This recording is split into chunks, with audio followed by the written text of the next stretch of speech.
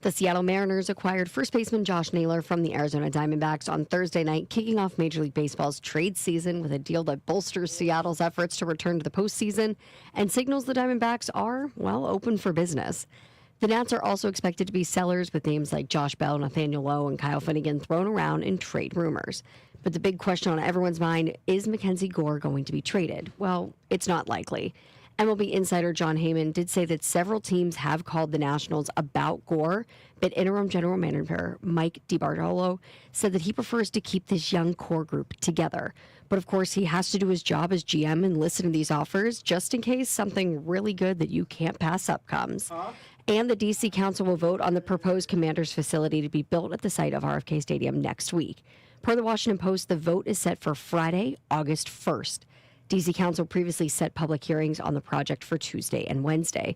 Before this week, there were no indications that a vote would happen so quickly, but negotiations between the team and D.C. Council chairperson Phil Mendelson resulted in a revision of the deal and, in turn, a fast-tracking of the process. Now, per the Washington Post, changes include D.C. receiving tax revenue from parking, food and beverage, and merchandise, and also the team will move senior leadership and sales offices into the District of Columbia. From the Crop MedCap 5-Star Sports Desk, Savannah McCann on The Fan.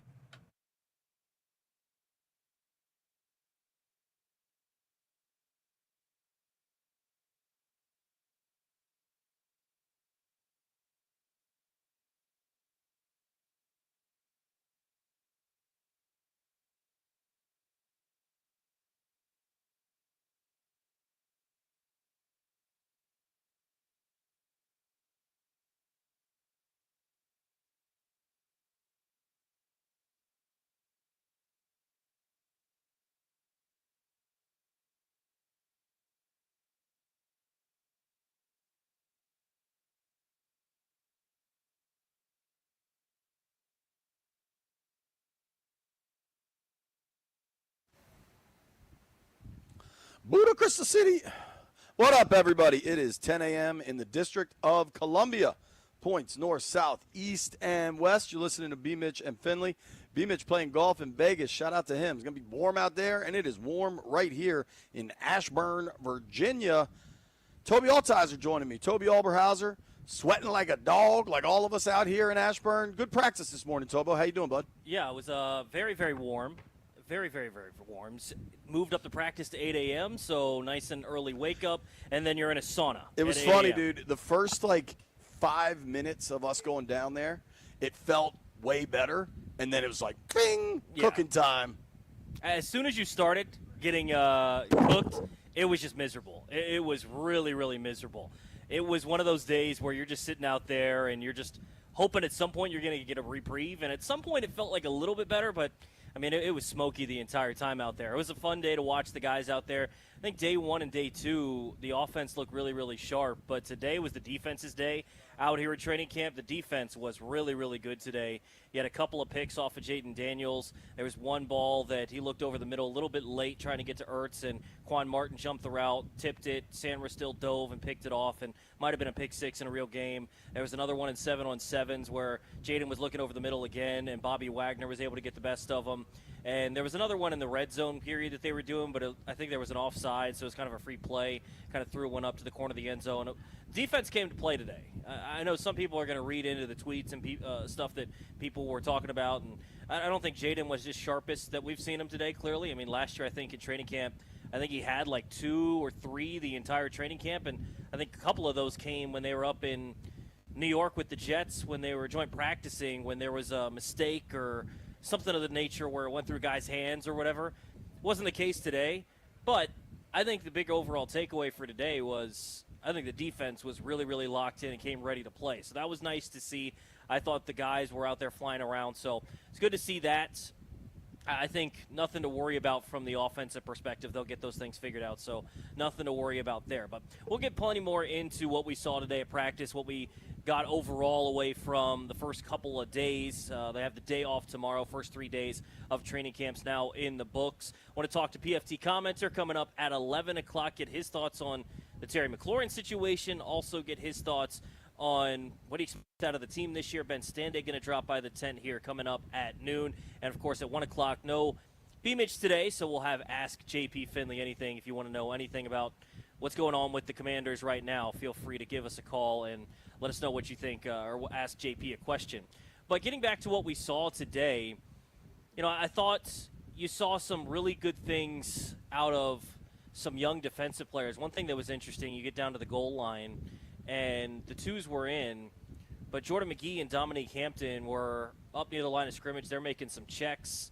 They're getting into the right play and end up blitzing, and Mariota ends up completing a pass, I think, to Ben Sinnott on a quick slant or a quick drag route that ends up being a touchdown because they were at like the 3-yard line. But it's cool to see some of these young guys grow. I think Mikey Sanders still continues to pop. I mean, last year, one of the things that really popped out to me when you watched him in training camp and then into the preseason early into last year, because Mikey really improved as the year went on, I think, in terms of his technique and covering guys down the football field. But the thing that stuck out right away for Mikey Sanders still was when it was a cerebral play, when it was something that he needed to act quick, when he needed to recognize and go. He was spectacular at those sorts of plays last year right away. And specifically, you could see it in like the screen game. If he's up near the line of scrimmage, guys running a bubble, he can come up and blow up the blocker, or he can come up and make the tackle. He was quicker than just about everybody else at recognizing those things and shooting towards the football.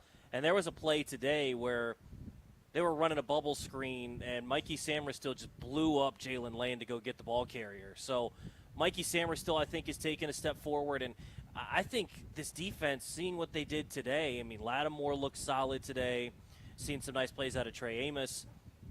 I think the big thing for me, it's funny that, you talk to people around that cover the team and around the team, and so many people have mentioned the secondary as a question mark, and I can understand that. There are definitely some big questions about some of the guys in that secondary, specifically Marshawn Lattimore, because to me, if Lattimore can play at a high level, that's the X factor of the defense. If Lattimore's playing at a number one lockdown corner type of level, then all of a sudden this defense totally changes. You've got a guy that you can stick on number ones. I mean, think about the team that you have to beat in the division twice a year in Philadelphia.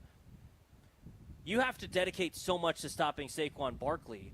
When you have the ability to put a guy one-on-one with A.J. Brown, you feel a lot better about yourself. Now, we saw that last year, and A.J. Brown was able to get the better of Marshawn Lattimore multiple times. But I think even if you can have him have a bit of a day, right? Like, say A.J. Brown goes 5 catches for 60 yards, I think you can live with that.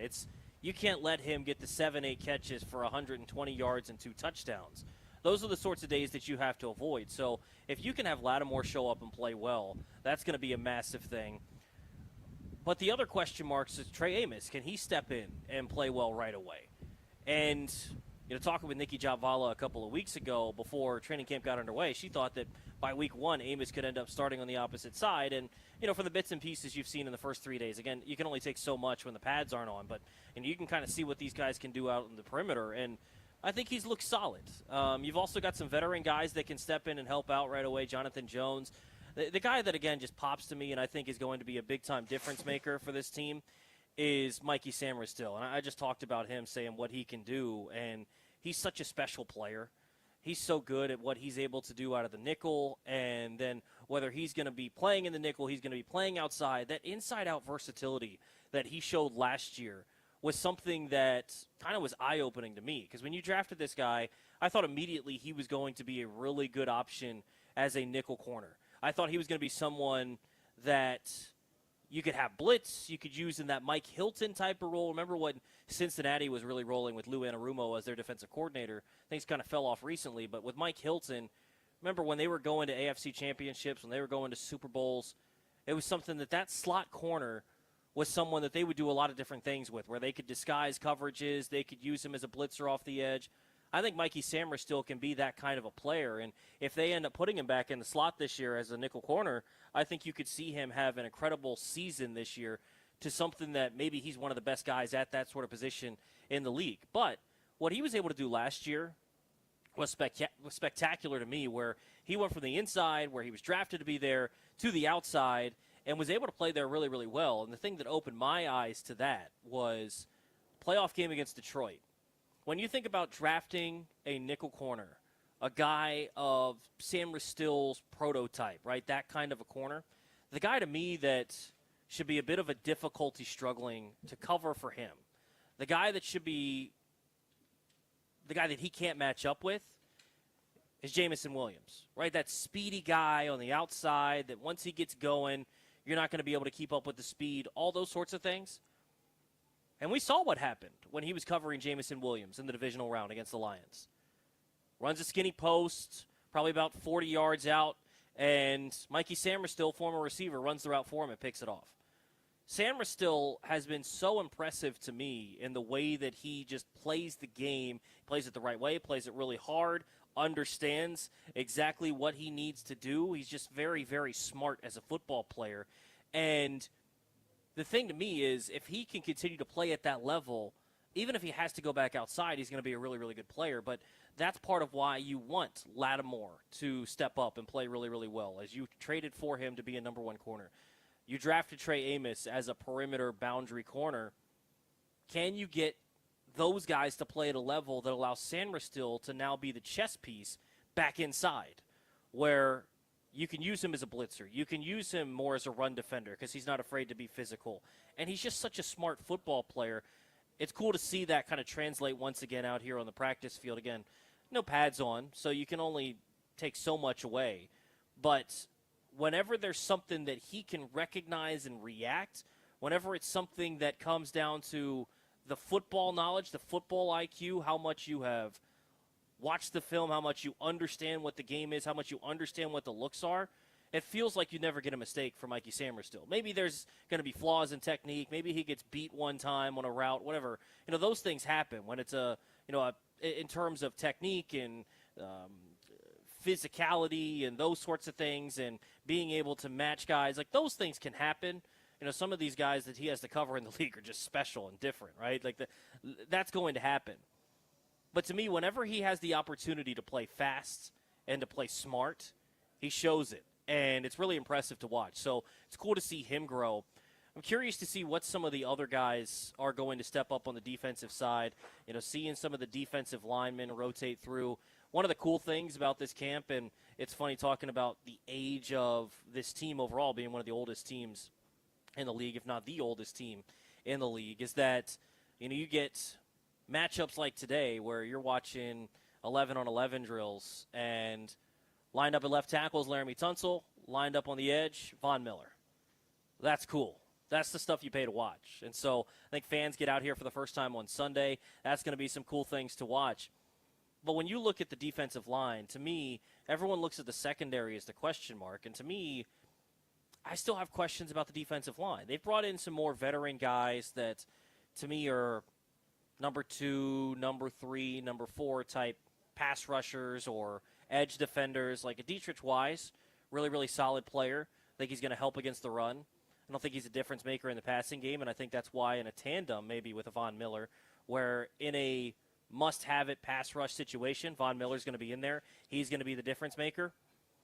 But I think defensively, I have more questions about that D-line and whether they're going to be able to create enough of a pass rush. And then, two, off of that, are they actually going to be able to stop the run? Because I know you could kind of see the game plan for Adam Peters this offseason was he wanted to build a bigger defensive line. Maybe not necessarily the most skilled defensive line in terms of their ability to rush the passer or even as run stuffers, because you look at some of the guys that he brought in. You take PFF grades for what they're worth. I don't think you can kind of use them to get an idea of some things, but they're not gospel. But you look at where Javon Kinlaw, Dietrich Wise, the guys that they brought in rank as run defenders, it's not great. They're not horrible. But last year, to me, the big issue was being able to stop the run.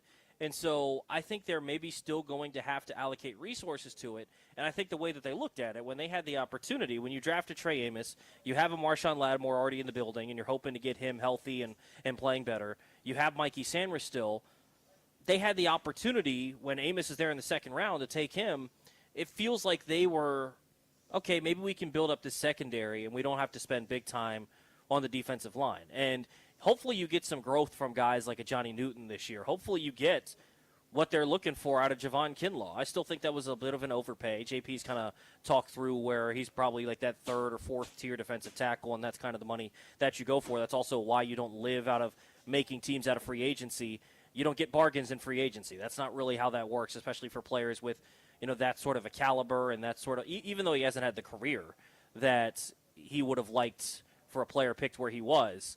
He's someone that was picked early first round, someone that, frankly, is a massive human being, and you can still see the potential because you just look at him.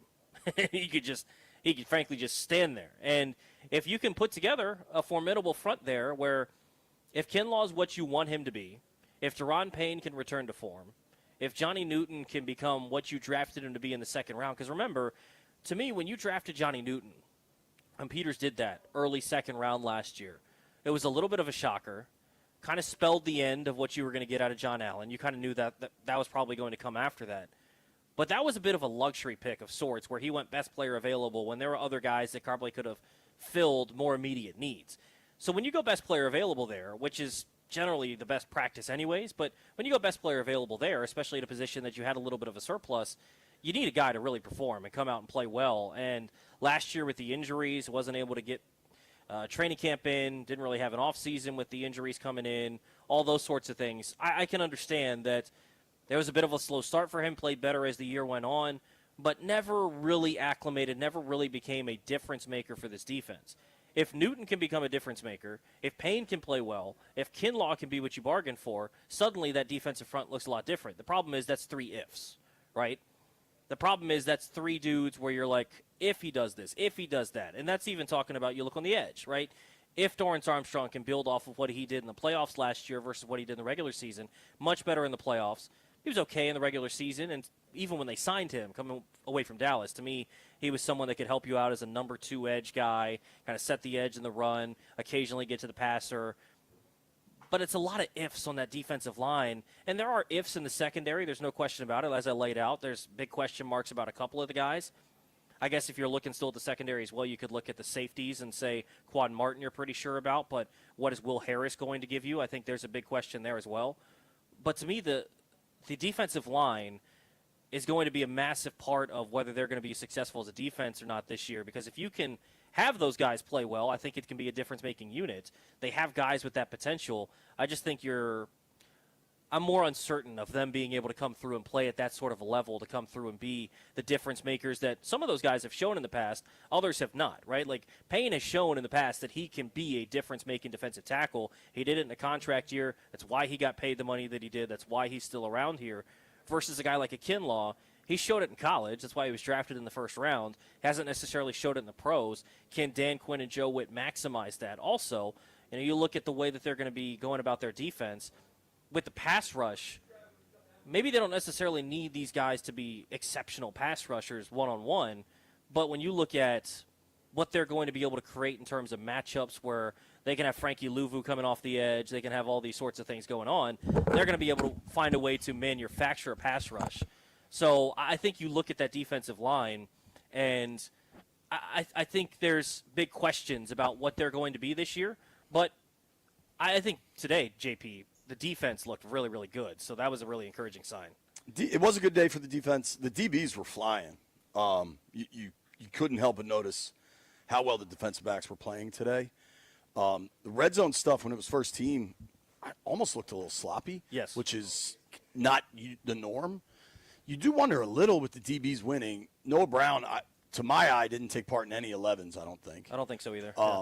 So when you're down 17 and then you're down 85 – and you consider the dudes that are out there. Obviously, there's still Debo, but then it's Debo, Luke, Jalen. I mean, I think Jalen had a little bit of a welcome to the NFL moment today, yes. A little screen toss, and Lane's supposed to be blocking, and Samerstill was just on him. Mm-hmm. And, dude, that was without pads. Like, imagine if this was a full-go practice. Like, he's probably on his back. Yeah, 100%. And the play is completely blown up. And that's okay. Like, you're a rookie. Like, these are the moments. But I do think you notice 17 ain't out there. 100%. And, that will continue to unfold. I mean, DQ was like, listen, I don't have an update. When there is an update, I'll scream it. I'll be very excited to share that news. And in a way, I almost think, the offense, when it's noticeable that 17 ain't out there, is probably the best leverage 17 has. 100%. It's not talking or tweets or, the latest "we're far apart" tweet from Fowler or whatever. It's how you think the offense looks. Yeah, I mean, it's pretty clear that they have a plan that 17 is going to be back here because they didn't do anything to address if Terry's not here, right? Like, to your point, they're going out there and they just don't have dudes that are beating people, right? Like, as much as you want to talk about maybe Jaden was a little sloppy today, it's kind of hard when everybody's covered, right? Yeah. You know where everybody's definitely covered? Oarsman Automotive Group of Virginia. Whatever it is you're looking for, you want a used car, you want a new car, you want a great deal, you want great financing, whatever it is you want, Oarsman Automotive of Virginia can take care of you. They got 7 locations all over Northern Virginia, and they've been serving car buyers in the DMV for over 100 years. You do something that long, you're doing something right. Whatever it is you're looking for, Toyota, Kia, Ford, Lincoln, Chrysler, Dodge, Jeep, Ram truck, Chevy, Buick, GMC, any of it, they got it. They're all my boys. They'll take great care of you. I've bought 4 cars from there. I'm serious. I've gotten an Acadia, a Sequoia for my wife. I got my Tacoma. Then my wife made me give up my truck, even though that's what I wanted, to go back to a 4Runner so I could put more kids' stuff in the back of it. Like, all of this has happened at Oarsman Fairfax Toyota. I bought a car from Oarsman Buick, Chevy Buick GMC in Alexandria. Beamish just bought a conservative estimate is 900 Kias from Billy and Chantilly. These guys will take care of you. They'll give you the Oarsman Lifetime Edge, and their philosophy is simple. They're going to take care of you because they want you to come back. Take it from me and B, 2 beyond satisfied Oarsman customers. Let's ride together.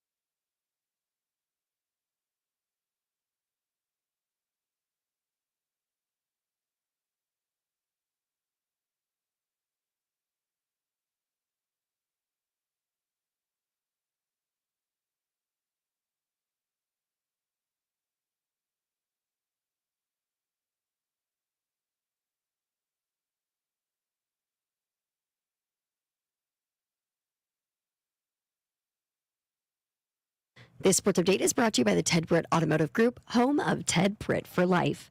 Brown starting linebacker Jordan Hicks is retiring after 10 seasons in the NFL.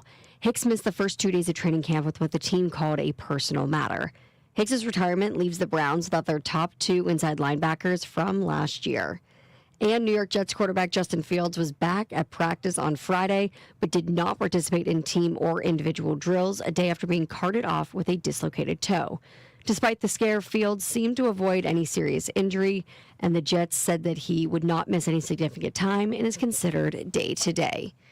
For over 65 years, Ted Britt has set the bar for the best car buying experience in the D.C. area, hands down. Ted Britt Ford Fairfax, Ted Britt Ford Lincoln Chantilly, and Ted Britt Chevrolet Sterling, all home to Ted Britt for Life lifetime vehicle coverage. All of it is just a click away at tedbritt.com. From the Crop Medcap 5-Star Sports Desk, Savannah McCann on The Fan.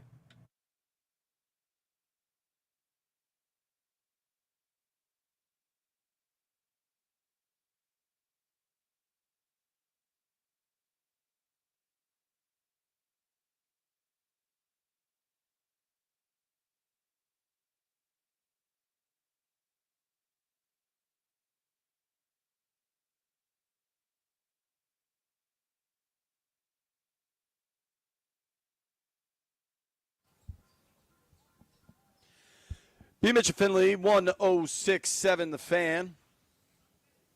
Live, Ashburn, Virginia. Toby Altizer sitting in for Brian Mitchell. B, hopefully, what time is it, 10:30? He's probably not playing quite yet, but I bet he's going to be on a golf course in Nevada in moments. Update on Linnell Willingham. He also has something to take care of in moments. Good luck, Big Nell. Hope it goes all right. My man had to get out of here. Get up out of here, Derek. At 11 a.m., really excited to talk with PFT Commenter. PFT took a nice long summer break, but I believe is going to join the show while sick. Talk about playing through it, Toby. Layville has a simple one for us at 10:30 on the show sheet. Biggest takeaway from Commanders camp so far? I was going to say Jaden's been sharp, but that wasn't necessarily the case today. I mean, honestly, the thing that I've liked to see, Ja'Cory Brooks didn't do as much today. He's kind of become the camp darling through the first 2 days. But those guys, the late-round dudes, have looked sharp. Now, again, pads haven't come on yet, so you can only take so much away from a running back in Ja'Cory Krosky-Merritt. When the pads haven't come on, you can only take so much away. I mean, DQ even said that.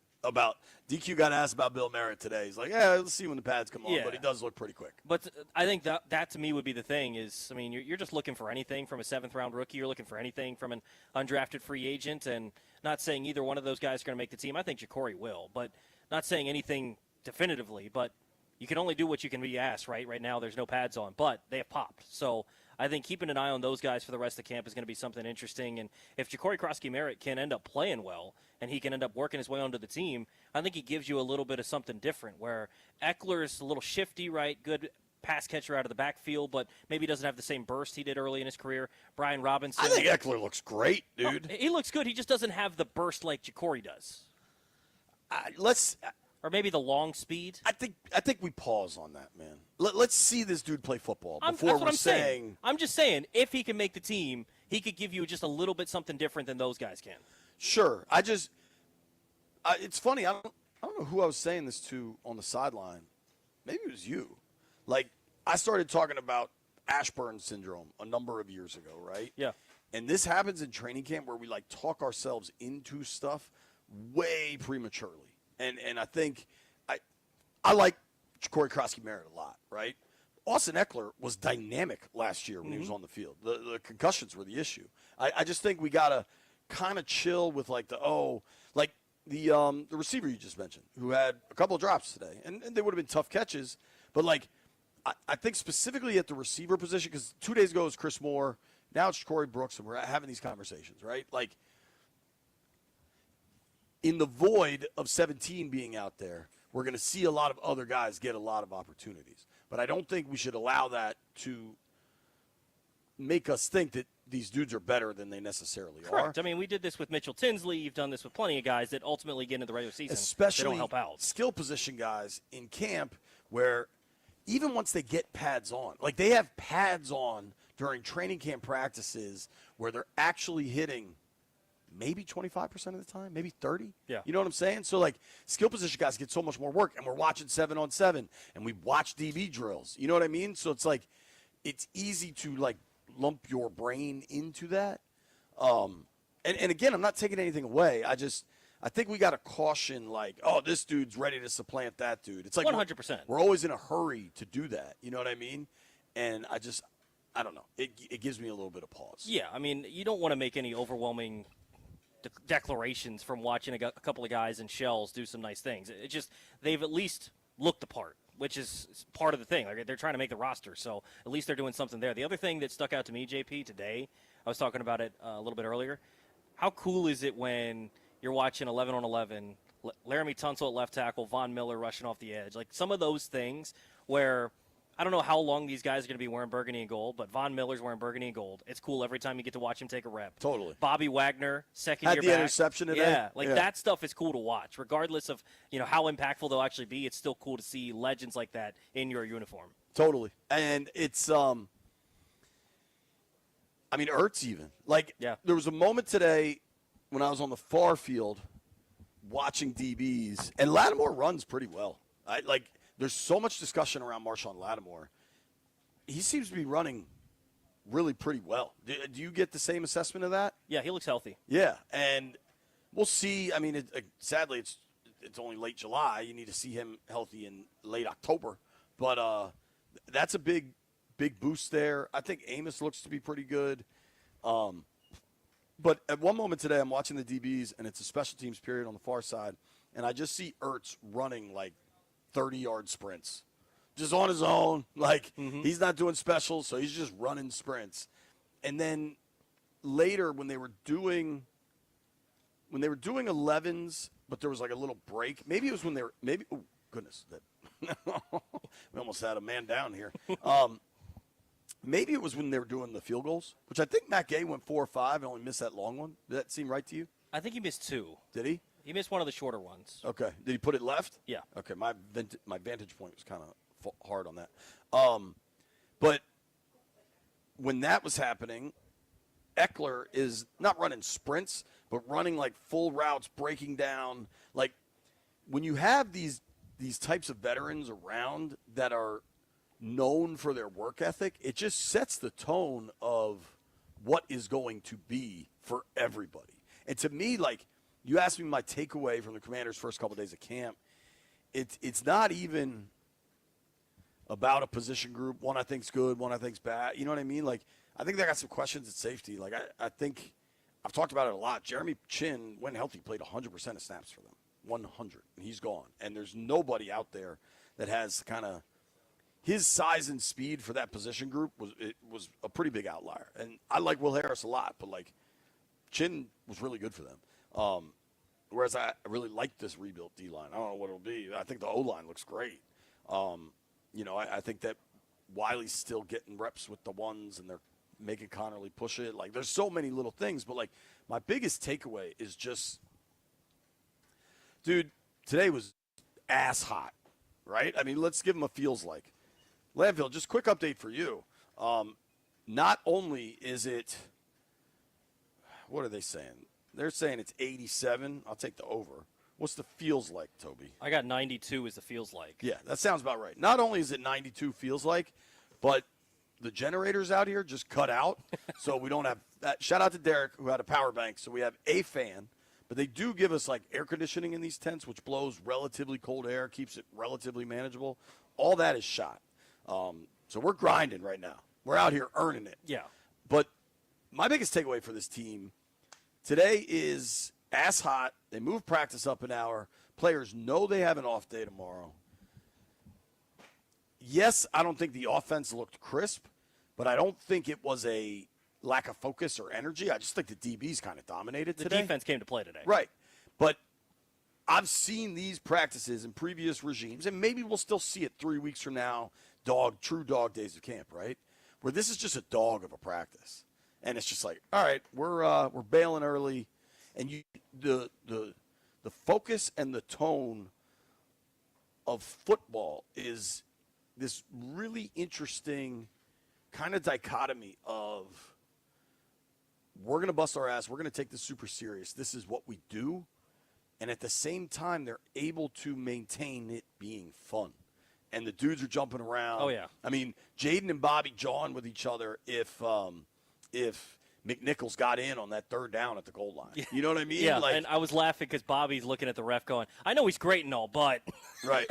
And Jaden was jawing with Trey Amos. And those are the dynamics that I think are the coolest. Is I pointed this out last year. You saw Jaden immediately gravitate towards Bobby Wagner, and that continues on. They're always talking in between periods. He's talking with Sanders still. Another cool part was watching Von Miller. I think he was working with Dietrich Wise, and they were talking through pass rush moves. You talked about Ertz getting work in on a side field, Eckler getting extra work in when they were doing some specials work. Debo and Michael Gallup are over there catching a couple of balls, working on their hands. Like, these guys came to grind, even though it's a ridiculously hot day out here. They move practice up, all these things. It's not one of those that it was lax. Like, these guys are still, they have a purpose, and I think you can see that in everything they do. My biggest takeaway from 3 days of camp, purposeful. Everything is intentional. And I think that has really been the tone since DQ and AP got here. Like, everything is intentional. I mean, you saw it last year. And remember, like, the topic of, like, oh, man, Jaden's not getting all the reps. He's going to start slow. Like, they knew what they were doing. They have a plan. There is nothing that is, like, spontaneous or, kind of fly by the seat of your pants. Like, they're doing things intentionally. And you see it in drill work. You see it up and down the field. And one thing we saw today, and it wasn't the crispest, right? But they practice late game situations. They practice the red zone stuff. And all teams do this. I don't want to act like they're reinventing the wheel. But one thing Brian and I took issue with was the notion of how lucky they got last year. And I understand you can plug things into a computer and the luck matrix and such. But, like, they also coach that stuff. Like, they call them winning time moments. And they focus on that all of the time. Like, that is a constant thing for them.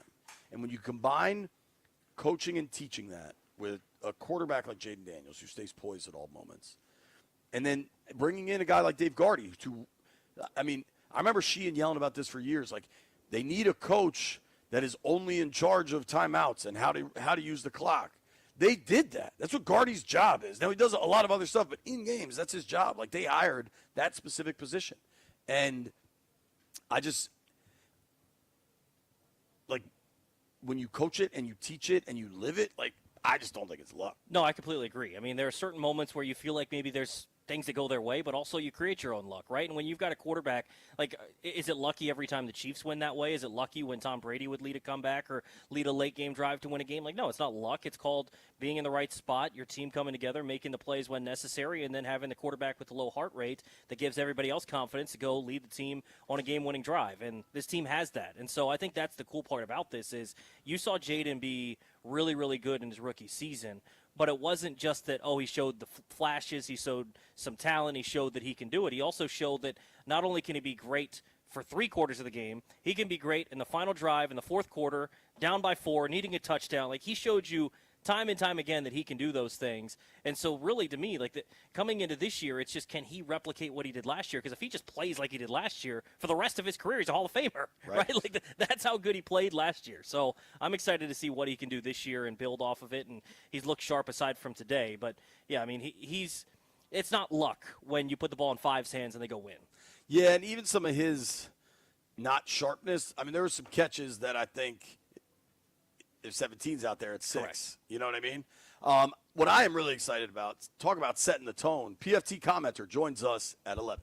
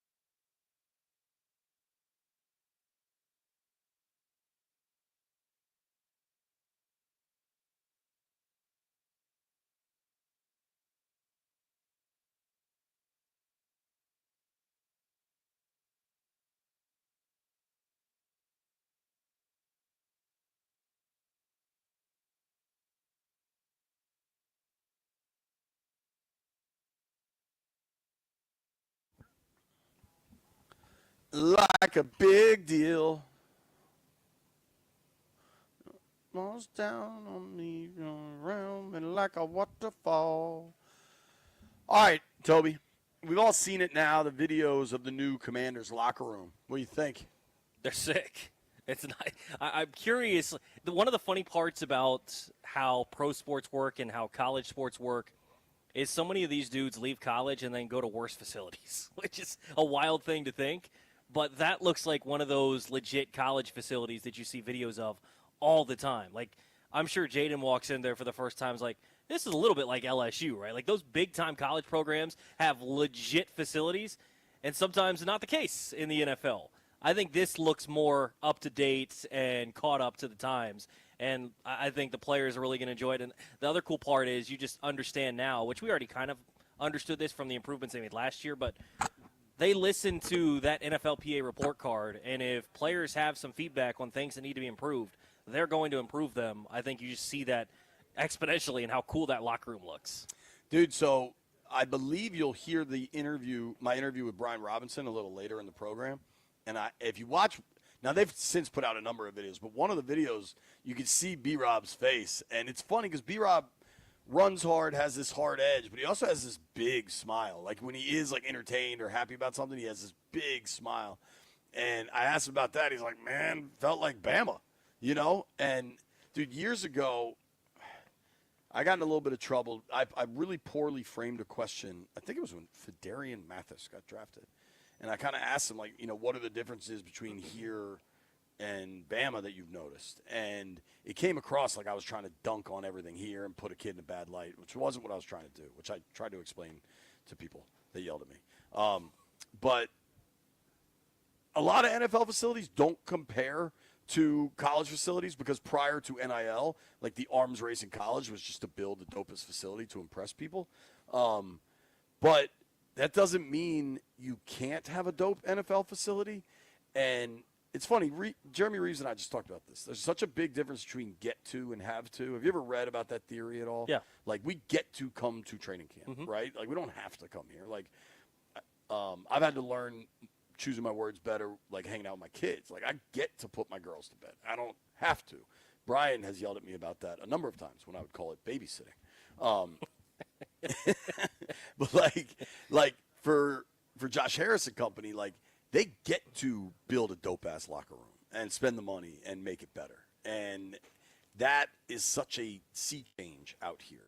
You know what I mean? Yeah, 100%. I mean, you look at some of the new facilities that are built around the NFL, like the Chargers facility that was recently built. Like, those things are so cool. And obviously they're working with already built infrastructure, but being able to make improvements for the players, it's noticed, right? I mean, even something as simple as JP, like so many players, so many, you know, the execs, everybody was thrilled about just the practice field, right? Just ripping out the AstroTurf and replacing that with a usable practice field, which they've used for the first couple days. They didn't use it as much today, but they used it the first 2 days. Like just having stuff like that, right? Just simple stuff. Like they had football fields before. It's not as if they didn't. They had a locker room before, but going out there and making improvements to help the guys out, it just brings me back to when Josh Harris had that introductory press conference and he said, look, we have a salary cap, we have all those things, but we're going to try to win on the margins. These little things are winning on the margins. Maybe it doesn't add, you know, points to the board on Sunday, but if your players feel better and it helps them and maybe draws in an extra guy or two, go about it and do it. And they did. Yeah. Awesome. Yeah. I mean, if you can win anywhere, it is the margins. And I think they're trying to do it. And it's also just about treating people like you want to be treated, something like that. You know what I'm saying? Like, yeah. And if you're asking these dudes to kill themselves, like, we want you going full speed all the time, and it's super hot and it's super difficult. Like, you know what I'm saying? Like, you got to take care of them. Yeah. And I mean, seeing like they had like a hyperbaric chamber in there, and I don't even know what some of the health benefits are of those different things, but being able to have all the facilities necessary just so that they can recover, to your point, and then when they're done at a day like today, JP, I'm sure there's some dudes sitting in their locker just trying to cool down for a little bit, or I'm sure those things recline. Maybe they take a quick nap before some meetings, whatever the thing may be, just being able to help the guys and making it more attractive. I mean, you talk about the relationships, right, with what DQ can do, but make it so that the facilities aren't a hindrance as well. Yeah, I think it's it's a great step for this team to be able to do those sorts of things. One dude that definitely caught my eye today, he had a couple catches when the second team did their red zone work, was Tyree Jackson. Mm-hmm. That's a big dude. Big old dude. Can you imagine him playing quarterback? It's like what, like Logan Thomas and those guys? Just He's bigger than all of them. Yeah. Dude, like Logan, Cole Turner, I mean, they've had these big, tall tight ends for a while. Tyree's bigger than all of them. I don't think he was a great quarterback, but he's an incredible athlete. Was he the quarterback at Buffalo when Jarrett Patterson was at Buffalo? I think so. Like, you know that famous picture of Manute Bol and Muggsy Bogues, like in Bullets uniforms? Like, that is Jarrett Patterson. Or who is it? Altuve standing next to Judge? Aaron Judge. Like, that is Patterson next to Tyree Jackson. He's like ducking to hand the ball off. I mean, seriously, you run read option. That's like really awkward. I mean, he's every bit of 6'8". What do they list him at? Yeah, I think he's somewhere around there. Dude, I mean, he is tall. Like, he is. They list him at 6'7", 249. They list Ertz 6'5", 250, and Tyree at 6'7", 249. I might take the over on both. Now, I don't know what he'll be. I don't know that he can go. I know David Rye's a really sharp tight ends coach and is really working those guys hard. Ben Sennett did have a nice little diving catch at the end zone. But man, Tyree Jackson's a big fella. Big old dude. Big old dude. Hell, line him up on the outside. Line him up on the outside. Run a fade on Sunday when fans are here. The Ashburn syndrome will be off the charts. When we come back, PFT Commenter.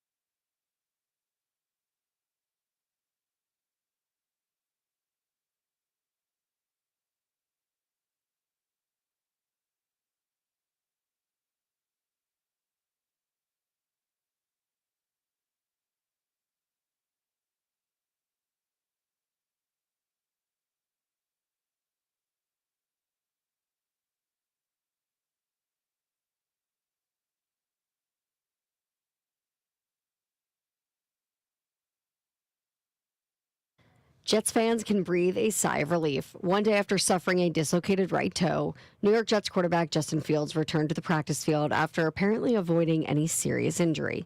NFL media reported yesterday that Fields received an MRI to determine the severity of his injury. They noted that he had avoided a fracture in his right toe. Fields was seen jogging to the practice field this morning, but he did not participate in team or individual drills. Fields' injury was believed to have occurred during 11-on-11 drills when someone stepped on his right toe. Initially, people thought this was a lower leg injury when he was carted off the field. Luckily, though, just a little bit of a right toe discomfort. He should be back very soon. He's considered day-to-day. And the Commanders have reached an agreement on a contract extension, but not with Terry McLaurin, with a different player. Tom Pelissero of NFL Media reports that the team has agreed to a deal with safety Percy Butler. It is a one-year extension for Butler, who is in the final year of his rookie deal. No terms of that deal have been announced yet.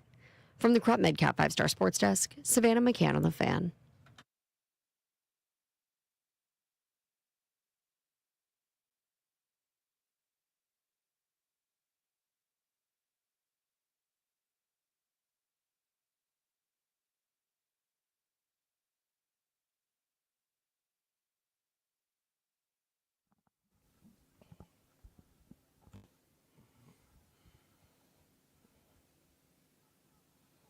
When I walk in the club.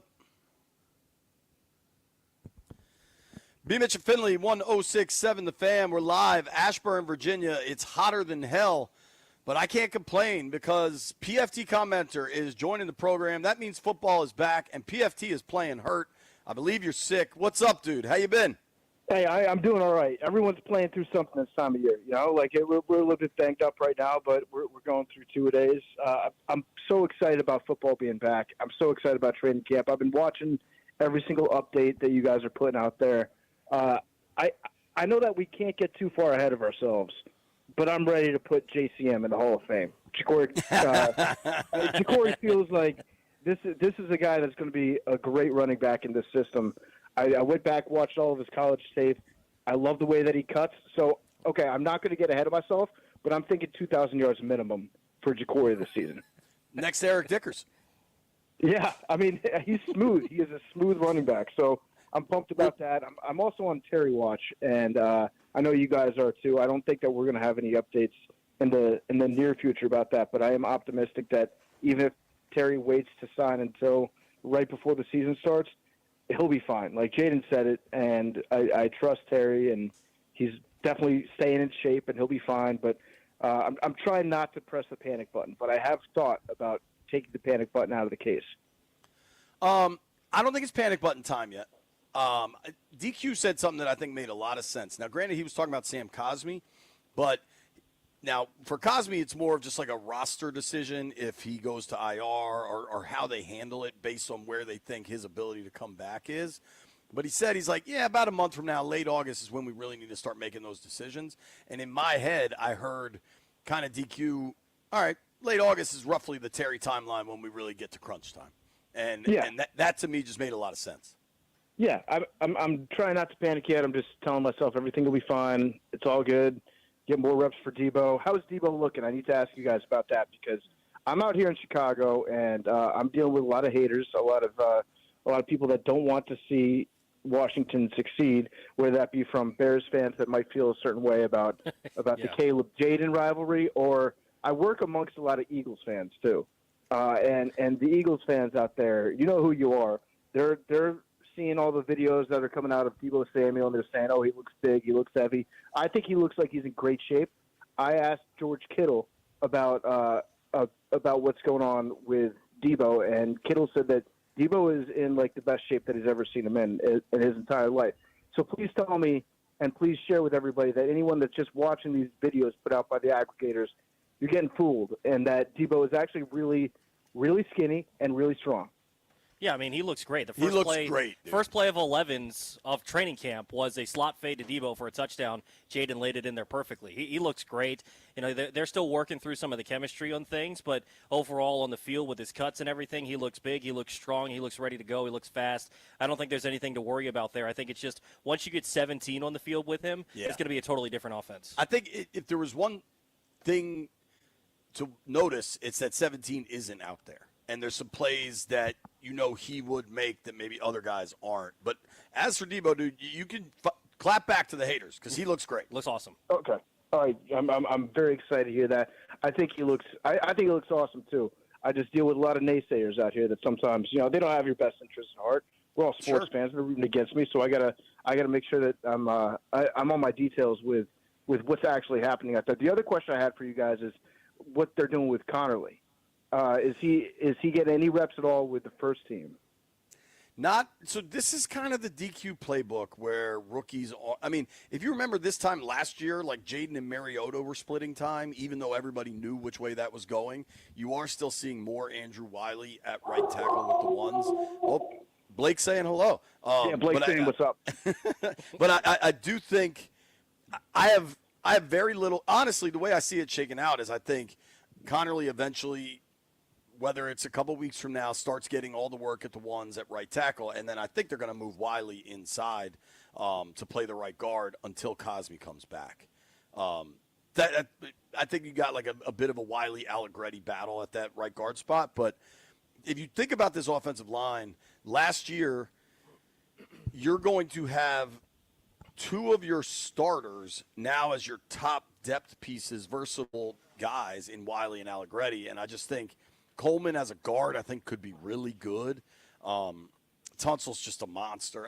I think the O-line could go from a real question mark last year to an absolute advantage this year. 100%. Okay, that's good to hear. And yeah, I thought that Quinn was going to kind of play it the same way, where it's like Connerly obviously could play. He's talented enough, he's big enough, he's strong enough.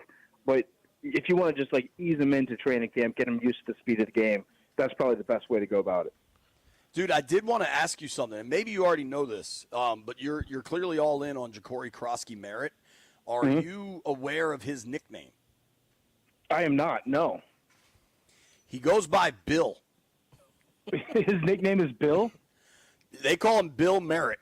Yes. Why? I think apparently when he was a kid, he looked like Little Bill. I think is what it was. Like, everybody calls him Bill, PFT. So I kind of think that's awesome. There's not enough Bills anymore, but get ready for the Bill Merritt show. I love that. I love that the nickname's Bill, like totally simple to the point. That's a good piece of it. Everything I hear about this guy, I mean, Bill, this guy's going to be a Hall of Famer. I'm not getting ahead of myself. I'm not trying to do Ashburn syndrome, JP. I'm trying to kind of stay medium, as Jim Zorn taught me to do back in 2007. But, Hall of Famer. Easily, Bill. PFT, what's your confidence level in the defense? That was kind of the story out here today. Defense was flying around making some plays. What's your confidence level in the defense this year? Oh, I think that we're in a great spot, at least from a fan perspective, whereas, like, if Jaden has a bad day of practice, then we can just be like, the defense is flying around out there. Defense is having a great practice. Defense is going to be a strength this year. And then if Jaden has a great day of practice, then it's like, oh, yeah, Jaden's taken a big step in his second season, no sophomore slump. So it's like you can see whichever side of the coin that you really want to. But I'm optimistic about the defense. I thought that the defense was just complete hot garbage to start the year last year. And I said, I think after like 3 weeks, that if the defense can just get to playing at an average level, that we should make the playoffs and that we could win a playoff game. And the defense did. It got to I think they maxed out their ability last year by becoming, kind of an average defense. But now adding a couple pieces. I like Von Miller. We're going to be in Ashburn next week. We're going to be doing let's go. We're hitting the road. So we're going to be stopping through Ashburn next week. I'm definitely going to try to talk to Vaughn while we're out there. Recurring guest on Part of My Take, but also sit down with some of the other guys. But I love Von Miller. I think that he's still effective in pass rush situations. Like he's been pretty good, and he hasn't been that banged up. I know that the book on him is that he's injury prone right now as he gets older. But if you look at he had the ACL, right? But then after that, he played, I want to say, the vast majority of games for the Bills in the last couple seasons. I think he missed like 4 games last year. Totally. So it's not like this guy is a complete shell of himself. I think he could still make a huge impact in pass rush situations. I am a little bit apprehensive about what's going to happen with the safeties this year because I love Chin. I thought that Chin... That's a big loss, dude. He was a big physical dude, right? Like he was a big guy that could run pretty good back there. I don't know how we're going to replace him.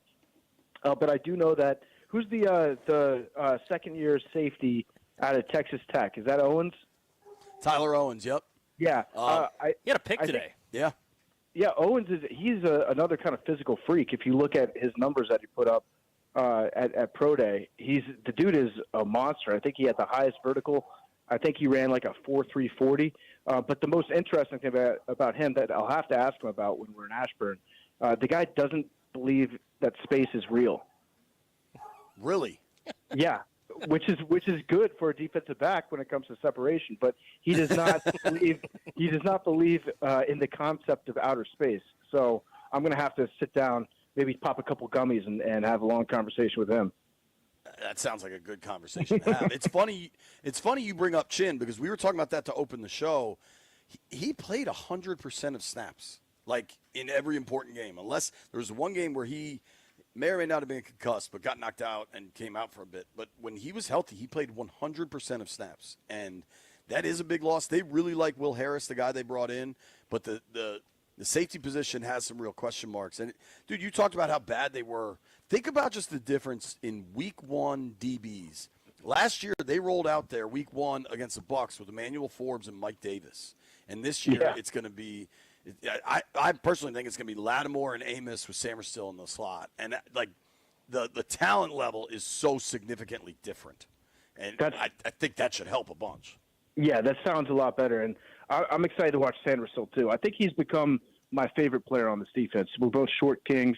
What is he, like 5'8", 5'9"? Yeah. Physical guy. He blew up the rookie Jalen Lane today, too. Awesome. As much as you could blow somebody up in non-padded practice. But he just made a good play on a screenplay, and I think it was like a little welcome to the NFL moment for Lane. Anybody that brings out the amount of excitement and enthusiasm in Jim Harbaugh, like Mike Samerstill, I'm immediately sold on that guy. Like that is a guy that will be a great player for us, I think. And I talked to Sam Schwartzstein. He does like the Samalytics on Thursday Night Football. Much to his chagrin, he's the one that created the XFL style kickoff that the NFL uses right now. That President Trump seems to go after like every time he talks about football. That's our good friend Sam Schwartzstein, and he's been sending me clips of Mikey Samerstill as he's like prepping for the upcoming season, and just showing me some of the plays that he made last year, where they might not be something that you pick up on during the game as you're watching, might not even show up in a stat sheet, but some of the incredible stuff that he's able to do, and the trust that Dan Quinn put in him as a rookie to be able to not necessarily freelance, but to trust his instincts. I believe the phrase that Sam sent me, I think he said, this type of stuff is Ed Reed-like, and I don't say that without understanding what I'm saying. So I'm pumped to watch Samerstill. He's become one of my favorite guys.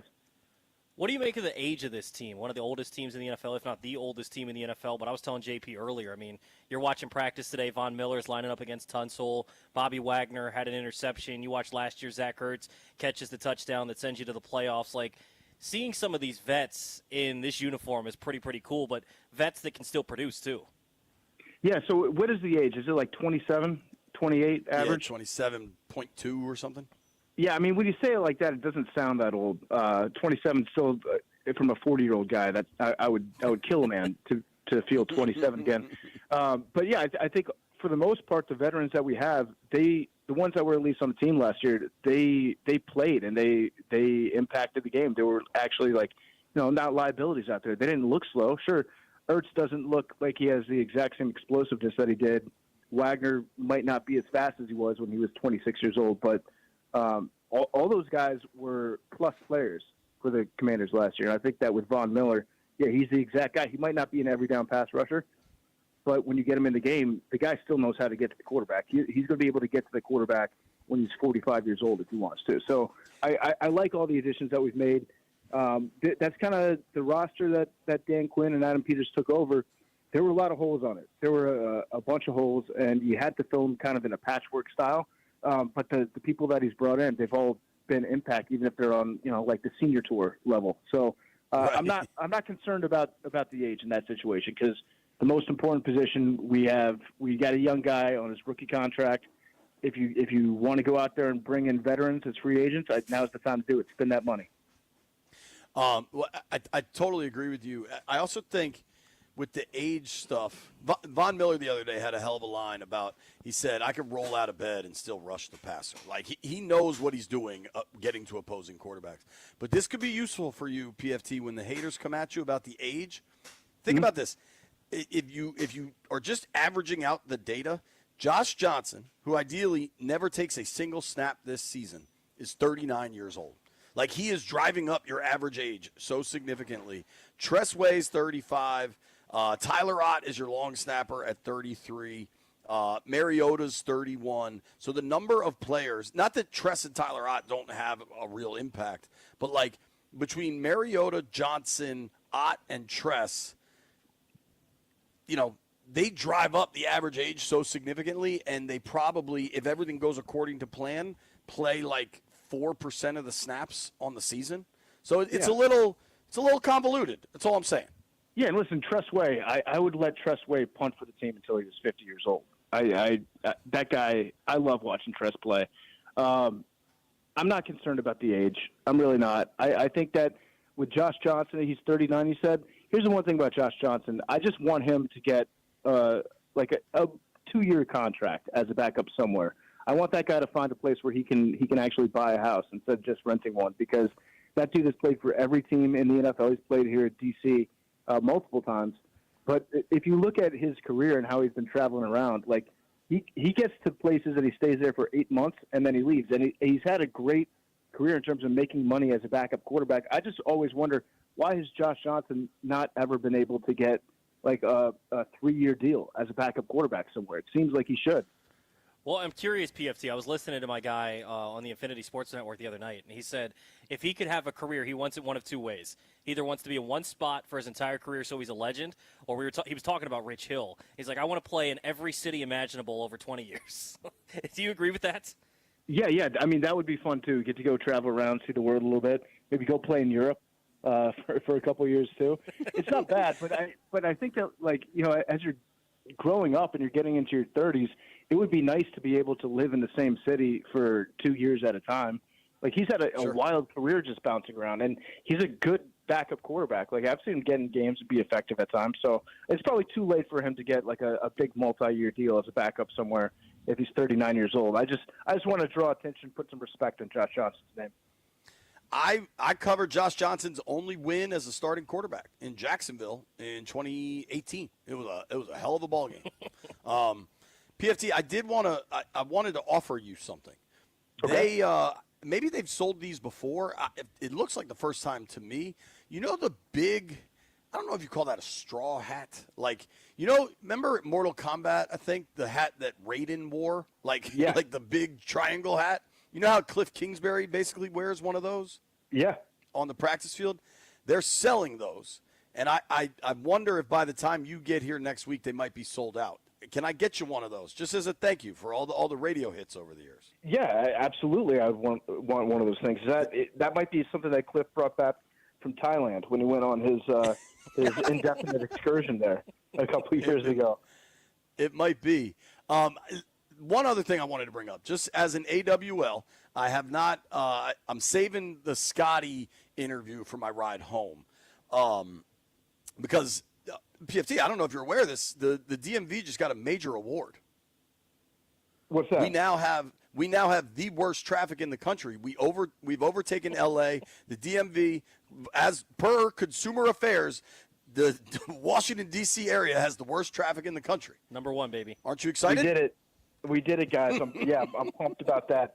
That's so. I mean, I've always hated D.C. traffic, but it has. Every time I come back to visit, it does seem like it's gotten worse. And a little sneak preview, part of my take today, we did the Mount Rushmore of things that you wish that you could be severed for, like in the show Severance, where they block it out from your memory. I listen, yeah. Traffic, I think, is a great pick for that. If you could just get into your car, you close the door, and then by the time you open your car door, it's just like you're teleporting somewhere. So you don't ever have to sit in bumper-to-bumper traffic when it's 92 degrees outside, 93% humidity. And just get frustrated with your life. I think traffic is a great pick for that Mount Rushmore. I'm not going to say which team picked it if you're going to be voting for it, because that would be cheating. But you can go to the Part of My Take Twitter account, and the team that voted for traffic, I think that's a very strong pick for Severance. Well, dude, I was listening to the Mount Rushmore segment this morning, and Hank said, he's like, I love driving, I hate traffic, and I can't agree with that more. Like, one of my favorite things to do is just go for a drive, but I was sitting in traffic. Dude, today I don't know the last time you've been on the Beltway near Tyson's Corner PFT, but buckle the hell up. There is massive construction on the GW Parkway. Like, as much as you guys should avoid that area when you come to town, as a dude that's from here, I almost want you to go drive over there just to experience how awful things are right now. And I was listening to Hank say that as I'm sitting in traffic and there's an accident. 28 off Waxpool was closed. It was down to one lane. It was just nonstop bleep show. And I was listening to the Severed thing, and I watched the show, and I was like, dear God, I would go for that right now. You could saw my brain in half if I could forget traffic all the time.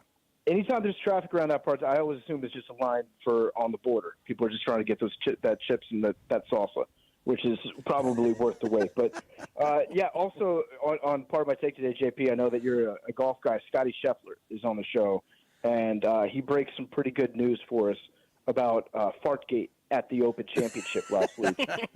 If you remember the fart on 17 that was picked up by the TV broadcast, Scotty kind of breaks that down for us. So I'd say that's probably worth the download in itself.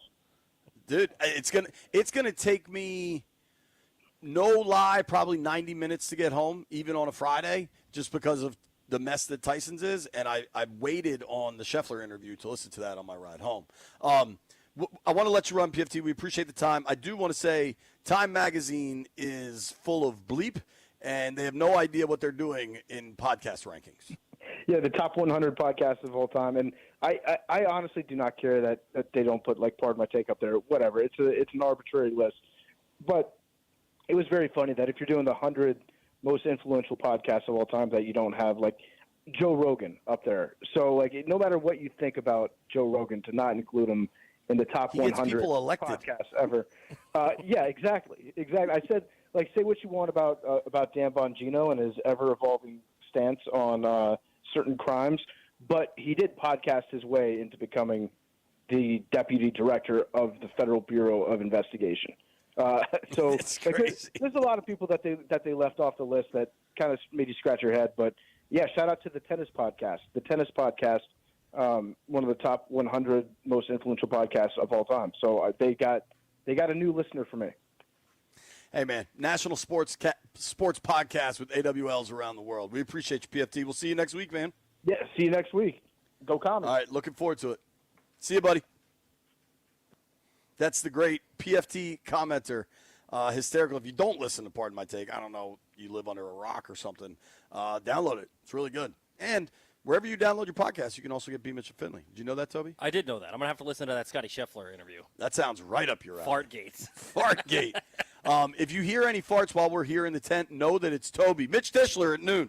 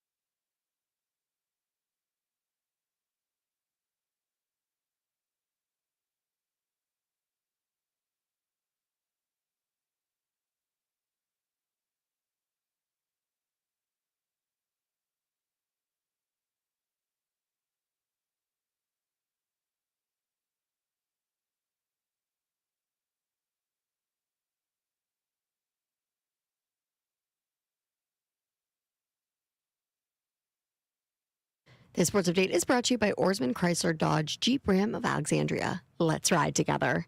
After weeks of pressure from local and federal leaders, the D.C. Council will soon vote on legislation for a new Commander Stadium in D.C. Chairman Phil Mandelson made that announcement yesterday. He said that the agreement he reached with the team could garner up to $950 million in revenue for Washington, D.C. Moments before a morning news conference, Mendelson's office sent out a release announcing the council is voting on this deal on Friday, August 1st, 1 week from today. A council committee will hold a public hearing on the legislation Tuesday, July 29th, and a hearing with government and team officials on Wednesday, July 30th, before they take that vote 1 week from today. We're starting to get some answers very quickly about this new Commander Stadium in D.C. Oarsman Chrysler Dodge Jeep Ram Alexandria keeps their customers happy by offering great deals on the area's best selection of new vehicles, each backed by the Oarsman Lifetime Edge with up to $1,500 in extras. As they say at Oarsman Chrysler Dodge Jeep Ram Alexandria, let's ride together. From the Crop MedCap 5-Star Sports Desk, Savannah McCann on the Fan.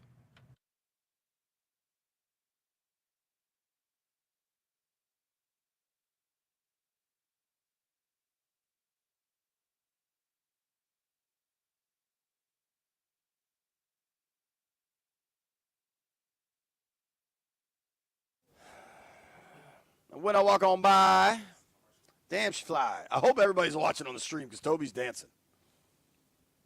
What do they call you? Timu? Timu Mario or something like that. The other one that was funny but kind of racist, what was that? Rice Cube. I got Manny Snackyow. Plenty of good ones. People in the comments are mean, man. Chill out on the stream. I'm going to drop into the stream right now. Chill out on Toby.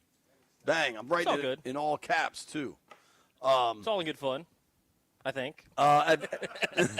As you've heard today's Scotty's Vodka Red Bull Friday playlist, remember Scotty's Vodka is DMV made and super smooth and now available in select Virginia ABC stores. Here's what you do. You calmly walk into your local Virginia ABC store and you say, "Sir, ma'am, I'd like to buy a bottle of Scotty's Vodka."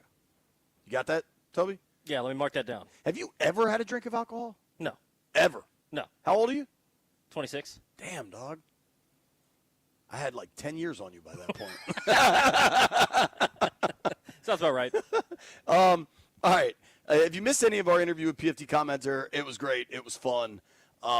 You should get on the Odyssey app. Always free, always available. But you can also just, if you get podcasts, we're there. Right, Toby? Where do you listen to podcasts from? What's your podcast? Spotify. I'm a Spotify guy, too.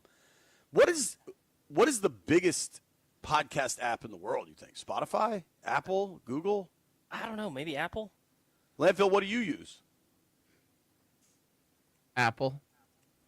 What about Jeff? I bet Jeff's got some funky one. Like, nah, the government listens on Apple. They track your stuff. I use podcast.org. Strizzy asked in the stream, No. have I ever had a gummy? What do you think? I don't think you've ever had a gummy. No. Have you ever tried, like, CBD? No. That's not weed. It's just like, I don't know what it is, but it makes my brain calm down. I don't do anything. I take CBD gummies to play golf. It might have a little bit of THC, though. Jeff, what do you use? Not THC. I'm talking podcast. Apple. Apple. All right. According to AI, the biggest podcast platforms are Spotify and Apple Podcasts, with Spotify holding the largest global listener share. Damn. I assume this is both of them. Spotify and Apple account for nearly 70% of the podcast listening audience. Dang. That's a lot, dude, on the planet. Yeah, I mean, what's the other 30%? The Odyssey app? Probably.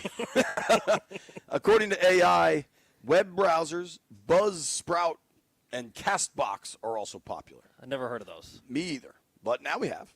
I'm going to stick with Spotify. I'm going to stick with Spotify. I think that works. Jeff, you should check out Buzzsprout, though. I think that sounds good for you.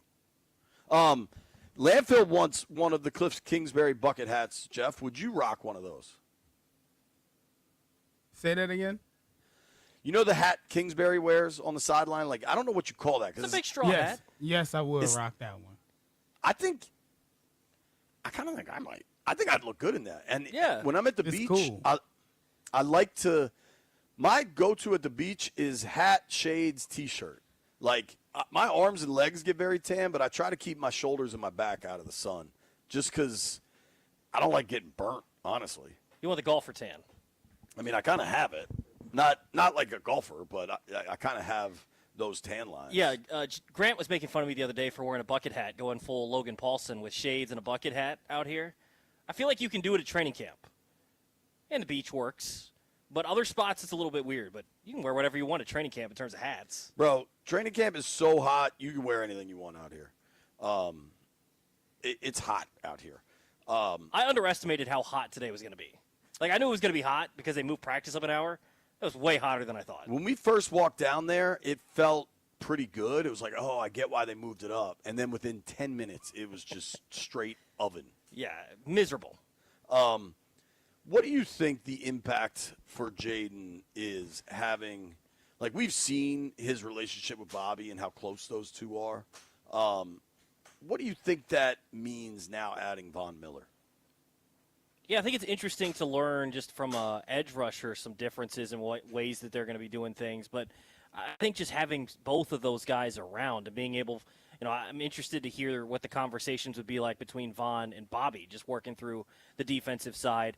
I'm sure being able to relay that with Jaden. And, you talked about this the other day where Von saying you don't just leave Josh Allen to go join anybody. You're joining Jaden Daniels, someone that's really, really special. And so I'm sure they're having conversations about different things that he's looking at.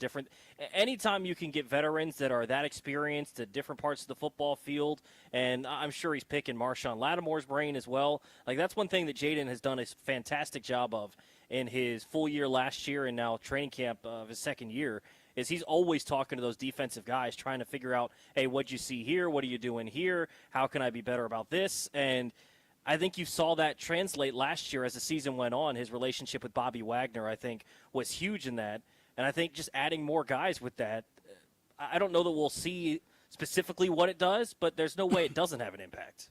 Right, and I think it's on the whole roster, honestly. I don't think it's just on Jaden. I think it's everywhere. And, I mean, a dude like Von Miller, both Bobby and Von are just so – I mean, those are like iconic football players. You know what I mean? And just having those guys around. And it's crazy. Like, I was just standing up there as players were walking off, and Bobby just came over and, like, shook my hand. It was like, good to see you. Like, we hadn't, like, caught up yet this offseason. And it just – I don't know. They're just such remarkable people. Like, dude, I just got a tweet from Eddie. And I guess they were selling the Cliff hats last year, and he's got a picture with Bobby. Like, the fact that Bobby has achieved so much in his career, and then still, like, I'll watch him work the fan line and sign autographs and take photos. Like, those dudes are not only just absolute stud football players, they're just, like, good people.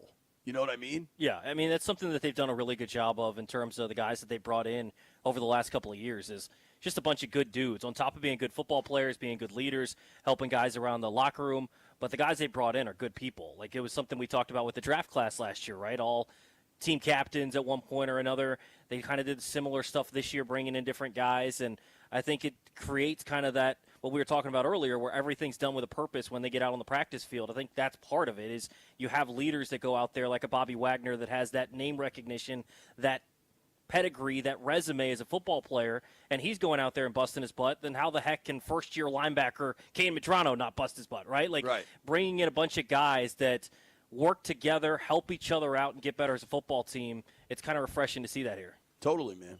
Absolutely. So, Landfill updates the show sheet every day to tell us how many days until week 1, Commanders-Giants. 44 days. What picture do you think I should tweet out? Like there's only one to choose. I think this one's pretty darn easy, man. This one's pretty darn easy. Coming up at noon, Mitch Tischler, Beltway Football, going to join the boys.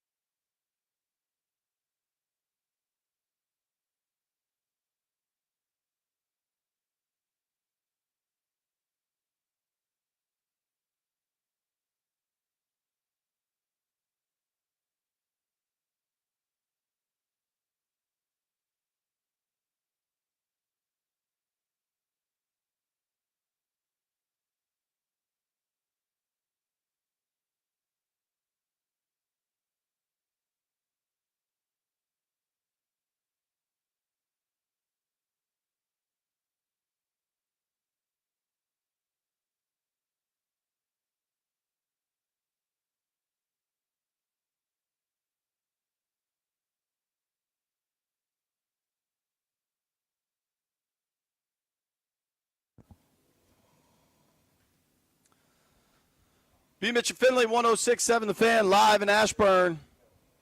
It's hot. Give me a feels like temp, Toby. Hot. Let's see. It's looking like 94. Woo! Deron Payne, baby. It is a Scotty's Vodka Red Bull Friday. There might be a Scotty's Vodka Red Bull Friday in my future, about 2:01 p.m., right when Chris Russell goes on the air. Rooster's still wearing pants. So I don't get how he does it. he says he's doing us a favor because his legs look so bad. Rooster, I love you. I hope you're listening. Like, how bad can they look? You know what I mean? Like, are you deformed? With all due respect, it's not like I'm looking at dudes' legs out here at training camp. Well, I mean, you should check out my calves. They're pretty solid. All right. You went to school in Wisconsin. I did. You worked in the Milwaukee market for a while. I did. I think you have a soft spot for the Packers. Burgundy and Gold's your team, but I think you kind of get down with the Pack. Yeah. What do you think of those throwbacks they rolled out? I know a lot of people hate them. I don't think they're horrible. Awful.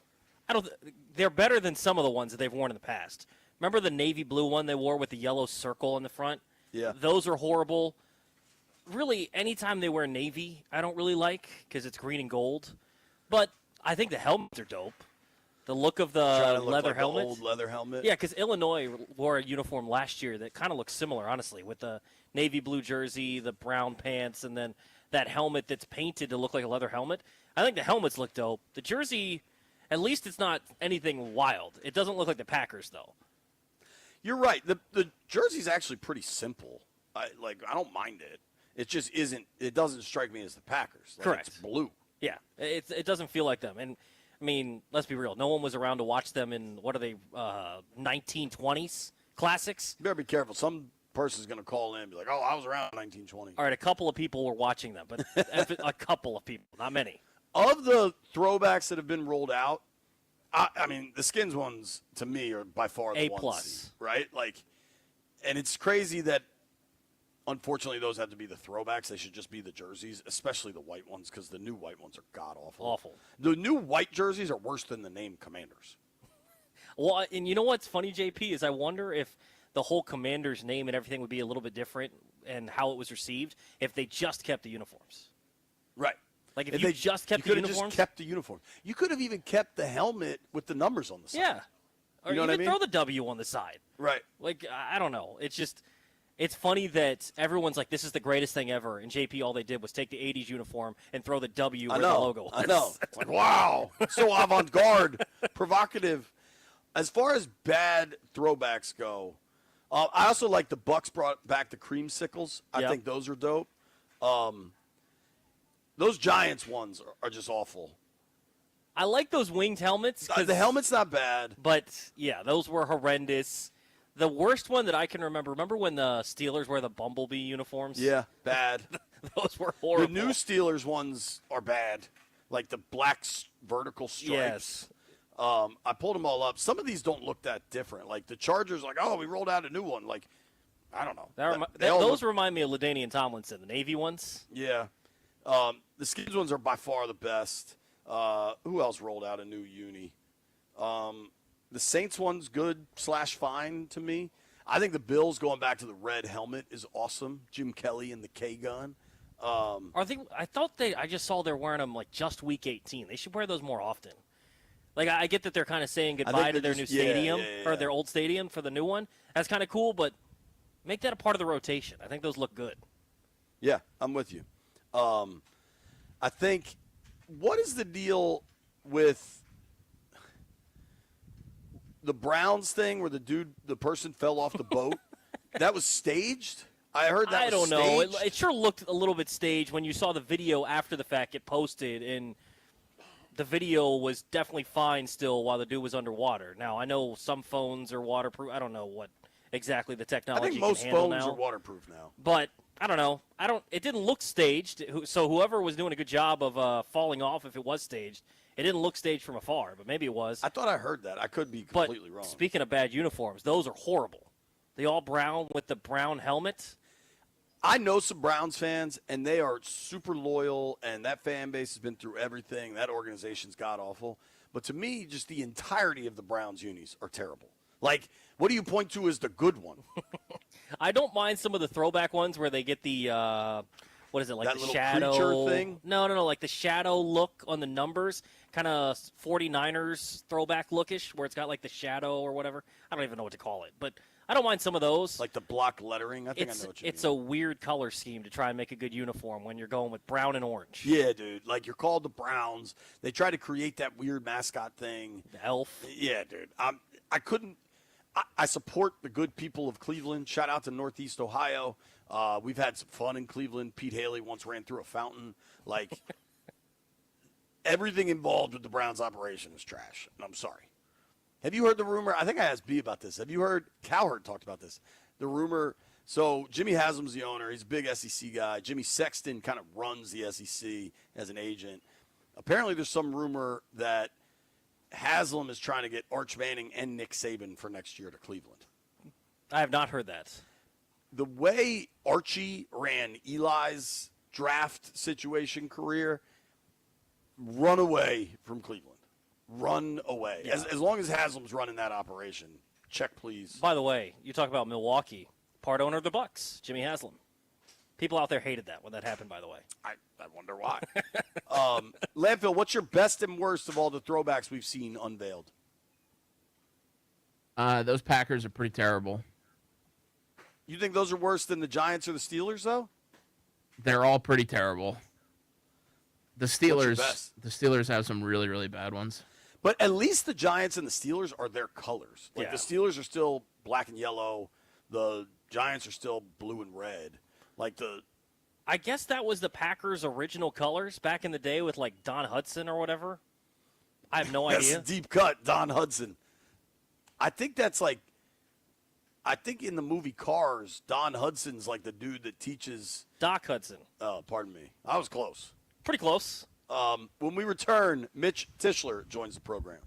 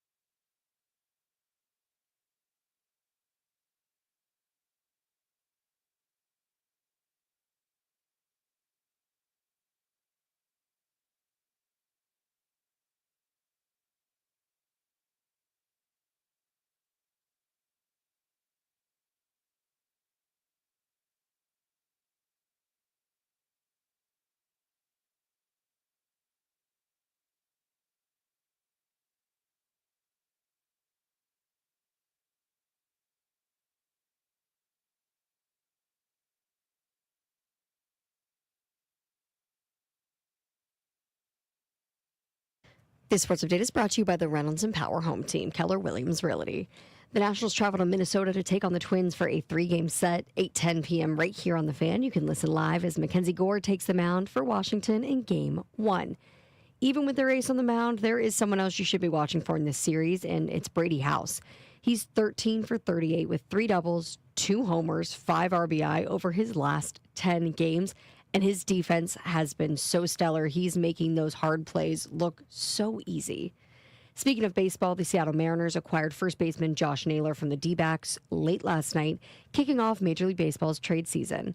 The Nats are expected to be sellers with names like Josh Bell, Nathaniel Lowe, and Kyle Finnegan thrown around in trade rumors. Another name that was thrown around earlier this week was Mackenzie Gore. Would the Nationals actually trade Gore away? Well, interim general manager Mike DiBartolo, he said that he prefers to keep this young core group together. Obviously, he will listen in on trade packages because that's what a GM does, but it doesn't sound like Mackenzie Gore is going anywhere. Want to hear the fastest way to know what your home would sell for? Reach out to the Empower Home Team. Simply text your address to 800-763-3000. No phone call, just text your address to 800-763-3000.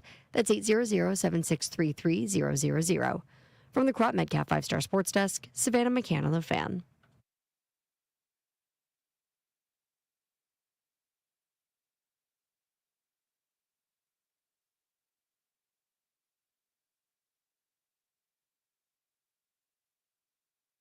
In the universe.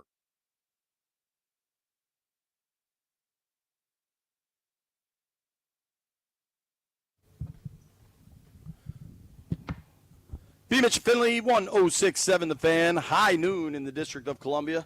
My dear friend Ed Mathers is sending me a picture of life on a pier down in North Carolina. It looks much, much more pleasant than life in a tent in Ashburn, Virginia. Give me a feels like, Toby. It is a Scotty's Vodka Red Bull Friday. The power is out, so we have no cold air blowing. Still 94. I'll take the over. I'll take the over. Yeah, 100%. Joining us right now, fired up to get the big man on the program, Mr. Mitch Tischler from the Beltway Football Podcast. Hello, Mitchell. How you doing? How y'all doing? Let's start with your expertise. What do you think of this rebuilt O-line? I'm excited about it. I think this is going to be the best O-line that the Burgundy and Gold have had since it may be the Sheriff, the Brandon Sheriff and Trent Williams, but we might also have to go back to some of those Hogs years. I think there's a lot of opportunity for this to be a legitimate. B-Mitch isn't here, so it's my job today to tell everybody to chill out on stuff. I think they have a legitimate chance to be a top 5, both run and pass O-line. And I think, you can look at some of the numbers last year, and they looked really good when you look at PFF rankings and stuff like that. But I think you got to take a lot of that with a grain of salt because Jaden Daniels running around back there helps you a lot in your pass pro numbers as far as pressures and sacks and all those different things. I think you look at what this group has done. You talked a little bit earlier, I heard JP about the depth there, which I think is important. But I think starters from last year are going to be super versatile backups. They've gotten a lot more athletic as well. Definitely. You think about Coleman in that guard position and Tunsil. There was a play yesterday where they ran a little tunnel screen out to the left. And, you look up and you see Biadasz, Coleman, and Tunsil leading the way. And, they're in shorts and T-shirts, so they're not, laying out these DBs like they would in a game. But they're quick enough to keep up with them, in bursts. And they're athletic enough to kind of make those plays. You look at Deebo Samuel. You look at, the speed that a guy like Jalen Lane brings to the wide receiver room. And you can see some real opportunities for this offense to be better this year, which is almost crazy to say. What do you made of Connerly first couple of days? You think he starts week 1 as well? I'm not quite there with Connerly starting week 1. I'm not sure yet. To me, it's too early. Sunday, they're going to be in pads for the first time. We'll get a lot better feel for it. But the things that I like about Connerly are, he's going to have an opportunity to go against a bunch of different types of DNs. It's going to be fun to watch him in the in the strength portion of it, going against guys like Dietrich Wise, and then obviously Von Miller, who's about as quick as any other DN in the league. So day one we were out here, and what I really liked was Andrew Wiley was getting those first team reps, and Connerly jumped up and grabbed the bag, blocking bag, to hold it for Wiley. Wiley finishes the rep. The two of them are kind of off to the side talking. You can see them kind of looking at hand placement, what they're being asked for foot placement, stuff like that. You just love to see a rookie, especially a first rounder, step in and be coachable, be a guy who wants to absorb information. And, right now, I think for the O-line and D-line stuff, it's mostly a mental game. Once they put on the pads, we'll get a better feel for the physical side.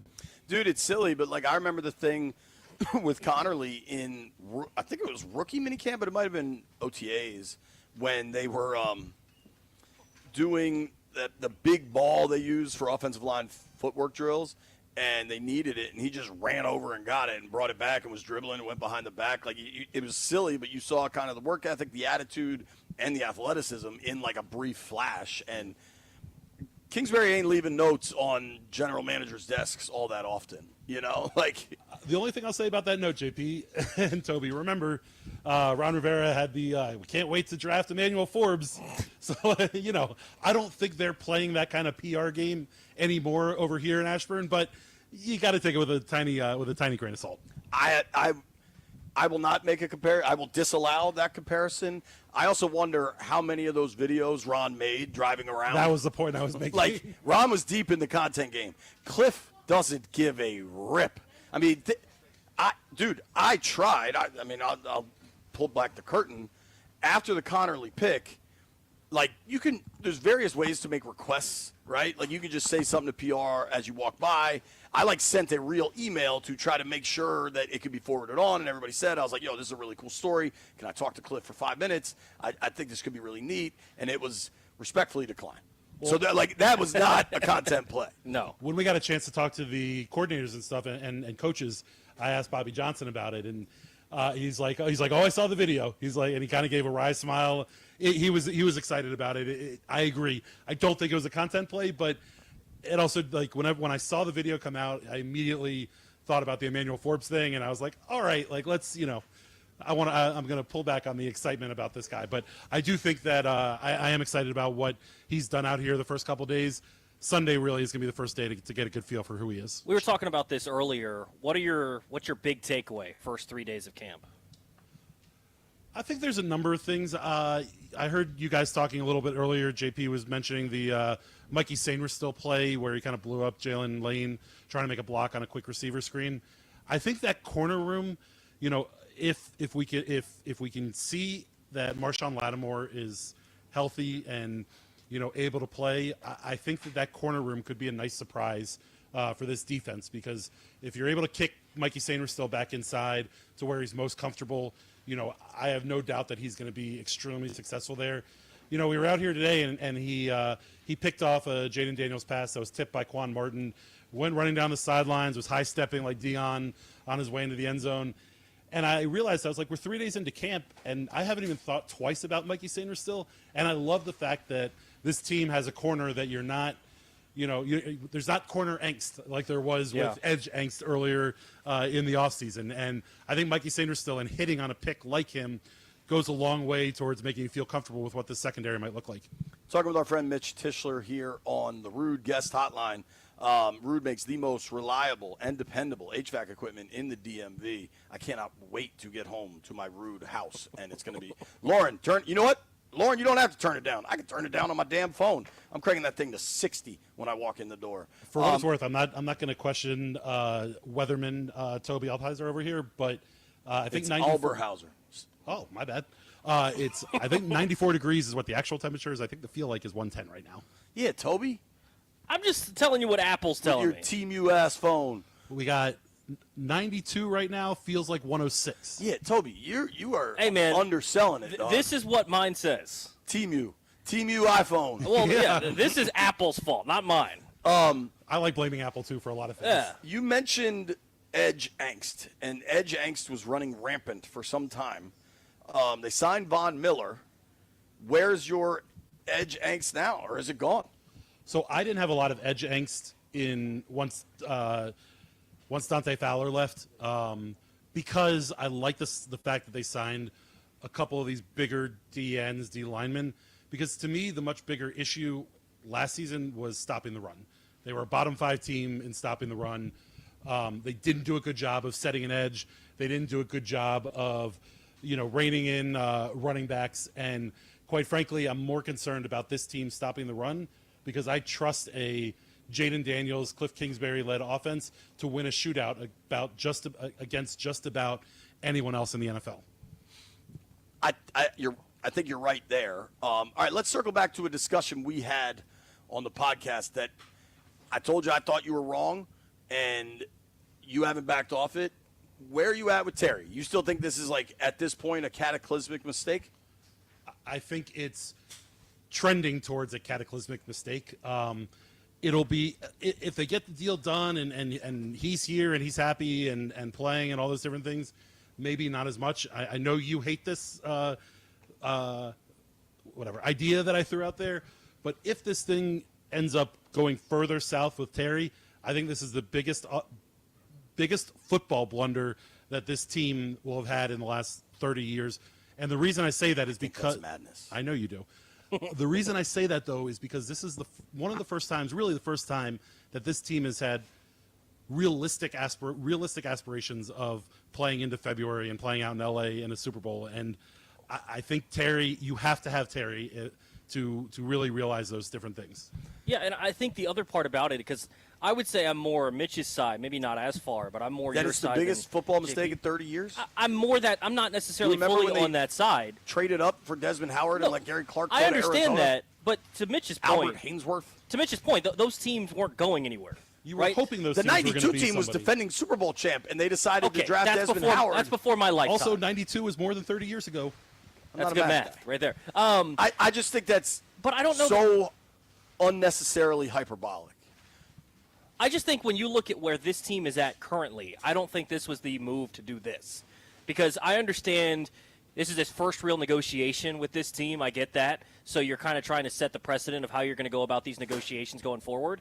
But at the same point, is it worth doing that with Terry McLaurin, who, like you said, you definitively need on this offense? I mean, that was one of our takeaways from today, is you could notice that 17 wasn't on the field. The offense kind of struggled today because of it. You need that guy out there. It's not like they're going to be able to overcome not having Terry McLaurin on the football field. And on top of that, everything is so overwhelmingly positive about this team right now. Not to say if they sign him tomorrow, it's suddenly everybody's still pissed about Terry. But if this continues to linger like it is, there's some frustration in the fan base about it. Terry finally had his real quarterback throwing to him for the first time really in his career. He had 13 touchdowns in the regular season. He had 1 touchdown in each of the playoff games, including the play that I know JP loves to point out, the pass over in Detroit where he was able to take it to the house. I just Hell, tweeted out- those 3 playoff touchdowns didn't even count towards 13 regular Right, season. 16 season touchdowns. I just tweeted out a couple stats, and listen, there's a double-edged sword with all this stuff, but he led the NFL with 25 contested catches. He led the NFL in contested catch touchdowns, and quarterbacks led the NFL in passer rating on throws to Terry in contested situations. The double-edged sword of it is, why isn't he getting more separation? But you also see the trust that Jaden Daniels has in what Terry McLaurin is doing. And I think for that reason, you spent this offseason trying to optimize what Jaden can become. You brought in a bunch of O-linemen. You went and got Deebo Samuel. You did these different things to try and help this offense and help a young quarterback continue that upward trajectory. Going and playing hardball with Terry and creating a rift, if one is ultimately created at the end of this, feels counterintuitive to the rest of that. Okay. Landfill's texting me he's on Team Mitch. I just think that is such an absurdly extreme position. I think, one, most importantly, left hand up, I think the Terry deal gets done. So I think a lot of this conversation is just like extreme in a way that is unnecessary. 2, and maybe this is like 1 and then like 9, right? Because there's a giant gap in what I'm about to say. Between Jaden Daniels and Cliff Kingsbury and the offense they put together, I also still think they can manufacture offense. If this thing goes completely sideways, I still think they're going to move the ball. Like I saw this over-under last night that 6 division games, Vegas has them at 3.5 for an over-under of division wins. If they trade Terry, if something goes thermonuclear and this thing actually goes the way none of us expect it to, do you think that changes? Yes. To 3? Yeah, I mean, I think you need for a young quarterback to have a reliable pass catcher, somebody that he knows that, someone that he's comfortable. And we talked about this on the podcast, JP. You look at some of the top quarterbacks in the NFL right now. Early on in Pat Mahomes' career, he had Tyreek Hill, obviously Travis Kelce as well. In Buffalo, Josh Allen, they brought in Steph Diggs for him. In Baltimore with Lamar, they re-signed Mark Andrews, who was his safety net as well. You know, I think that Jaden Daniels is good enough to make any offense look good. I think having Terry takes an offense from being good, very good, to great, to potentially great. And I think having that safety net of somebody who he trusts, who he knows, and who he knows is going to catch balls in tough situations is an important part to have if you're trying to really be this team that you think you can be. I mean, I don't disagree with that. I just think to call it the most egregious football mistake in 2 decades, like what you said is true, why they should sign Terry, but it would not be close to the most egregious football mistake they've made in 2 decades. Like, it wouldn't be close. Like, and your point is, well, this team can compete. It's not like they didn't think they could compete before. They were just awful at what they were doing. Awful. Those mistakes were Trading for were Carson really, Wentz, like, is just so significantly worse. Indy was going to cut him, right, and they traded for him. So those were dumber moves. I just don't think they were worse moves because you were bringing in these veterans and these random dudes along the way, hoping that Carson Wentz was going to recapture football from 5 seasons before and, you know, turn into what Jaden Daniels actually is now on the football field. You know that you have a I mean, even going back to the Super Bowl years, like when was the last time the Burgundy Gold, the Redskins Commanders, had a quarterback that you knew was going to be a top 5 quarterback in the NFL? Sonny Jurgensen. Right. That's what I'm saying. But the flip side of that coin is if you have a top 5 guy. Well, hold on. I agree with your point that I think that Cliff and Jaden can create something like that. I think that they can make it work without Terry. The point is, though, you don't want to have to do that because you saw last year where they didn't have a run game. Jaden made it work. Also saw that so much was on Jaden that if Jaden didn't play an A-plus football game, they didn't stand a chance. And everyone looks at the MVP last year and says, well, look, he did it without a number one. And that's true. They got rid of – Josh Allen did it without Stephon Diggs. But then look what they did in the middle of the year. They were like, we kind of need a number one, and they traded for Amari Cooper, and it didn't work out. You need that number one guy, and it kind of diminishes everybody else if Terry's not here. What's the point of trading for Deebo Samuel if you don't have Terry McLaurin? Because Deebo's kind of a gadget guy, right? He's going to be used in different ways. Well, if you don't have a number one receiver to kind of help offset how the defense can focus on Deebo, then what was the point of that? The point of every move is to make the collective better, right? So with or without a number one, you trade for Deebo. With or without Jaden Daniels, you trade for Tunsil. You know, like, there's this thought that, like, every move is because they think they're really good this year, but their job is to get better all the time, right? Like, yeah. Like, it's not in a vacuum. But you don't get better if you trade for Tunsil and Deebo and then let Terry walk, in my opinion. That's fair, but I think we overstate the, like, oh, they went and got Tunsil, they went and got Deebo. Specific to Terry, they went and got those players just to get better. Yeah, I get that, but you need Terry back. You need the number one guy. I'm not right. I want them to get Terry back. Yeah. I just think some of the conversation. Well, when does it get to a point of panic for you? I think DQ laid it out, whether inadvertently or not, when he talked about when they have to make a call on Sam Cosmi's about a month from now, late August. Like late August is when things get like, dude, what steps are left for Terry? The only step left is the trade request. There's also an interesting theory, and JP, you know I love my theories. But think about this: if this team really wants to play hardball with Terry, you just don't sign an extension with him, and you make him come and play this season on the last year of his deal. Because we've seen it with other players, with Deron Payne and John Allen and other guys. You put a guy on the last year of his contract, he needs to ball out if he wants to get paid the next season. Obviously, the franchise tag is still there as well. But I mean, if they get to a point where this thing is if they get to a point where this thing is contentious, they can always just cut off negotiations and put the onus on Terry to show up and ball out, and then they can figure out if they want to tag him or he has to ball out so somebody's going to pay him somewhere else along the way. I hate the idea of that, and I don't think that that's how this team should operate.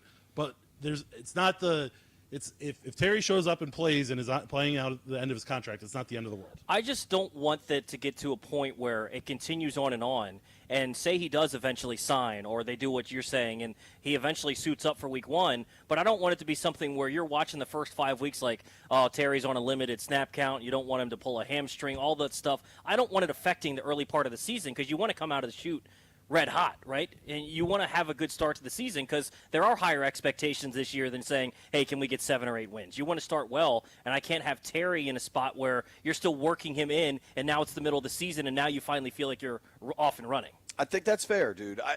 Getting a deal done with Terry McLaurin is the only what do they call? What do the kids call it? The final boss? Like, they need to get it done. They need him here.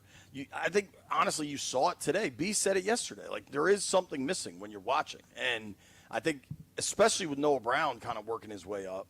But I am not willing to have the urgency or the what it means on a historic basis conversation yet. And I just think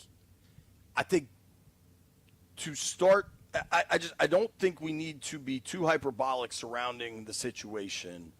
If it gets to a nuclear stage, okay, then we start to have a real discussion. I still think it's nuts to compare some of the football decisions made by this organization to this.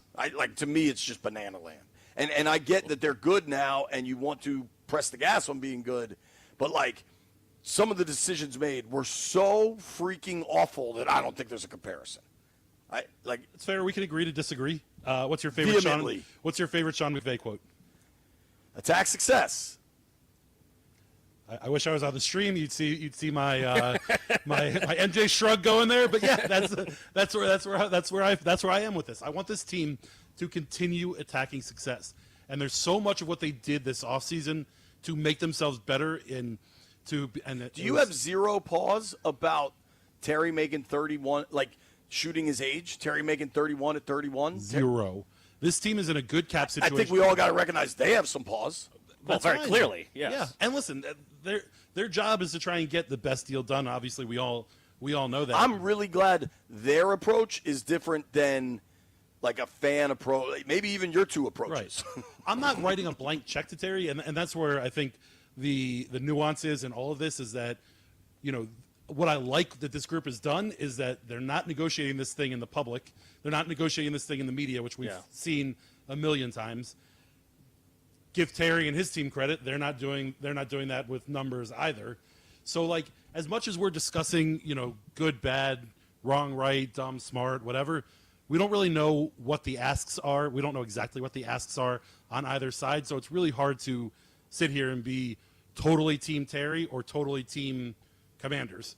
But at the same time, I just think that it's hard for me to say this because I think that the coaches recognize it, but I think the importance of Terry to this offense is maybe being undervalued or understated by fans and folks on the outside. I don't think so. I think you could argue it might be being overstated, but it will play out. We do have to break. Landfill's going to kill me. Thank you, big man. I appreciate your time. Always happy to come on. Listen, me and B. Mitch can tell you all about it. The rude systems in our lives have changed our homes. It is so much better. Jimbo, if you're listening, bring me a rude system out to Ashburn, dog. I'm melting. I'm like the Wicked Witch of the West at the end of Wizard of Oz. Seriously, the Rude systems have Wi-Fi compatibility, which gives you full control of your heating and cooling system right from your phone. Forget to turn down the heat before vacation, you can adjust it in seconds. Plus, you'll get alerts if something's not working right. These guys are the best. They installed new systems in my house, new systems in B. Mitch's house, and you can feel the difference instantly. The best part, these Rude systems are whisper quiet, no more noisy interruptions, just peace of mind.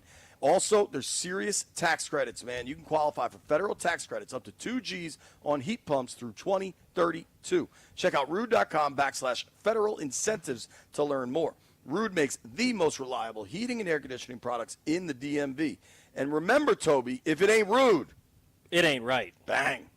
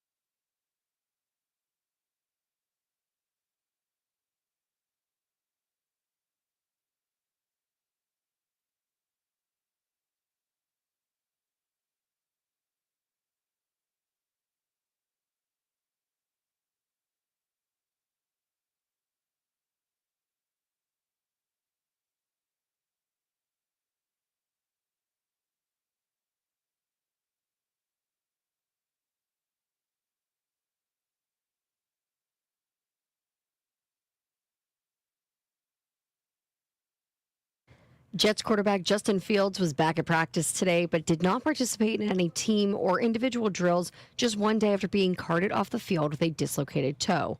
Now, despite the scare that this might have been a lower leg injury, it seems like he has avoided anything super serious. The Jets said yesterday that Fields would not miss any significant time. He's considered day-to-day with a dislocated toe. And Brown starting linebacker Jordan Hicks has announced his retirement after 10 seasons in the NFL. Now, he was supposed to report to training camp and ended up missing the first 2 days with a personal matter. His retirement leaves the Browns without both of their top 2 inside linebackers from the previous season.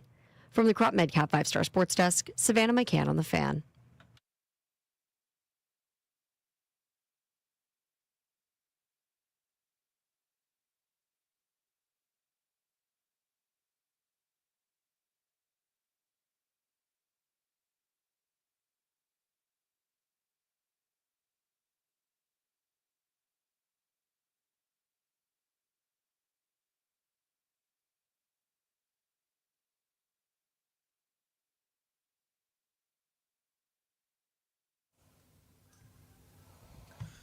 Good conversation there with Mitch Tischler. If you missed any of that, get on the Odyssey app or wherever you get your podcasts. Like, what was it? Buzzsprout? Something like that. Whoever's going to Buzzsprout for their podcast, you can listen to us or wherever you get your podcasts. In just a minute, you're going to hear my conversation with Brian Robinson. A lot of excitement for B-Rob. In the red zone drills today on 4th and 1, they gave the ball to B-Rob. He scored. It was kind of a cool moment. Here is my conversation with Commanders running back Brian Robinson. Always appreciate getting to talk to Commanders running back Brian Robinson. How you feeling, man? Year 4. I'm great, man. Feeling better than ever, honestly. Words can't even explain, how much I've progressed, mentally and physically up to this point. So I feel great. Is it crazy to think how fast time goes, that it's already year 4?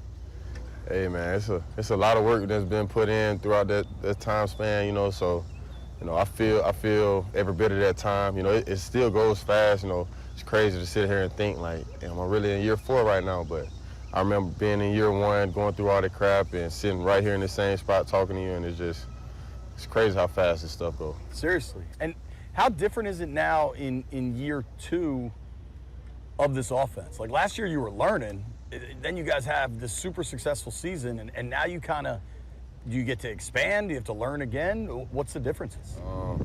No, it's really just staying sharp. We pretty much build our foundation, and now it's just just keeping it formed correctly, and it's I think it's great for us, not even just me, but us as a unit coming into a second year, especially guys that have been here. We're more familiar with what the coaches expect out of us, our system, and we're more familiar with it, and it's just more comfortable now at this stage of the year, and it's just we can hit the ground rolling. What did it mean for you that basically the entire offensive coaching staff came back? Right. It's great, You've had so much turnover over the years. I was able to really build a great relationship with them starting last year and just coming into this year. Like I said, we've already kind of built that foundation, and now it's just about learning how to really, really take it to that next level. And I feel like, everybody's been on the same page. It's a great coaching staff. I was, just thinking about that while I was on the field. I'm like, man, this coaching staff make football like actually fun again. So thankful to have, guys like that, being able to coach me every day. What's A-Lin mean for you? A guy that's accomplished so much as a back and really knows the game. Hey, man, A-Lin mean a lot to me, honestly. I know guys really don't know much about him, but he's a very, great guy with great knowledge and experience, and he's done it at every level. He's very relatable. I feel like I can come to him, I can talk to him about anything. He's been a great person to have in my corner, since he stepped, foot on this campus. He's just been great. His energy stays positive, and I know he wants the best for me, and he's going to do everything he can to help me. First half of last year, run game cooked. Then you get some injuries on the O-line. You get a little injured. Second half of the year kind of struggled. What does it mean how they tried to really invest in the offensive line this offseason? First round pick is a tackle. You trade for a dude like Tunsil that's accomplished so much in the league. And then, the interior of that line, maybe you shuffle some spots, but should be pretty strong. I think, they did a great job of, going out and, bringing us in some new pieces and stuff like that. We had an up and down year last year, but, we made it work, and just adding just a little juice, a little bit more potential to the line, set us up the bar tremendously. And we know that, the coaches know that, it's helpful for everything. We need everything. We're trying to win, and, we need guys like LT in here to, really help, that O-line stay a unit, great unit. Dude, I meant to ask you, what do you think of the new locker rooms? Locker room's sick, man. It kind of reminds me of the Bama? Bama, and back in school, just having all those luxury locker rooms and stuff like that. But it's nice, man. It's a new environment that allows us to, feel home and in a nice space that it just make you want to work harder. It just make you just want to go and just give back to them for providing us with that, to keep us comfortable and make sure that we feel good every day we come in here. Just make us want to do even more for them, From an environment here, from your rookie season to now, how different is everything? Man, it's beautiful. I appreciate everything, that I've been through, the ups and the downs, but just how everything started and just to where it is now, I couldn't be more thankful and appreciative for, everybody who's played a part in helping reshape this place, because right now it's a beautiful place again, and it's a great place to play football, and more people should want to play football here. I love playing football here, and it's like I said, like everybody who's played a part in it, deserve, their flowers. Well, you kind of see it when a dude like Von Miller signs here, right? He's got options. He wanted to be here. For you talked about you just got to stay healthy. Do you do anything different in the off season to, I don't know, this year compared to last year to try to make sure you can go just further and further? I think I just stay the course. I had some unfortunate, things happen to me last year just with my body. It's nothing too serious or nothing that I just can't think about what I need to stay on the field. It's nothing. It's just about all the day-by-day things of just making sure that my body feels great. What I remember a scene, I can't remember what game it was, middle of the season when you were going through some stuff, and I saw you and DQ out on the field, and he's like, I know you want to go, but I'm putting you down today. What does it mean when a coach is thinking about you long-term and not game to game?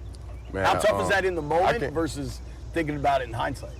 I really appreciate DQ for how he helped me handle just everything I was going through last year. I was really battling some lower extremities, injuries, and he really did a great job of just making sure that he took care of me. You know what I'm saying? And I appreciate DQ for that, and I told him how much I thank him for looking out for me, because he knows, like, man, with one leg, I'm out here trying to play, man. I'm out here trying to be available for the team. I want to play. I don't care if they tell me I can play, I'm playing, and I don't care how it's gonna make me feel afterwards. I'm still trying to be available and go out there and help the team the best way I can. And DQ just like, man, look, I'm trying to look out for you and the longevity of your career, and I appreciate him for that, because I wasn't even trying to look out for myself. So I really thank DQ and APN for, having my back when it came to that last year. You run hard. You have like a hard edge about you. Do you allow yourself time to like celebrate your successes? Year 4, all the touchdowns, all the yards? Yeah, actually I have. I sat back this offseason. I just kind of recognized, all the things that I've done up to this point, even though like I have a very, very high standard for myself, and obviously I haven't reached the point that I want to reach in my career. I haven't done or succeeded and accomplished all of my goals. So I try not to get too high. I kind of just stay in my pocket and just continue to strive for what I believe in and what I work for. But I do take time to recognize myself for all the things that I have done up to this point, overcoming some of the things that I have to get back to the point where I'm at now, for me to put it all on the line right now. So, man, I appreciate the journey, from the start to now, and it's just, every bit of it just make me who I am right now, mentally and physically, and I'm ready for everything that comes with it. Last one. How excited are you for another year with Jaden at quarterback? Man, I love JD, man. That's my guy, man. Young guy with juice, man. I love to play with him. So, shit. This smile should tell you how excited I am to play with 5. He's gonna take a leap this year because he's not complacent. He's finding new ways to, keep sharpening his sword, and we continuously connecting and building our relationship. Going into a year or 2 together, and I expect us to hit the ground rolling, pick up right where we left off. Do you speak any Spanish? Hola, ¿cómo estás? It's pretty good. You excited for Spain? You ever been? I've never been. That's gonna be wild. Never been. It's gonna be wild. It's gonna be a fun year. Thank you for the time. Tobo Chico, you speak any Spanish? None. B-Rob's- Okay. Uno, dos, tres, cuatro, cinco, seis, siete, ocho, nueve, diez. Once? No idea. Doce? Yeah, something like trece. I think catorce. I think, yeah. Is it Trece, Catorce, and then it's like Diez y Cinco, Diez y Seis? Yeah, I don't know. That's all I got for you. I can count to 10. You like listening to B-Rob? Yeah, I love B-Rob. Lots of like, man. Hard edge, hard runner. He's a good dude. Good person. Signs every autograph. Sunday's going to be madness here. He'll sign every autograph. People are in such a hurry. It's just like the nature of the beast. Like you started the show with it. Like the people are in such a hurry to count B-Rob out, and I think it's premature. Well, and look, I mean, I've been one that's said, like, I didn't necessarily want him being the workhorse, but at the same point, I still think that there is still something in there. And I think if you can just have someone with a little bit more burst is really what I wanted. I want someone that That's can fair. give you a little bit of, what do they call them, Sonic and Knuckles in Detroit with Jahmyr Gibbs and David Montgomery. I'm totally fine with B-Rob in that Monty-type role, but you kind of need that Gibbs type. And maybe Eckler can give you that. Maybe there's someone else. I'm cool with lots of backs. I'm cool Totally with true. lots of guys being like. I get in fantasy that sucks trying to figure out who the guy is, but in real football, I think it is the way. Look at how the Dolphins have run the ball, the Niners have run the ball. Like, keep them fresh, keep throwing different looks, different run types at people. I'm not. I think people are in far too much of a hurry to think B-Rob is Yeah, I mean, doesn't have a lot to give. 'Cause I believe he does. It's tough. Sometimes you go back and look, and I don't think he was on his best in the second half of last season. But at the same point, it's not like the O-line was great at the second half of last season either. So, Right. I think everybody deserves some blame in why that run game wasn't as good in that second half. Coming up at 1 o'clock, we may have a surprise guest. If not, we're going to open the phones. Next, though, there's something going on that I at least want to make mention of. Something going on in our area that matters to me, and I imagine matters to many. Nobody go anywhere.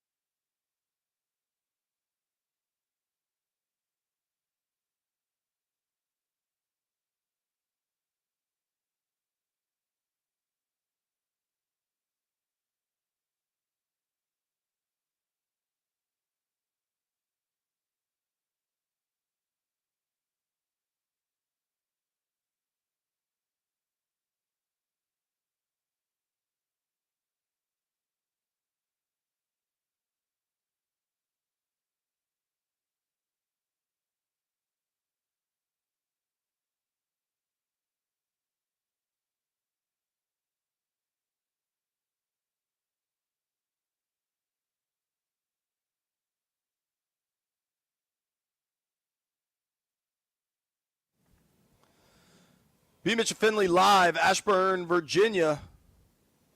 It's hot, but we grinding, baby. We grinding. This morning they were playing some EDM. It was kind of hitting. It was like a Rick James supercut. It was cool. Toby, I wanted to talk about something that honestly may not impact you the way it does me, just with the age difference. I mean, you are legitimately 20 years younger than me, right? Something like that, yeah. How old are you? 26. Okay, so you're, help me, I'm 43. Was it 17. 17 years. I turned 44 in like 50 days, which is kind of scary. Well, I turned 27 in like 50 days, so. When's your birthday? 28th, September. Okay, I'm the 11th, which is a pretty bad day. But yesterday I went to the gym, and I didn't actually go to the gym. I did the executive workout. I just got in the sauna in the steam room. And when I was in the sauna, I was reading the newspaper, the physical, tangible newspaper. And the Washington Post is the newspaper of my life. I have read the Post since I was a child. I've read the sports section of the Washington Post.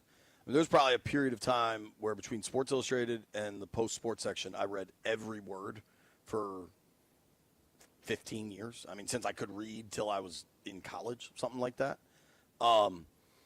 And Washington Post, listen, I've had my disagreements with things over there. I'm not talking politics. I'm sure people will go crazy with that. But, like, me and the Post have had some run-ins over crediting stories. I know the stations had the same thing. I think the Post kind of uses a catch-all of, like, their editorial policies to not credit people appropriately at times, specifically locally. But that's not what I want to discuss. I'm in the gym yesterday, and they have the papers, and so I grab the front page, and then I was looking for the sports section. I didn't find it, but sometimes somebody else is taking it. You just can't find it, right? But the arts section, I think it was the art section, and there was an article, I guess an obituary for Ozzy Osbourne, and I saw that, and I was like, okay, I'd like to read this. So I just grabbed that page, and it ended up on this, I guess the arts section cover had a ton of really interesting stuff. They had an article about Tony Hawk, and I guess they're bringing back that video game and what that video game meant for skateboarding and how much that has changed. And so I ended up reading this article about Fleetwood Mac. Like there were 4 great articles on the cover of this arts section. Sure. And obviously there's still great work. The column by Chris Richards about Ozzy was tremendous. But as I'm like flipping through the pages, I realize that this section I'm holding is now everything else. Like there's no longer a front page, business, metro, arts, sports. It's just everything else is in this B section. And I understand that media is changing dramatically. Like I work in various mediums. Like I see the changes that are occurring. But for the Post to go that direction it was kind of upsetting to me, like on a human level. Like I don't get how condensing the sections saves you a lot of money, frankly, but I'm not a bean counter. What do I know? But the other thing I can't help but notice, Steinberg earlier this week, Dan Steinberg, who's just an absolute titan of the DC sports scene, announced he's leaving the Washington Post. And I know Stein's moving on to a killer gig, and that's terrific, and I'm happy for him. But I know it's also hard for him to leave the Post.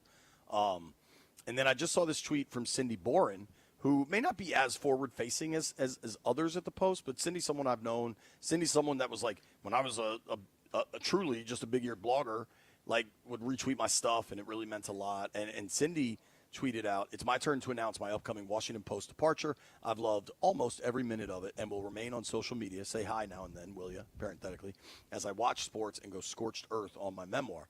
And I know there are other changes going on with the Post sports section, but like I don't know what's going on there, and I recognize the changing media landscape is significant, but it just makes me sad, man.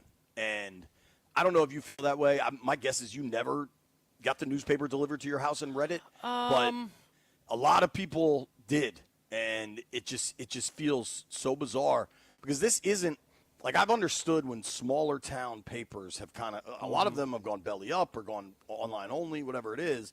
This is the Washington Post. Like it's this is one of the largest brands in media, and it just makes me sad. Yeah, I mean, it's a totally different time. One of my earliest memories that my mom has said about me was we were at an airport, buy a magazine or buy a newspaper, and then lay on the floor as like a 6, 7-year-old just reading stats and different stuff from sports sections. But you never see that anymore. Like, to your point, I mean, very rarely do you see people reading the paper. Very rarely much less do you see, like you're saying, you're a kid in school and you're flipping through the sports section because instead you probably have a cell phone now and you're scrolling Twitter and you're looking at ESPN highlights and all these different things on your phone. And it is a totally different time. And you sometimes miss some of that stuff. And I know I'm not, very old. Like I didn't experience as much of the newspaper being as big a part of my life as you did. But yeah, I mean, seeing some of those changes, seeing some of those things just kind of disappear from the lives of eventually, like when I have kids, like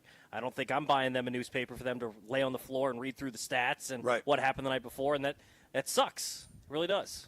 I have a lot of friends that work over there. I hope everything's cool. I know plenty of people are sticking around, and it's going to be great. And the work that gets done still hits the high mark that is the Washington Post. It's just sad to see. Yeah. Exciting news. When we return, we will be joined by Councilmember Kenya McDuffie talking about the big news going on with the city and RFK Stadium. You don't want to miss it. Nobody go anywhere.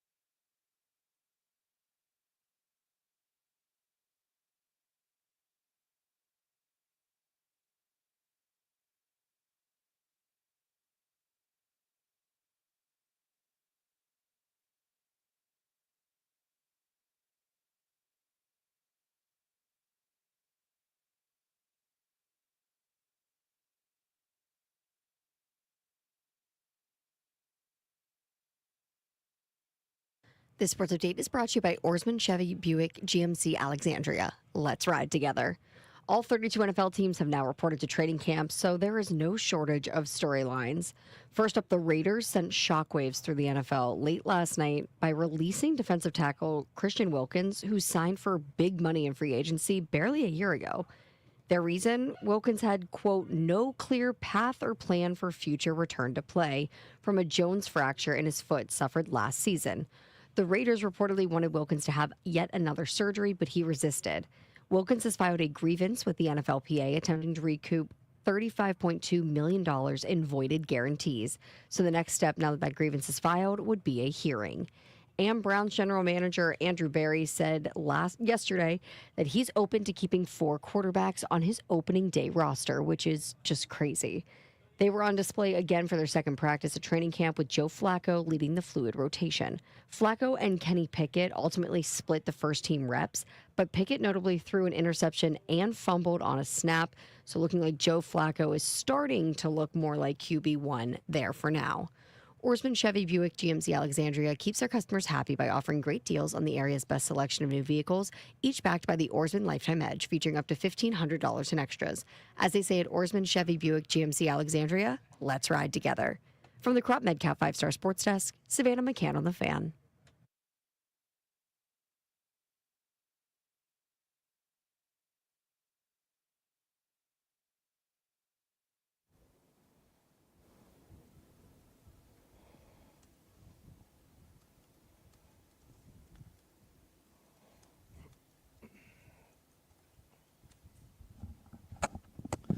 B. Mitch and Finley, 1067 The Fan. On a Scotty's Vodka Red Bull Friday, and we are very excited right now to welcome in via the Rude Guest Hotline, D.C. Council member Kenyon McDuffie. Hello, sir. Thanks for making time for us. It is always a pleasure. I always make time for you guys. I love listening to you all, and especially when you all are talking about D.C. issues. Oh, yeah. Well, this football team is a pretty big D.C. issue, and it sure seems like the path to them getting a new home is moving. Can you get us up to speed on all things going on with the RFK Stadium site? Yeah, you bet. Yesterday we had a big announcement at the council.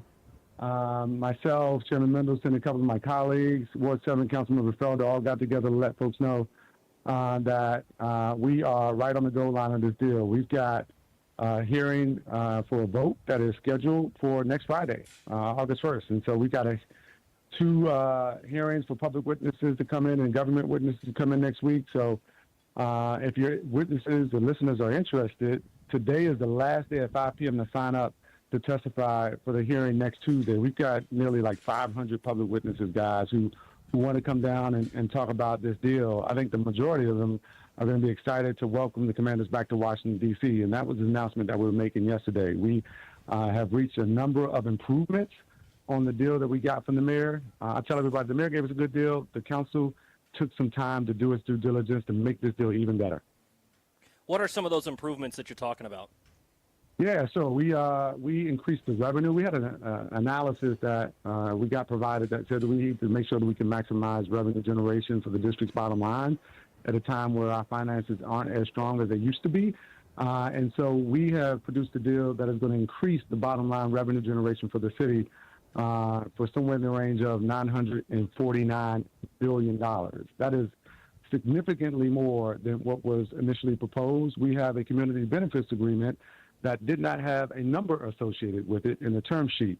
After our negotiations with the team, we now have a community benefits agreement for $50 million, including the commitment to linking opportunity to youth sports and youth education with respect to the sports industry. We don't just want kids to be playing football. As much as I love football and want kids to have that opportunity, they're going to be kids who want to know about the sports industry and need to be educated about how they get an opportunity to be a coach or to be a referee or to be a manager or perhaps to be an investor or an owner. These are the types of things that we've been discussing and that we've improved on the deal. Councilman, throughout this process, there's been some ups, some downs, highs, lows. Does this seem like, obviously the vote's next week and you're going to have the public hearings and stuff, but does this seem like it's in the best place it's been to move forward? It feels like it. I mean, I don't know about you guys, but I feel the energy. I was just grabbing something from Costco a little while ago, and half the people who walked up to me didn't have anything to say except bring the team back. He wanted to talk about RFK, and they were excited about it. And so the buzz, the energy around the team, Jaden Daniels, the excitement is all there. And so what we need to do is not fumble this ball on the goal line. All we need to do is punch it in at this point. And so I'm excited about what we have lined up next week in terms of the hearing, to hear from the public. We've heard from the public, though, over the last several weeks in town hall meetings with myself, Ward 7 Council Member Wendell Felder, the mayor. I've gone to meetings with her, Deputy Mayor Nina Albert. And so the public has not been shy in really voicing its opinions about what needed to improve, how we can make things better. But ultimately, what everybody wanted, including some of those voices that we've heard from the outside putting pressure on us, everybody wants to bring the team back and have them play in Washington, D.C. proper, their rightful home. So you talked about this upcoming week, the hearings, and then the vote for next Friday. What is the plan of action after that? Is there another vote? Is there anything else that needs to happen after that? What's kind of the plan after next week? Yeah, not to bog your listeners down in too much minutia of the council's process, but the big deal is Friday, when we have the vote scheduled for this deal. And so after the public hearings occur on Tuesday and Wednesday, as the government witnesses, we're going to hear from the mayor herself and her team. We're going to hear from the commanders team as well on Wednesday. And then Friday's the big day. And so everybody should be watching out for that vote on Friday. You should be calling your council members, letting them know that you support this deal so that we can get this thing done and punch this thing for a touchdown on Friday. We're talking with Washington, D.C. Council Member Kenyon McDuffie here on the Rude Guest Hotline. We're a week away from the vote. It sure seems like this thing is moving. Councilman McDuffie, I'm curious. Even Chairman Mendelson said this the other day, maybe on our station, that the commanders have been really good partners in all of this and good to work with and easy to deal with and you know, understanding of the needs of the city. What has your personal experience been working with the team? And let's not be naive here. I'm sure a lot of people stand to make a lot of money, but they also seem to have, like, they never, to my knowledge, never really tried to play one jurisdiction against another and leverage the best deal they could. They seem to really want to make this happen. Yeah, I think that's absolutely right. They really want to make this happen. And I think it really emanates from the top. Josh Harris, who really is familiar with the Washington, D.C. area, having grown up here, has always been fair. He's been above board, and I think he's really wanted to make sure we got this deal done and brought it back home to Washington, D.C. He knows what it feels like for those stands to shake at the old RFK. He knows what the energy is going to be like once we get this deal done. And I think it's really emanated from Josh Harris and the other team owners all the way down to, you know, Mark and the team executives who we've been negotiating with over the last several weeks. It's all been fair. It's all been above board. It's all been in good faith. Obviously, it's a negotiation, so everybody's not going to get what they want. But we think, we being the council, myself and then others who really been following this and been involved with this, have really been negotiating hard to make it a better deal for the more than 700,000 Washington, D.C. residents. And we think we've been able to do that. And we think that if you improve a deal where you're generating more revenue around parking, around sales taxes, if you're getting opportunities for small businesses to participate in the contracting opportunities, if you are, you know, negotiating around making sure that Ward 7 residents are, you know, getting prioritized when it comes to the job creation, both the construction, the post-construction stadium jobs, you know, these are the things that were on the table that we've been able to hash out. And I'm excited about all the economic opportunity that's going to flow to Washington, D.C., and all the benefits that residents can count on as a result of this deal. And the Washington Commanders have been, you know, really fair and honest brokers in this process. And I'm excited about not only getting this deal done and voting on Friday, but also looking forward to September 7th and getting that first win. I think a lot of people are excited about this deal being announced and the vote coming up next Friday. My question would be that July 15th date got thrown around a lot as terms of a deadline, and then the president had tweeted some stuff recently talking about the team name and the stadium and different things. Don't necessarily have to get into that, but did that create a sense of urgency to get to the point we are now, or is this just kind of the timeline of where things were going to end up? Well, if you guys have been following, what I've been doing or what I've been saying about the Commanders coming back, I've been pretty consistent for more than 2 years, right? I wrote an op-ed, really talking about the benefits that we would get as a city if the team moved back. And so I've been pretty consistent. I think the other thing that's been really consistent is Washington, D.C. local elected officials understanding that time is of the essence. We understood from day one that there was a sense of urgency associated with getting this deal done. But the council also knew that we have a responsibility to the 700,000 District of Columbia residents to be good stewards of their taxpayer dollars. And we wanted to make sure that we had the best deal before us. We've taken the time over the last several weeks to do just that, to get the economic analysis from our budget office, to have the consultants provide us with the risks that are on the table and how we can best mitigate that while also generating additional revenue. And we think the time that we've taken has given the District of Columbia residents and taxpayers a better deal. And so while the sense of urgency has always been there, as far as I'm concerned, and the desire to get this deal done has always been there, I can agree with anybody from the president on down who wants to bring the team back to Washington, D.C. and wants the Commanders to continue their winning ways, get back to the NFC championship, and perhaps go to a Super Bowl. If that's what you want, if you want this deal to get done and you want the team to keep on winning, then we see eye to eye, and I'll agree with you every day of the week and twice on Sunday. Councilman McDuffie, I totally agree. Like, I think the mayor's first proposal and then the work you guys have done on the council, able to get more cash. I'm all for the city getting a better deal. And I almost think the Commanders are too. You know what I mean? Like, that's kind of what happens in negotiations. Yeah, no, the Commanders start here, get to the finish line. Jobs. Yeah, they've always talked about jobs, D.C. residents, putting them first. They've always talked about, the fact that this is not just going to be a stadium. The priority is to bring that anchor stadium to Washington, D.C., but they also know the value that it means for Washington, D.C., to have more housing, right? We're talking about more 14,000 construction jobs. We're talking about direct spending to the tune of about $15 billion. We're talking about increasing tax revenues at a time when the district needs it.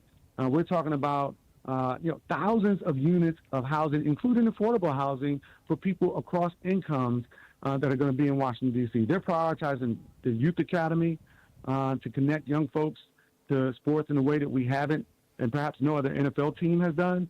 These are the types of innovative things that we've been talking about with the team, and they've made a commitment to do these types of things. And so to that extent, I think they care about the city. I think they care about our residents. Sure, there are a lot of people that stand to make a lot of money, but they know that the council and the mayor have an obligation to the people who live here, the people who work here, and the small businesses that are based right here in Washington, D.C. So a few things. When I got out of college, I lived on G Street Northeast, and that was like before H Street kind of got redeveloped, and then I was there as that happened. And working, the radio station's down there in Navy Yard and work right by Nats Park, and I've seen that area change tremendously. I know the area surrounding RFK, specifically like simple things like grocery stores, and I've read a lot about these food deserts and how, people in poverty don't tend to be able to have access to good food, right? Like there's plenty of fast food, but if you want to go buy fresh produce, it's harder to get to, right? That's right. Just on H Street Northeast, Navy Yard, from our office on Half Street, I could walk to Whole Foods, Harris Teeter, and 100 little delis. Like, is that part of the plan? Like, let's get a Giant in there. Let's get a Trader Joe's. Like, how much? The stadium is going to be dope, and there's going to be Super Bowls and WrestleMania, and that's going to bring money. The day-to-day stuff for the people that live in that area, how much will that improve? That is absolutely part of the plan. You guys have been around long enough to remember before 8th Street had all that investment and how it's been transformed. I am. Toby's too young, but I am. Yeah. And so, you can walk to one grocery store and a few blocks later along 8th Street, you got another grocery store, right? You got all types of retail and restaurants that are going on in that area. And this is absolutely part of the plan for RFK. You've had 177 acres laid dormant for the most part. You've got the beautiful fields at RFK. You've got pole vaulting, some other things that are happening around there. But for the most part, you haven't had the economic activity that you should have in a place that has access to parks and trails that we can actually open up and make more accessible. So when you talk about at least 30% of the total campus being dedicated for parks and green open space, that's an amazing win for everybody across the district and for people who visit the District of Columbia. When you talk about the connections that we're going to make to Kingman Island, the connections to the Anacostia River Trail, increasing access and recreational opportunities, then you're talking about wins for people across the board. And so it's going to have access to retail. We're talking about restaurants. We're talking about hotels and hospitality. We're talking about a $90 million sports complex that's going to go on that site. And importantly, we're talking about access to healthy food options. You're absolutely right. There are too many parts of the District of Columbia that are still food deserts. And I know, as chair of the Council's Committee on Business and Economic Development, we are working diligently with the mayor, with Councilmember Felder and others who care about these issues to bring a grocery store to this area. Councilmember Felder, I'm going to give him credit and give him a shout out. He has been the #1 champion for making sure that we can attract a grocery store as a part of this comprehensive mixed-use economic development project. Sure, we're going to build a stadium, but it won't just be a stadium. We're also going to build a community up, right? We're going to build up residents. We're going to create opportunities for new housing. We're going to create opportunities for new retail. And a grocery store is absolutely one of the things that we want to make sure is a part of this deal. I think a lot of people are excited about everything that you just laid out, but one concern for a lot of fans is the ability to tailgate and then some of the parking and transportation options there. Could you get into that a little bit, some of the parking options over there, but also what will the tailgating abilities be? Yeah, no, they have a plan that's going to lay out thousands of spaces for parking and a couple of garages. And one of the things that we heard loudly and clearly from the community is that they'd like to consider moving some of the garage areas because the initial plan, which is really tentative, it's more of a vision for what the site, the renderings for what the site could look like, and I think they're beautiful renderings. But the mayor has said publicly, Councilmember Felder has said publicly, I've said publicly, and the team has said that they are open to perhaps relocating one of the parking garages and really assessing what the flow of traffic looks like.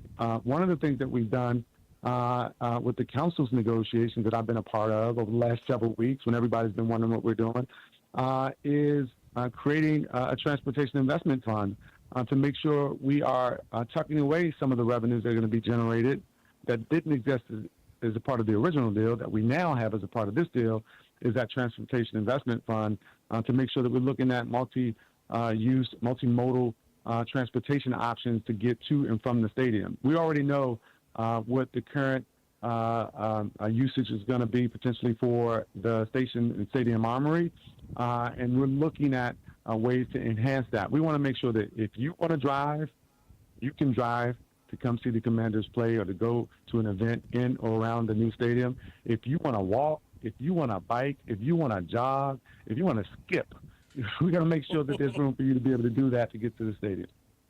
All right, I've been beating this drum, and I think I'm on an island. What about boats? I want ferries. I want to be able to take a boat. It's on the river.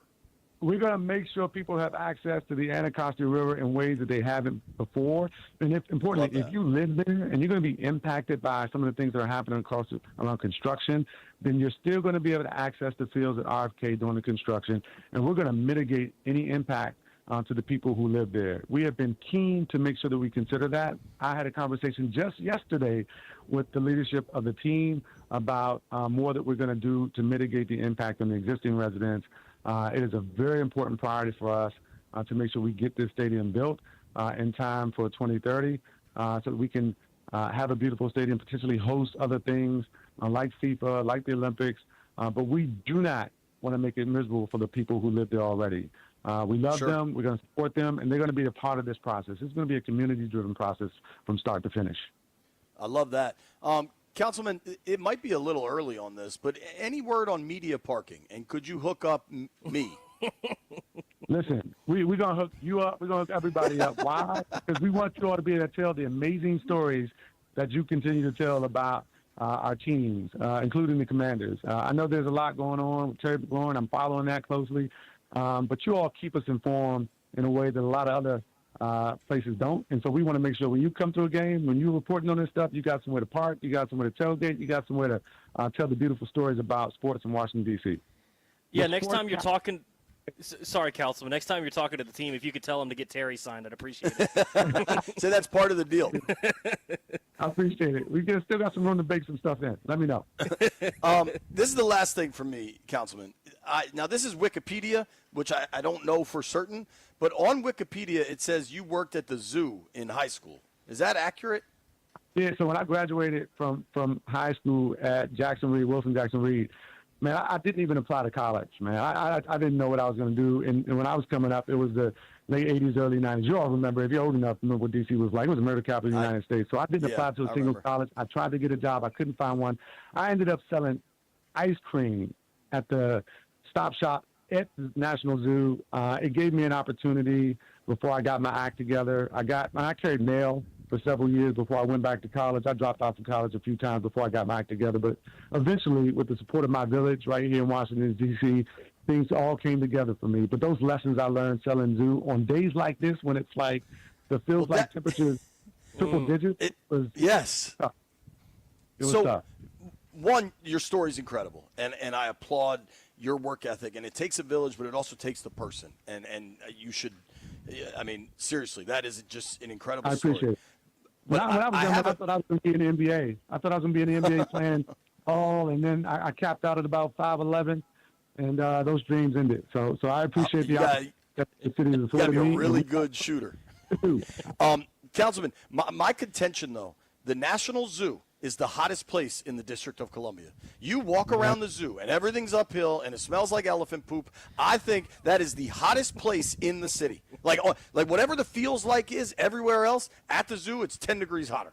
It is multiplied by all the asphalt and all the things that are really reflecting the sun. Imagine having to clean up the ice cream shop and all the other stuff after everybody left. It was pretty tough, man. But it builds character. It built character for me and so many others, and it created an opportunity for me when I needed one, because there weren't a lot of jobs in the early 90s. And unless we are doing deals like this to create economic opportunity for people who live in Ward 7 and Ward 8 and parts of Ward 5, then we're going to go backwards. And we cannot go backwards to the D.C. of the 1980s and 1990s. We got to keep moving forward. And this is a once-in-a-generation opportunity to do that. Let's get it done. Councilman, thank you so much for your time. We really appreciate it. Thank you so much. Thanks, guys. Take care. Councilman Kenyon McDuffie, clearly excited about the prospect of RFK getting redeveloped into a new stadium for the Commanders. What a great dude and interview that was. I really enjoyed that. Another great dude, Paul Henry, and Paul Henry's window installation. It is hot.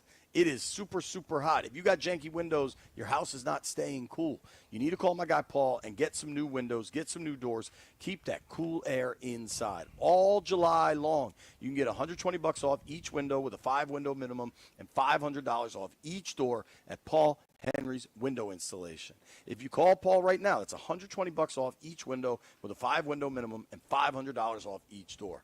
Contact Paul Henry's window installation today and tell him B. Mitch and Finley sent you. PaulHenry'sWindows.com, your clear home improvement choice.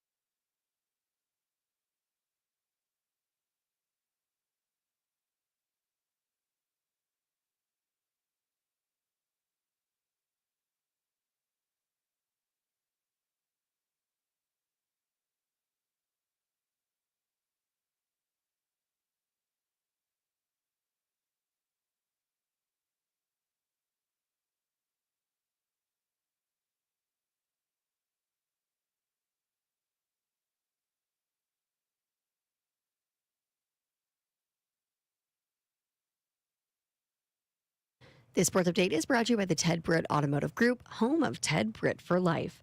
Travis Hunter likes the way that the Jacksonville Jaguars are preparing him to become the NFL's first regular two-way player since 1962.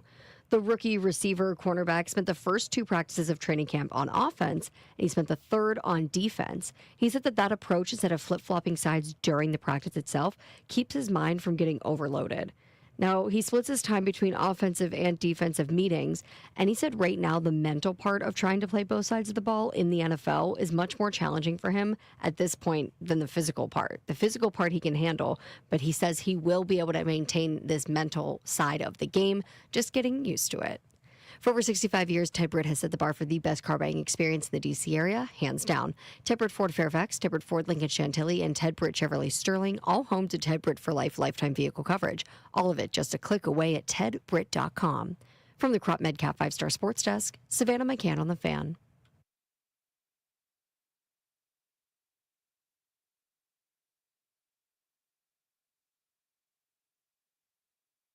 All right. B. Mitch and Finley on a Scotty's Vodka Red Bull Friday. You want range? You want range, Toby? You tell me how many radio shows go from D.C. council member to Happy Gilmore 2 actor Chris Titone. That's right. Chris Titone joins us now via the Rude guest hotline. Rude makes the most reliable HVAC equipment in the DMV. Chris, what's up, dude? Thanks for joining us. Hey, what's up, man? Thanks for having me. So you're out in D.C., and who preceded me? D.C. council member at large, Kenyon McDuffie. You're kidding. To me, I mean, honestly, I feel like we should have dinner, me and that guy now. He's very cool, and he used to sell ice cream at the zoo. So I don't know if you ever worked at the zoo, but you could have something in common. No, but I've eaten ice cream at the zoo. It's always delicious. Bang! Might have bought it from him. Yeah. So, dude, thank you for making time. Obviously, today is like a huge day. The release of Happy Gilmore 2. You're in it. You're involved in all these projects. What does today mean for you? Dude, okay, so yeah, I was 13 years old when Happy Gilmore 1 came out. When you're 13 years old, movies are a big deal. You got no money, no car. I mean, all you have is movies. To be in the sequel now is bananas. It feels so good. I was just at the premiere Monday night in New York. I had to, like, pinch myself, man. I bet, man. I wonder if you and I are about the same age. I imagine I was roughly the same age when Happy Gilmore came out. I watched it 1,000 times. How crazy was it? I mean, I've seen all the clips and kind of the social media hype building up to it. How interesting was it to see, like, the current golfers, how excited they were to be part of it? Oh, man, it was cool. Not only, like, golfers, but any really sports person, any celebrity, they all wanted a line in Happy Gilmore 2. There are so many cameos in it, and I think it's because Happy Gilmore 1 is so legendary, so people were like, what, you're doing the sequel? Get me in. Do you have any great stories of any of these golfers on set? Well, the premiere was Monday in New York, and Scotty Chef came, and he brought that trophy that he just won last week. That's awesome. That's so cool, man. That's incredible. What's it like? I mean, obviously you know him on a family level. What's it like? Adam Sandler just seems like the most down-to-earth dude on the planet. Like, what is he like? Cameras are off. You guys are just sitting, watching hoops, whatever. I mean, he's had cameras on him for 40 years, so when they come off, it's kind of the same dude that you guys know. He's very, man, let's shoot some hoops and then get chicken. He's a very normal type of dude. He sounds like it. I mean, it's really cool to see, and I like that you've kind of seen over the last couple of years his career arc has changed in some of the basketball movie he was in on Netflix as well, and now kind of getting back to a Happy Gilmore role. It's kind of cool to see some of the evolution and the different roles that he's played over the last couple of years. Yeah, I mean, he really loves sports. He loves sports more than movies. He's done the football movie with Longest Yard. He's done golf for sure. He's done basketball, Hustle. What big sport is left? I guess Happy Gilmore is technically hockey as well.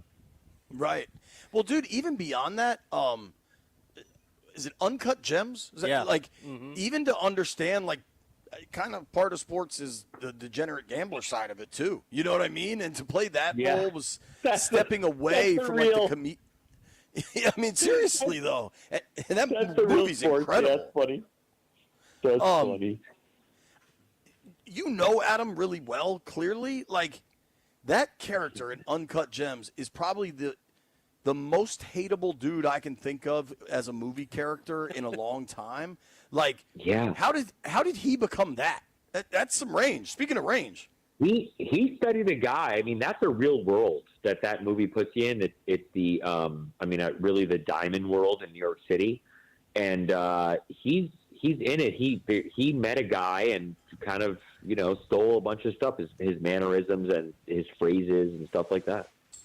That's crazy, man. We were talking with Chris Titone. You can give him a follow at Christopher Titone, Titone. You can watch for him in Happy Gilmore 2, which comes out today on Netflix. That's got to be so exciting. You're also in, the Subway commercials from the original Happy Gilmore are just so iconic, and obviously Subway's back involved. I'm looking at your Instagram page, and there's a picture with you and Shooter McGavin at Subway. Forgive me for blanking on the dude's name. Shooter McGavin has had this like incredible... Everyone knows him as Shooter. It's fine. His real name is Christopher McDonald. And me and Chris, Subway and Happy Gilmore have been friends for a long time, and they wanted to be involved with the sequel, of course. So maybe a month ago, me and Chris shot a Subway commercial, which was really cool. It was a Happy Gilmore 2 Subway collab. Bryson DeChambeau was in it, and that's a photo from that. I've seen the commercial then. Yeah. It's on all the time. Shooter's running out with the soda? Yeah, he steals the soda from me and runs. Yeah. All right, so that's you that he steals the soda from. All right, that's awesome. What is he like, and what's it like walking around with that dude when everybody must just yell Shooter at him all the time? Dude, he's so nice, and he deals. I think after 30 years of being Shooter, he's accepted it. And if you say Shooter, he will shoot a gun back at you. He'll do the finger gun back at you. I promise you. That's so great. What's it like having a sequel of Happy Gilmore 2? Is it a continuation? Is it some sort of recreate? Like, what can we expect when we watch this movie, and what was it like to be a part of it? Well, it's 30 years later. I mean, let's be honest. Happy Gilmore 1 is a perfect movie. It really is. So touching it and going back, it's hard to do. You really got to be careful, and I think that's what we did. And I think we knocked it out of the park with Happy Gilmore 2. It is so funny, guys. It's so funny. It's laugh, laugh, laugh. You really got to go back and watch because you're laughing while the next joke happens. That's great. Are you any good at the Happy Gilmore drive? Man, I'm good at doing it without a ball. But have you ever actually done it? Connecting with a ball is it's hard, dude. Yeah. I already can't drive it straight when I'm standing there, so much less trying to do that. Yeah, literally just getting connection is hard. And then once you do, man, I mean, you can probably do it for a whole day and get one or two good drives out of it. And what about getting Julie Bowen back in this? I mean, she was such an iconic part of the first movie. Like, she's gone on to, serious stardom with television Modern stuff. Family. Yeah, I mean, my wife, I watched Modern Family. We still watch the reruns when they're on. How cool is she to want to get back in on this? Yeah, it's so cool of her to come back. She's such a sweet person. And, Happy Gilmore 1, she was Julie Bowen, but in the last 30 years, she's become Julie Bowen. So for her to come back, I mean, everyone was so thankful. And having dinner with her is a good time. She's a laugh. She's got a lot of jokes. Can I say this? She's also still just an absolute smoke show. Am I allowed to say that? Oh, of course. She would love it. She is so good. pretty and let her know I said beautiful. It. Yeah, and she's got style. She knows how to dress. She knows how to, she knows how to do everything. Listen, forgive me on this one. Happy's grandmother was such a huge part of the original Happy Gilmore. Yeah. I'm guessing she didn't make the sequel. If I'm incorrect, I don't mean to be rude. Do they pay homage to Grandma? And I know Chubbs obviously was a huge part of the original. Do they try to work that in there? Yeah, Grandma and Chubbs have passed away since the first one, but man, both of them are all over the sequel. Okay. All over the sequel. Oh yeah. I love that. And, dude, I mean, I know we're just talking Happy Gilmore 2. Obviously, it drops today, so it's a really big deal. But I also know you have another Snickers. You have another commercial coming out for Snickers, but you also just sold a script to Netflix called "80K to Blow." Can you tell us about that? Yeah. So whenever football season starts, I have a NFL / Snickers commercial that coming out, and then I just sold my new script, "80K to Blow," and we'll see how that goes. I sold it to Netflix, and I think that'll be out in a year and a half. What? So listen, man, I'm in a tent in Ashburn, Virginia. I clearly don't know Hollywood. What does it mean? What does it mean to sell a script, and what's the script about?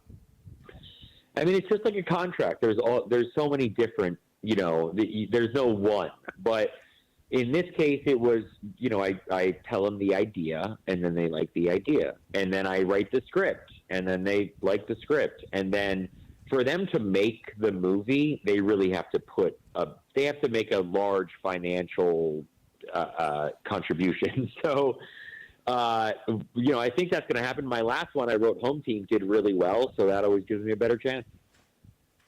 What is 80K to Blow about? I could guess. 80K to Blow is it's 4 guys who grew up together. Now they're 40, and they all live in different parts of the country.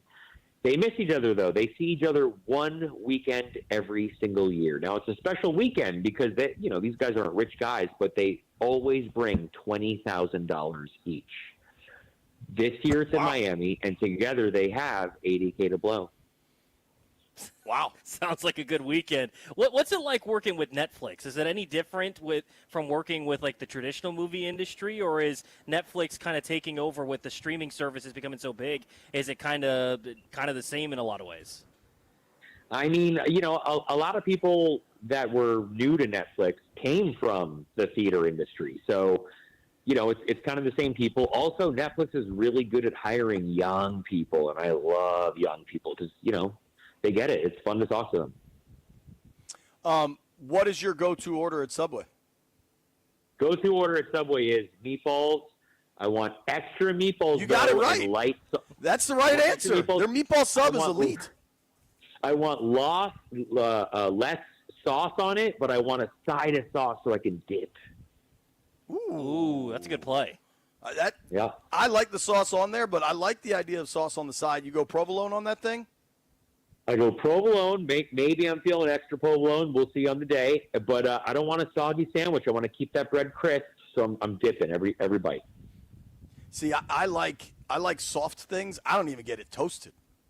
I like the bread nice and soft. Yeah. Oh, I want a crunch, baby. Yeah, you got to have the crunch. JP's wild. Chris, this has been awesome, man. Thank you very much for making time. Wish you a ton of success. Left hand up, I promise you I will watch Happy Gilmore 2. I can't wait for it. Check it out, man. I'm dying to hear what you think. Thank you for having me. Thanks very much, dude. Take care. Later.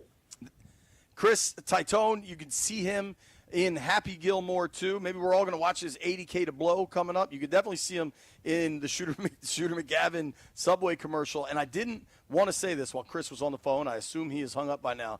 But Toby's young ass has never seen Happy Gilmore. Fix that this weekend. Will you do that for me? You don't have anything else to do. There's only 3 Nats games. You got other time in your life. Watch Happy Gilmore. At some point, I'll watch Happy Gilmore. Oh, Toby. Nobody go anywhere. We got to wrap this damn show up.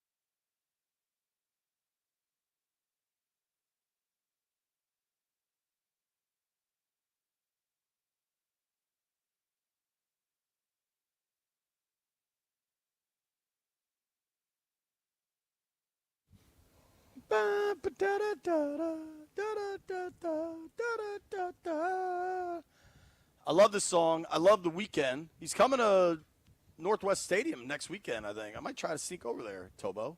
I like the weekend. Today's been a wild day. It's 8,000 degrees. We've had no power all day.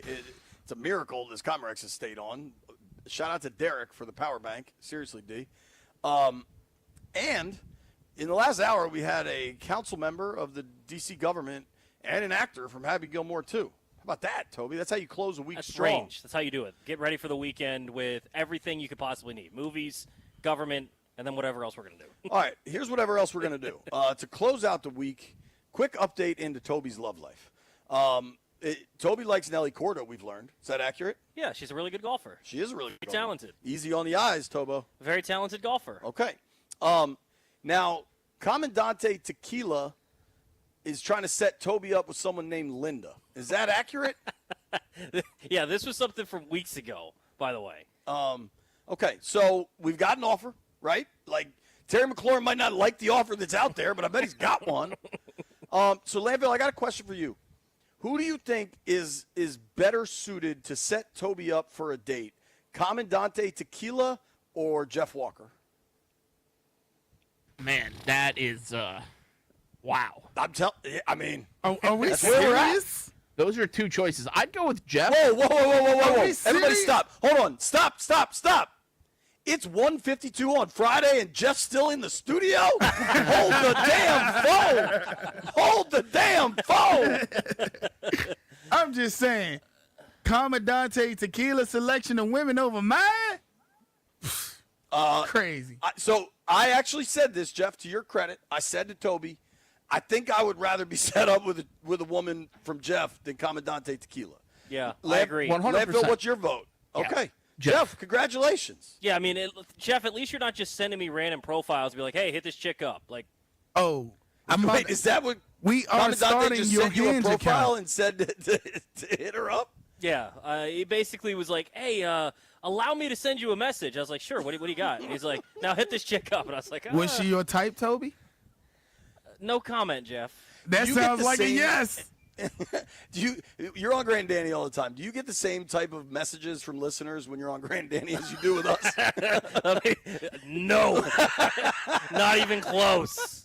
Not even close. Not even in the same ballpark. We setting up that Hinge account this weekend.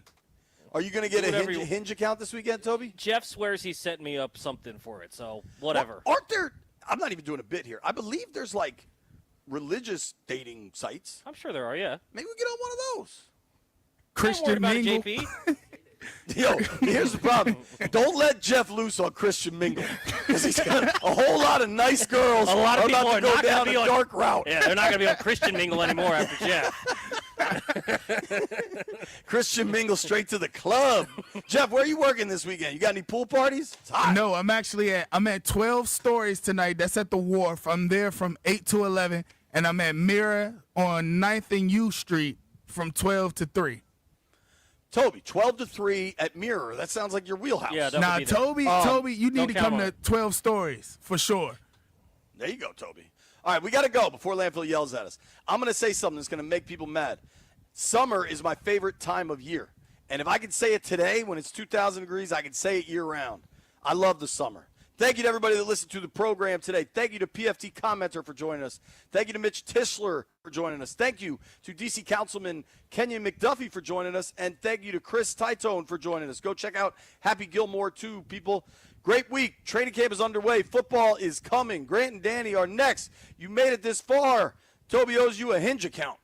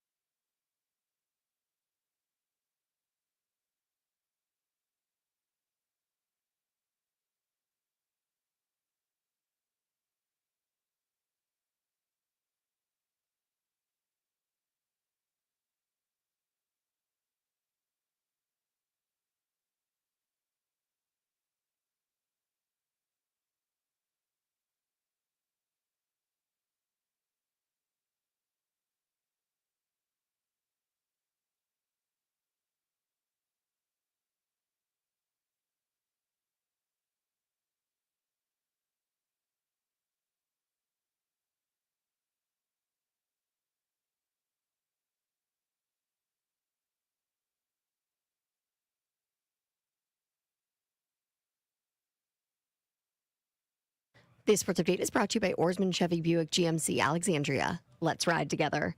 The Mets have acquired left-handed reliever Gregory Soto from the Orioles in exchange for 2 minor leaguers in what could be the first of multiple moves by New York to bolster their bullpen before the July 31st trade deadline.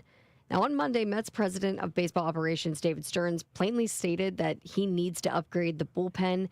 That is the top priority, and the need is clear. Injuries and overuse have just completely depleted the bullpen. Since June 1st, they've posted a 4.52 ERA, which is the 7th highest in the majors.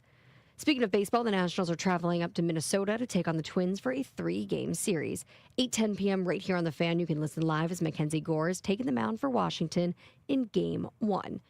Now, the Nationals enter this series 3-3 since the All-Star break, and they just came off a series win over Cincinnati. Minnesota, they're 2-4, and they've dropped both of their series since the All-Star break.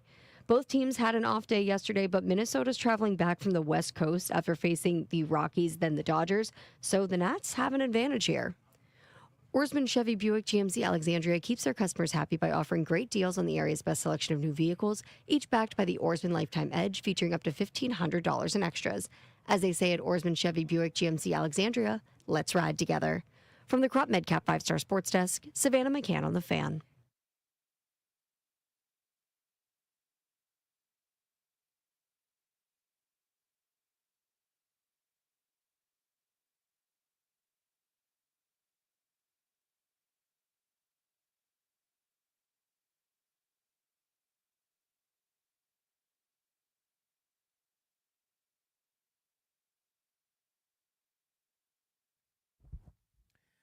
Good Friday afternoon and welcome into Grant and Danny. It's July 25th, 2025. You are listening live to The Fan. Danny is out.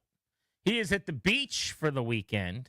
Linnell Willingham's in and alongside. I'm Grant Paulson. We will take you up to 6:30 tonight. The Nats are back in action in Minneapolis. A little later start time than normal, playing in the central time zone. So we've got a full 4.5 hours for you on The Fan. Linnell, how are you? What's up, brother? I'm trying to cool off, get dry after being out there at camp this morning. It was interesting. Yeah, camp's been fun so far. Today was the first day I've not been out there.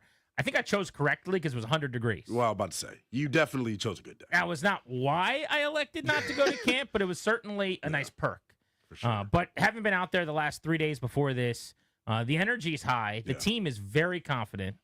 And that should be expected. They're coming off of an NFC Championship game berth. Last year went as well as anyone could have hoped for, dreamed about, expected. And now you've got Jaden Daniels going into year 2 after a full offseason. Generally, quarterbacks make pretty big leaps year 1 to year 2. I think most people in the building think they've got a superstar on their hands at QB. And we already heard Adam Peters say he thinks the roster's a lot better.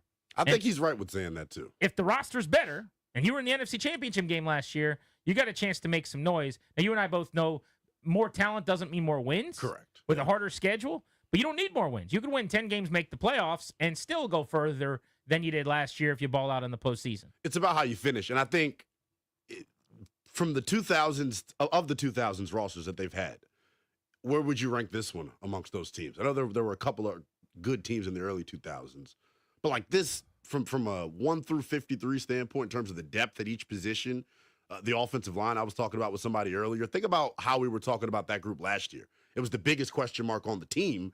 And now, to me, entering the regular season this year, I can make an argument it's the best position group on the team when you look at the front 5 and then the depth behind it. So it definitely is an improved group for sure. This roster's at the top, I would think. Of the 2000s? Yeah, just because of the quarterback. Right, yeah. Because they have not really had a guy that you go into the year projecting could be in the top 5 in the NFL.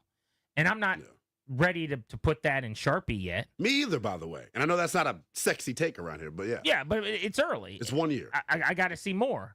But they've never had that chance before. You know, when Brad Johnson was a Pro Bowler in 1999 coming into the 2000 season, coming off 4,000 passing yards at a time where not everyone had 4,000 passing yards, they were the number 2 offense in the National Football League, and Stephen Davis had just run for 1456. Nobody was confusing Brad Johnson wearing number 14 for a top 5 QB. Yeah. And when Cousins was putting up big numbers, that was not the dialogue, nor should it have been. This is the highest ceiling you've been at the most important position. So, yeah, there's no doubt. I guess maybe we disagree. It sounds like a little bit on the rest of the roster and the talent. They are deeper at a lot of positions. Like, they are much better on the offensive line. I don't think they have an elite offensive line by any means. There are other areas where they are better, like at cornerback. Mm-hmm. I'm not willing to say they're really good at corner. I think they have a chance to be. Is Marshawn Lattimore going to bounce back and be awesome? Then you got a pretty good corner room. I'll tell you who I really like the look of is Trey Amos. Oof, sticky. Get off the bus first. Yeah. Like, he is long. I like just how he looks in uniform and the way he's performed and played early on in these practices and training camp. I think there's a lot to like about him. But he's a rookie who's never played before. Boom. So Lattimore's a question because of last year was a disaster. Right. Amos is a question because we've never seen it. Sandristel, I will put the stamp down and say he's about to ball out and have a great year. But he's also probably moving into the nickel, not staying outside. So they're a lot deeper. Like Noah Igbenogany played 1 million plays last year. Mm-hmm. He's like a depth guy who may He's your not fifth make corner. the roster. He's your fifth corner. So it shows you the growth. But that's very, very different, being better, being deeper than like being awesome. right. And so I hear think there's that. a lot of areas like the D-line. They're different. Right. But are they better? I don't even know that they're better, but probably overall, just from a sheer depth standpoint, you lose Allen, you bring in Kinlaw, that's a downgrade. But if you look at the addition of Von Miller and some of the other things that they've done, Dietrich Wise is an example against Love the run. him. I know they're going to stop the run better. Like, I'm sure of that. I don't think they're as substantially better rushing the passer. But I guess my point is, Linnell, let's say they're better just for the sake of this discussion. Mm-hmm. They're not great on the defensive line. No. So, like, if you take Jaden Daniels off this roster, what I've said is this is a 7-8 win roster. When you have Jaden Daniels on this roster, now we got a chance to go win 11 football games around these parts. That's kind of how I view it. If you take Jaden Daniels off, it sounds like you think they're a lot better than that. I think they're like a 9-10 win team. I think the offensive line, I give that group a lot more credit probably than you do right now. I think the athleticism that they have, when you talk about the scheme that they're trying to implement, quick game stuff, pushing the ball down the field, it reminds me, and this is just going to show how terrible my life has been in terms of my fandom here. Remember when Jay was here, that offensive line of like Trent, Laval, Roulier, you had Morgan at the right tackle, and then Brandon. Like, that was considered one of the better groups in the NFL. They were super athletic. I see a lot of similarities with this group, and I love the tackle tandem, and we'll see what happens when Cosme gets back. The athleticism at tackle is massive. Yeah. Off the charts. You're talking about them being able to get out in the space in the short yardage horizontal passing game. They weren't good at the screen game last year. They were not, and I think they'll be a lot better. Yeah. Tunsil's not a road grader in the running game, Right. and I think Connerly's going to be a little bit of a project there too, because he's not going to be a mauler right away. That's my thing. It's like how much, and I was saying this back in the spring, like what did he come back looking like in the summer? Because for him, what was his issue at Oregon, and we saw it in the Senior Bowl as well, play strength. Like, can he drop his butt and anchor against bull rushes? I try not to hold this against him. He looks 8. He's babyface. I mean, like, my son is 5 in December. Yeah. He looks like he could come to my kid's birthday party. And like, he's not going to be one of the kids at the party that's like 5, Right. but he's his older brother. I mean, he does not look old. Now, that doesn't mean he's not strong or whatever, Right. but also he's not even running with the first team. Like, I don't think it's a lock that he's going to start in week 1. I think what they may very well do is have Andrew Wiley play in week 1, and then he works his way in. Maybe they rotate it. You know, when I think this is just a Dan Quinn exclusive, though. They don't just give the rookies the job. There's no doubt that's one of the reasons why this is happening right Yeah. now. But having just asked people while I was out there the last few days, there's a really good chance that they don't feel like he has to be on the field in week 1. Right. That's a luxury, too. It is, surely. He'll 100% be starting by the end of the season. Right. Is it week 2? Is it week 6? Is it week 11? And if he does start in week 1, you just know he's that good. Right. But I guess my point is I'm not ready to crown that group. Cosme's their best guard who's not going to be on the field initially. That's another area where everyone kind of, I think, heard Dan Quinn say, like, he's ahead of schedule, and they're like, oh, he's going to play. Throw a parade, yeah. I'll bet you a box of donuts that guy's not on the field against the New York Giants. That's a quick turnaround for an ACL. That's under 8 months. He got hurt during the playoffs. Yeah, so it's tough. We'll see him in October. Right. Like, there's no reason to rush that. Why Right. would you? With your early schedule especially. But, again, they're better in that area. I don't know. You're telling me if Marcus Mariota started, they'd win 10 games? I think you're insane. I think that's... I'd be closer to 9. I'd be closer to 9 I just on the think 9 or that's a 10 wild scale. take, yeah. I think the one thing we'll see, and we were talking about this before the show, Cliff didn't get a lot of credit for it last year. I think the way that him, Anthony Lynn, and company designed that run game, obviously Jaden being such a massive threat with his legs makes it, just as potent. But Marcus isn't, a terrible runner. And I think what they're able to do up front running the football will help this football team out totally, no matter who the quarterback was. Now, adding Deebo Samuel to that mix makes you a little bit more explosive as well. But I'm not an idiot, GP. I know if you take Jaden off this team, it is a completely different outfit, and I don't think there's anything wrong with that. Yeah, I've always always is strong. Last several years, I've broken teams down by phase. Okay. So I'm like, you've got a 8-win defense, 12-win offense, 6-win special teams. I'm gonna have you at 9 wins or whatever what the average is. The mean is, right? And I kind of do that. We talked about this. You had me on like 2 months ago talking Nats, I remember, and I'm like, this is an 82-win team with a 56-win bullpen right now. Right, you know what I mean? Like, it is a cinder block pulling this group down underwater. And since then, things have completely gone off the rails. There's been a massive explosion of that vehicle. Yeah. But when it comes to the Commanders, I think you've got a 12-win quarterback and probably an 8-win roster. And in year two, and he's going to lift them. And in year two to be there, that's not a bad spot to be in, is what I would say. No, it's not. But they're not there because they've built something sustainable at 8 wins. They're there because they're signing a bunch of old guys for a year to make sure that they're not a 6-win roster, which is fine. They're going for it. You're just going to have to keep doing that in perpetuity. You either at some point take a step back and get younger, or you're just always looking for the next Von Miller, the next Bobby Wagner. Yeah. And that's an okay way to live if you want to do it that way, especially after Jaden Daniels gets paid. Right. It might be 1 year at a time, 2 years at a time for some guys that have either a little baggage or, in Von Miller's case, are like, situationally used, coming off the bench now, no longer starters. But I wanted to get into this piece that was written on ESPN.com with you, Linnell, where they ranked the top 50 NFL offseason moves. They went signings, trades, draft picks. So we're just going to call it moves in general. Okay. They went 1 through 50, and they actually did have 2 Commanders on the list. In the top 5, they had Laramie Tunsil. Ow! Okay. The big fella starting at left tackle for Washington, number 5. So the 4 moves that they think are bigger than Tunsil. Mm-hmm. Not literally, because nothing's bigger than Tunsil. right. But figuratively. Devontae Adams to the Rams, which I don't really get that being number 1. That's interesting. They must think he's got a lot more tread on the tires than he showed with the Jets. They're saying that they think he's a better version of Cooper Kupp, is what I would guess. Will they be right on that? We'll see. Sean McVay is going to make it work. Yes, of course. But I just have my doubts about him being the single biggest move of the offseason. Yeah, I think that's a little off. Cam Ward drafted to the Titans, number 2. I totally get that. Yeah. 2 years ago, C.J. Stroud took the lead by storm. Yeah. Last year, it was Jaden Daniels. What's to say it can't be the Miami product this year in Tennessee? 3, they've got Joe Tooney to the Bears. That's ridiculous to me. I like Joe Tooney.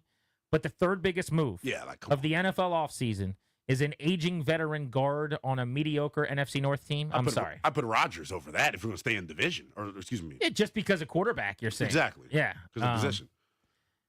Number 4, biggest move of the offseason. They go Raiders, Ashton Genty. Fine with that. Yeah. He's going to touch the ball a bunch. If he strikes up the band as many times as I think he can, if he runs anything like he did in college, Linnell, you just drafted a superstar. That is an organizational game changer. That's the Bijan Robinson effect, the Jahmyr Gibbs effect. So I'm cool with that. And then they've got Laramie Tunsil 5. You don't see another Commander come in on this list. I was thinking, well, Debo's got to be here somewhere. Somewhere, right?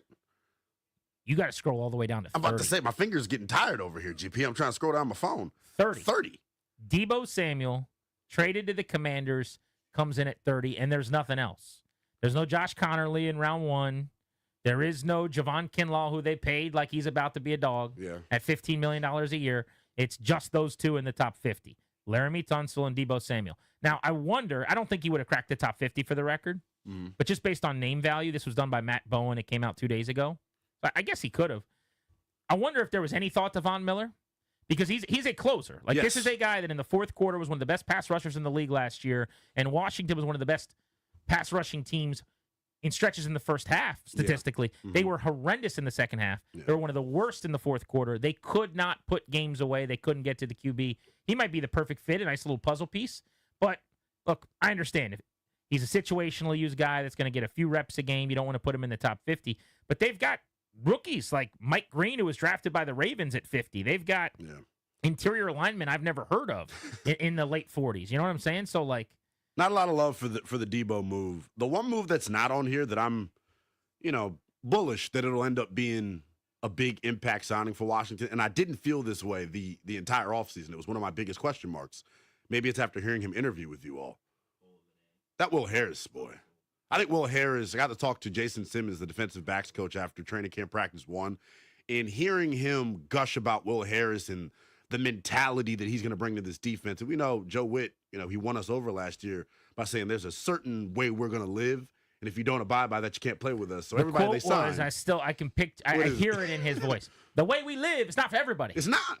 So bringing in Will Harris, I think. By the way, I don't know how true that is. Like, there were games where the way they lived was not for me because it was they were not particularly good. But I just like his demeanor. Yes. He's Dan Quinn, where players are going to want to play for him. He sounds cool when he says things. He's got great catchphrases. I think he's also pretty smart football-wise. And they do have better players at a lot of positions this year to help him and Dan Quinn make sweeter music. So I hope that happens. But to your point on Will Harris, and for people that are casuals that are listening that may not know, I mean, this is the New Orleans Saints product they brought in here after a year in New Orleans. He actually was more a Detroit Lion, frankly. Right. He was 5 years in Detroit, including their turnaround when they were one of the best teams in the NFC. He was not a starter in his last year in Detroit, so he rolled out and went to New Orleans. Started every single game there that he was healthy for. He missed 4 last year, but he came a full-time, more a box safety than a free safety. He's kind of a strong safety type. Yeah. It's interchangeable now, but he's going to replace Jeremy Chin. And you're right, when I talk to him, man, he's an easy guy to go. God, I hope he's good because he's awesome. Right. He's 29 years old. He's faster than I thought watching him in practice. Like, I don't know what kind of 40 he runs. I don't think that's been a big part of his game. He moves well. He does. He's agile.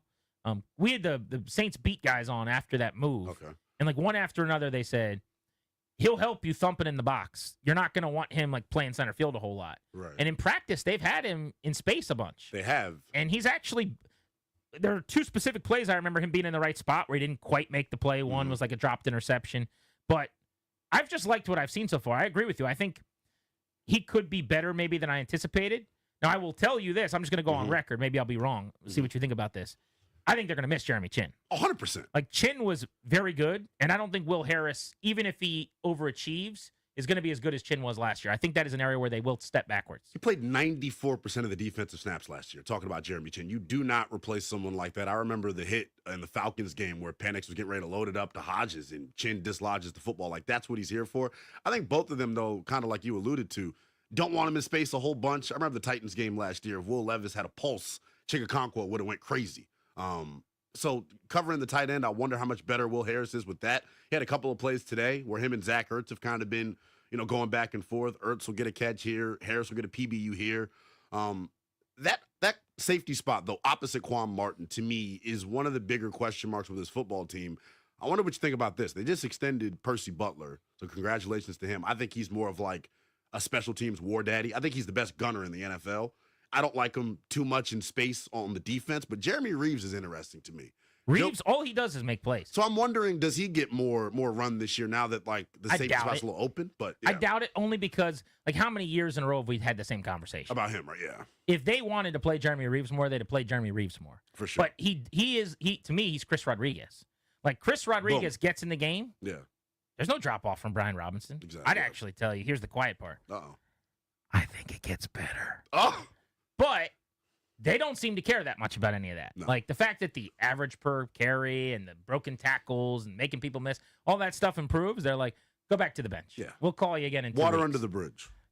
But Percy Butler played 37% of defensive snaps last year. I'm guessing it'll be something similar to that this year. I agree he's more of a defensive player, but he's faster than Jeremy Reeves. They're both equally probably as physical. They're both bring lumber. But they've got a lot of guys like that, I think, that are better in the box than in space. And frankly, there's probably more safeties in the league that are like that. Yeah. So it makes some sense. But I agree that is a big question mark. But let's set this up this way. So ESPN, in ranking the top 50 biggest moves of the offseason, has 2 here from the Commanders with Tunsil and Debo. There are others you could go with, including Javon Kinlaw, Josh Connerly. I think that's a 2-parter. Yeah, for sure. Connerly starts at right tackle. It means Coleman can start at left guard. Right. So you theoretically could get better at 2 positions, which is a really, really big deal. So maybe you throw him into the conversation. There's another guy we have not mentioned who I actually think could be my answer. It's a hipster Paulson take, by the way. Well, there we go. I'm here for hipster Paulson. So I want to get to that next, but let's pose this on the phones. Not who do you think is going to have the best season per se, because if it's not Laramie Tunsil, we probably have issues, or if it's not Deebo Samuel, like then there's what are we talking about? Yeah. But who is it most important they got right? Like, if you could take one guy and give him an awesome season, you don't have to worry about it because you just now know that guy's going to play at a Pro Bowl level.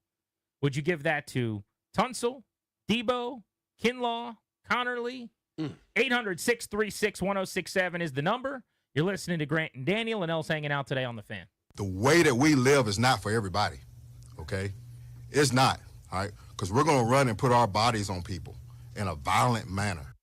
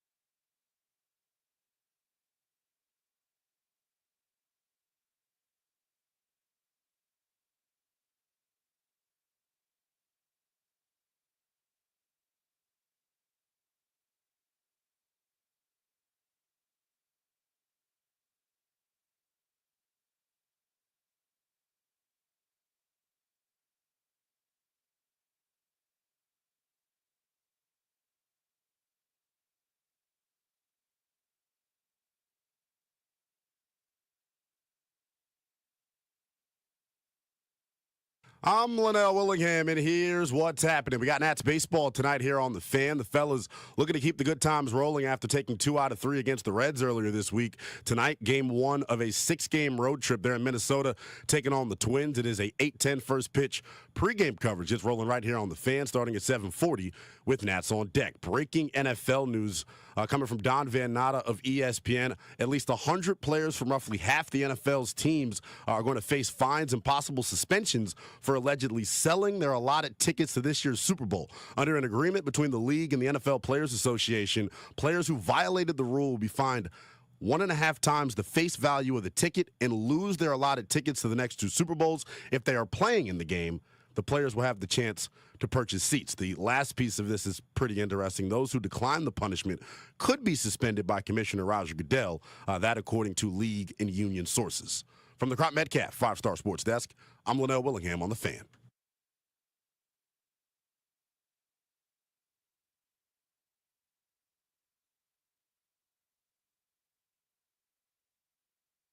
The word I think of for him is for Debo, I think of joy. Like he has it.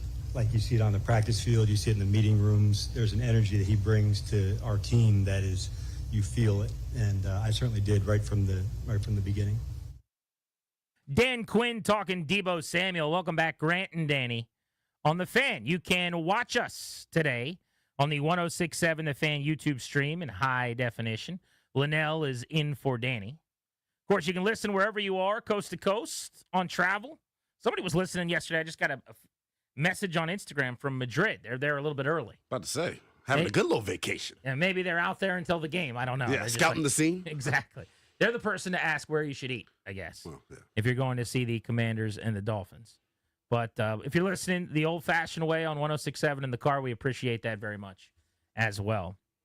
We'll hit the phones in a second. Question for you is, of the moves the Commanders made this offseason, if you could gift one of these players a banner campaign where they outperform all expectations, who would you choose that to be? Laramie Tunsil at left tackle, protecting Jaden Daniels' blind side. Debo Samuel as a receiver who they desperately need to make a bunch of plays on offense, especially in a world where Terry McLaurin's late to work. Well, yeah. Javon Kinlaw, the big fella up front, for a team that was so bad at stopping the run last year. Josh Connerly, who gives you the ability to not only have a quality right tackle, but Brandon Coleman kicking inside to guard maybe helps you upgrade 2 positions if he can cut the mustard there.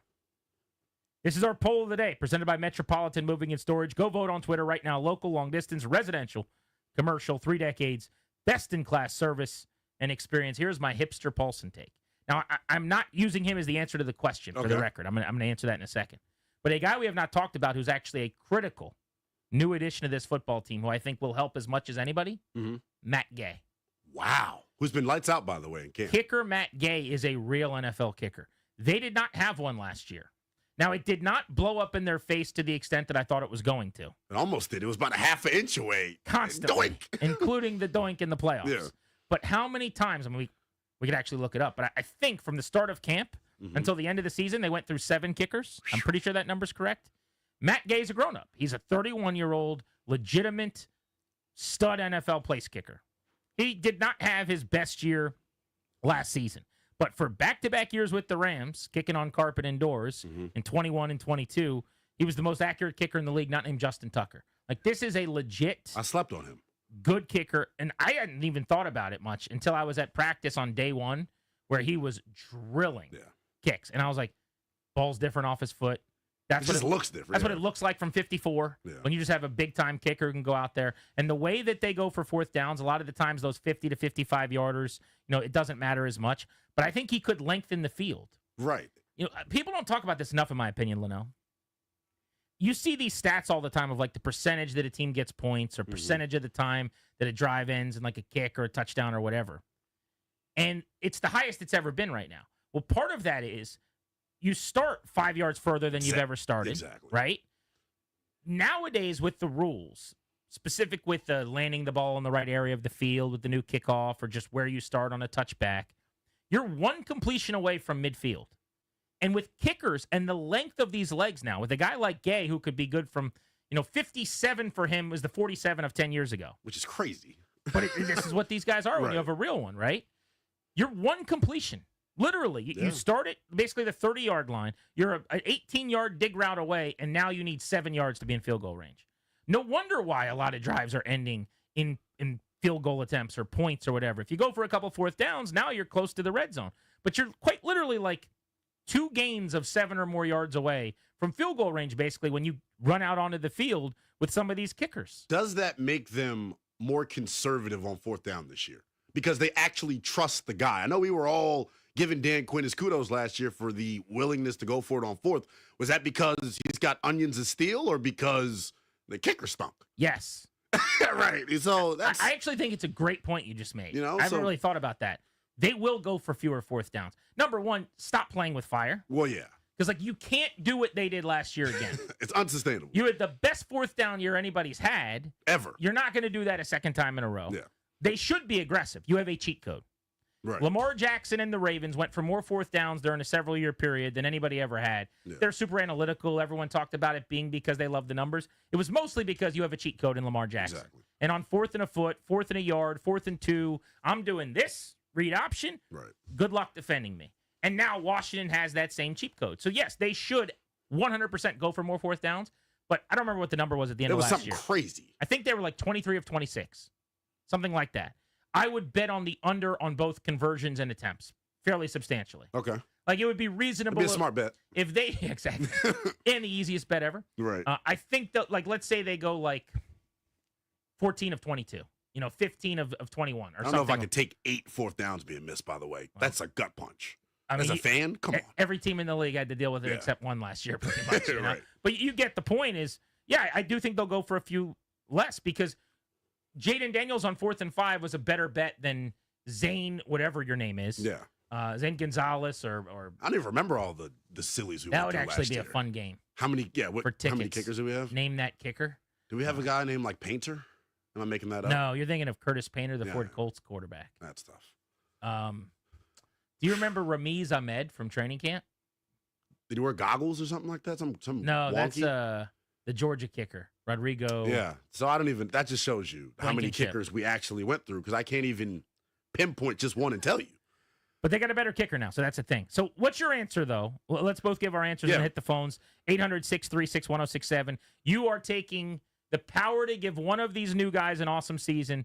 Tunsil, Debo, Kinlaw, Connerly. Who are you using that power on? So I was going to say Tunsil, but the more I think about it, if Tunsil goes down with injury, you've seen Brandon Coleman at left tackle. He's serviceable. You got away with it for 17 weeks last year, so I wouldn't be, adverse to doing it again.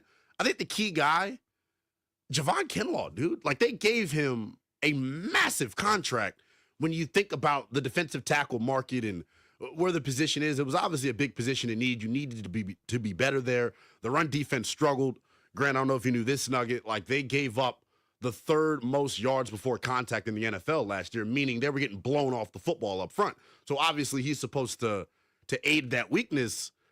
If he doesn't play well and doesn't make an impact, who's the interior guy that I'm supposed to just go, boom, it's him. He's going to be the reason why the run defense is better. Because you've seen him out in person. I mean, you've covered the NFL for a while. You've been to tons of practices. He is the largest human being I've ever seen in my life. And I put my right hand to the Bible. That's legit. There's only a couple. it's funny you say that. I was having this exact conversation with someone on the practice field on day one for the same reason, where I was like, my God. I don't even know how a person gets that big. Yeah. But there's a couple too. guys. Do you remember Ty Nseki? Oh, my God. I love me some Ty Nseki. He was huge. Remember they slid Trent in the guard? Absolutely. He was so big, though. And another guy, and this was not a guy I covered day to day, but Jonathan Ogden. Big you remember the name? Yes. Baltimore Ravens tackle Hall of Famer. Ogden, just in person, standing next to him, is one of the biggest human beings I've ever seen on football field. But yeah, it's a different kind of big with Kinlaw. He's shaped kind of like a refrigerator. Yeah. You know in a good way, though. It's just he is a We're wildly talking like a large. stainless steel smart the good refrigerator, ones. I just had to drop $2,300 on one of those. Ouch. Yeah, it was not fun. When to come downstairs, the good thing about it was we had just spent $400 on groceries at Costco and Wegmans, and all of that went bad. So that's awesome. that's the best thing about it. Yeah, I really enjoyed that. as soon as we went and got more groceries, we had a snafu where my wife thought it wasn't working again, the new one. Oh, that's tough. Turns out one of the kids just didn't close something properly. Okay. But nothing had gone bad. Enough about my refrigerator. All right, here's my answer.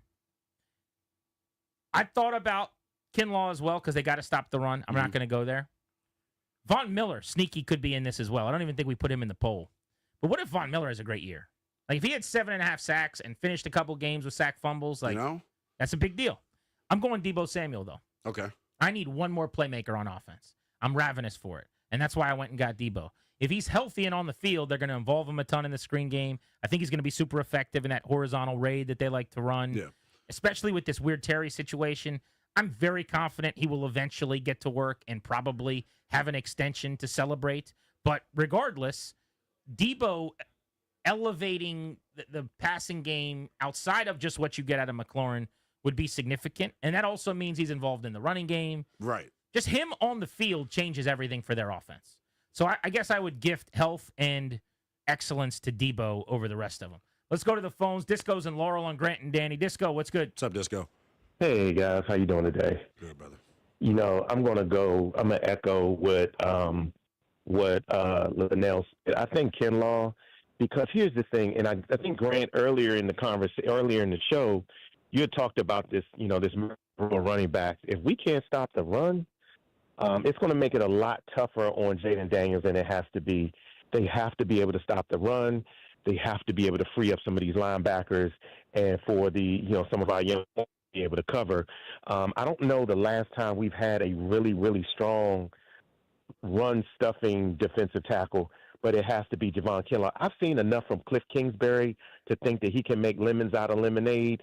So I think he can take pretty much any of those receivers and with Jaden Daniels, but it's got to be Kinlaw. Yeah, the stopping of the run is just so important. They were so bad at it last year. And if you want to take health out of the equation, namely with Daniels, but with whoever, and you want to answer the question, what could derail their season? Yeah. Not being able to slow running games down, namely Saquon Barkley, but who you got twice a year. Jahmyr Gibbs when you got to deal with them, whoever it could be. That could be their undoing if they don't fix it. And they knew that. That's why they threw size at the problem. That's why Eddie Goldman's out of retirement for a second time. By the way, you'll hear from him at 5:45 today here on Grant and Danny. That is why they went out and they made the addition of Kinlaw and paid more than they probably should have to bring him in here. They just paid for the size and the strength. By the way, last year they were 28th in the NFL, 4.77 yards per play defending the run. They were 30th in yards per game given up on the ground, 137.5, which with their record, playing from in front and winning a lot of games, means they actually were probably worse than those numbers. Exactly. Like, teams had to throw it late in games. And think about what the Lions did that bailed them out, where they just started chucking it around. There were other games like that where not everybody was Atlanta and just rode Bijan Robinson. And they should have more, by the way, but yeah. There were a lot of teams that got away from it against them because, by the way, they could pick their poison. It's not like you couldn't throw the ball, too. Gary's in Fairfax. What's up, Gary? Gary, you're on Grant and Danny. What's up? What's up, fellas? Chilling. Hey, man. What's going on, man? Grant, I didn't know which of my guys you were going to steal, so you took Deebo, but definitely Deebo. But I'm going to go. I'm going to go with Von Miller, man, because you don't necessarily need to have statistically the top-ranked defense, because I've heard people say how DK's defenses in Dallas, a lot of it got done with turnovers, strip sacks, and getting to the passer. And so just imagine if he gets 8, possibly double-digit sacks, few strip sacks, scooping scores. And so if that guy can even come close to his old self, and just imagine this. Imagine him and Deebo having breakout seasons again, man. Imagine what that would be. But you definitely hit on both of the two guys that I was thinking, either Deebo, so I went defense, and go with Von Miller, man. We're thinking alike, Gary, you and I together. Appreciate you, buddy. There's a breaking NFL story that, Linnell, you actually just hit in the update that I want to circle back to. We could just knock it out quick before the end of the hour next. But 100-plus NFL players sold their Super Bowl tickets for more than they got them for, which they're not allowed to do, is illegal. And they're either going to have to pay fines, or if they don't want to do that, they could face minimal suspensions. Let's get into that next on Grant and Danny. You are listening to The Fan.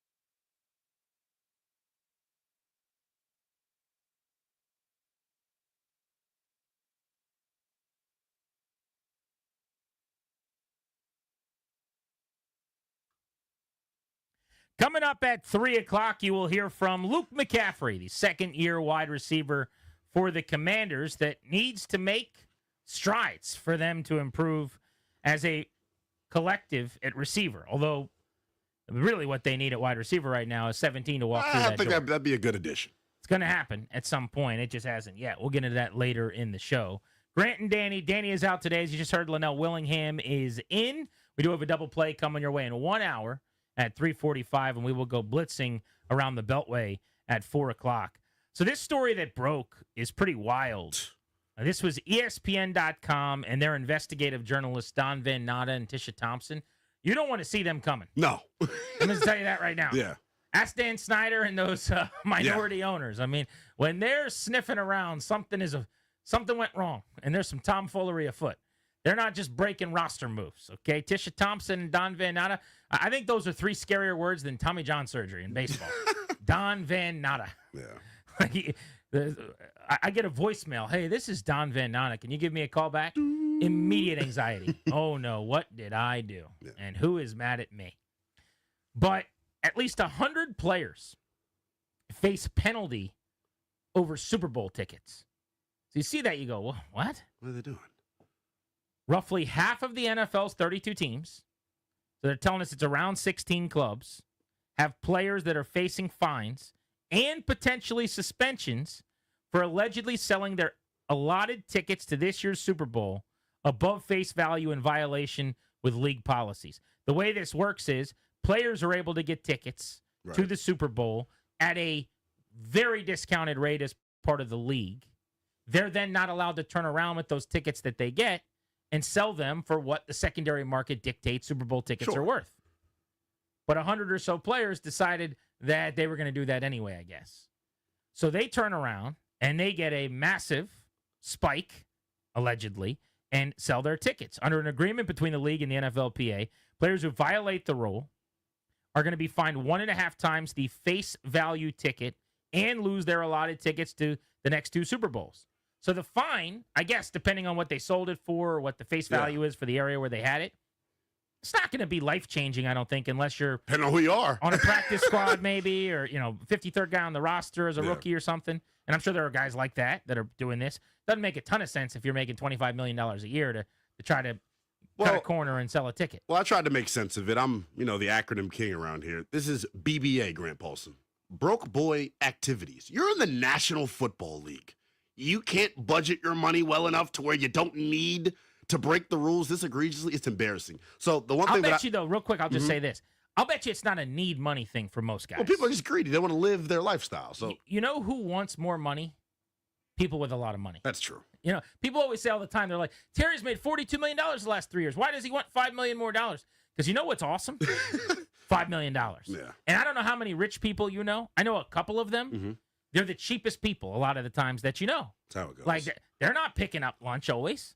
You know what I'm saying? Like, That's the thing. They're like, hey, here's my, make sure that you pay me that $11 back from lunch. So I think even if you have good money, if you're making good money, you get a Super Bowl ticket and you're like, damn, these are going for that? All right, cool. Let's sell them. The other thing is this, too. It's roughly half. So there's 32 teams. Let's just say 16. You think playoff teams are doing this? You think playoff teams, guys on playoff teams are selling their tickets to the Super Bowl? Yeah, I don't think anybody, there's no collection of teams that wouldn't be. It's a practice that if you don't think you're going to get caught, is probably fairly commonplace. I want to know how they caught the 100-plus players. I'm sure this happens every year. I've never heard this story before. Does it have anything to do with the NFLPA investigation that's going on, or something getting unearthed? And this has been out for a while, so they're just now coming to an agreement on what the actual fine and punishment's going to be. I know we can't talk about it on there. I'd love to know which players were doing it. It's very interesting to me. I like well, to it's get not messy. even that we can't talk about it. There's no names here. Well, yes, sure. I'm talking about making names, assumptions and things of that nature. That's a dangerous game to play. But it's a crazy story. And as I was getting ready for the update, I kind of had the same reaction you did. I go, 100 players getting fined. Okay, for selling Super Bowl tickets. Well, what? It doesn't make sense to me. Tickets for the Super Bowl. Yeah. On secondary sites ranged between $2,600 to $3,500 for the cheapest seats. Some of the tickets fetched over $10,000. So that's why these 100 players are doing it. It's big time money. It's legit money. Yeah. If you're getting a ticket for a couple $100, you could turn around and send someone for several thousand. That's tough. While illegal and Right. not okay, not a bad investment. And if I was one of the players that got punished, one of the pieces of the punishment is that you get no tickets for the next 2 years at the Super Bowl. Right. You're missing out on tremendous social opportunities, man. The Super Bowl, you were down there You this can year. still It's go lit. to Radio Row. They're not going to keep you off Radio Row. Okay, well that's good. You can still go So to you your, can sell your tickets and we can Playboy view. party, and, Okay. and you could go hang out with Lil Wayne at his party. There we go. You just I need to go can't- pull Lil something. There's a lot of Lils out there. There is a lot of Lils. Yeah, you could go hang out with Gunna. He's a good time. You know who hung out with Gunna this summer? My BFF. What? No Laramie, kidding. Laramie Tunsil. Really? Yes. Him and Gunna hosted a youth I guess camp we know together. which way he voted on the viral 106 Well, there we go. fan clip. Well, there we go. Gunna, or who was the other one? Young Thug. We don't really care about Thug though. Who do I go with? I'm dying to know your answer. I'll have to give it more thought. Hopefully, I don't forget to answer. I would lose a lot of sleep over this. I know you would. 800-636-1067 is the number you want to hop in. But we can get back into the Commanders next. Want to check in with one of the folks that's been out there covering practice. Also, we've got that Luke McCaffrey interview for you. Who's more likely to step up this season in year 2? Him or Ben Sinnott? That's juicy. Talk about that on the Fan.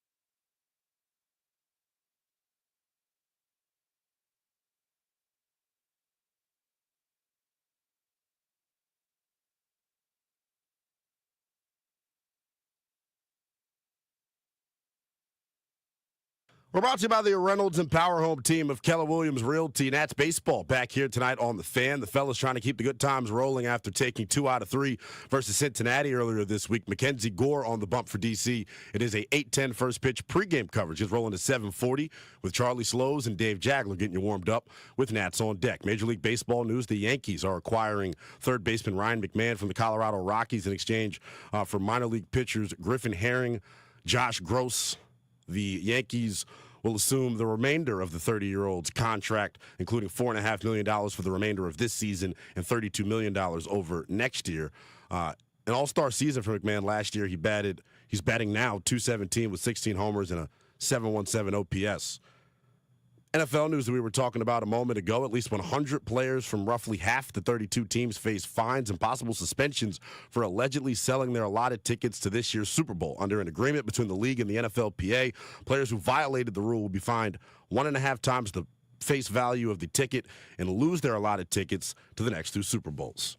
Want to know the fastest way to know what your home would sell for? Reach out to the Empower Home team. Simply text your address to 800-763-3000. No phone call needed. Just text your address to 800-763-3000. That's 800-763-3000. From the Crop Metcalf 5-Star Sports Desk, I'm Linnell Willingham on The Fan.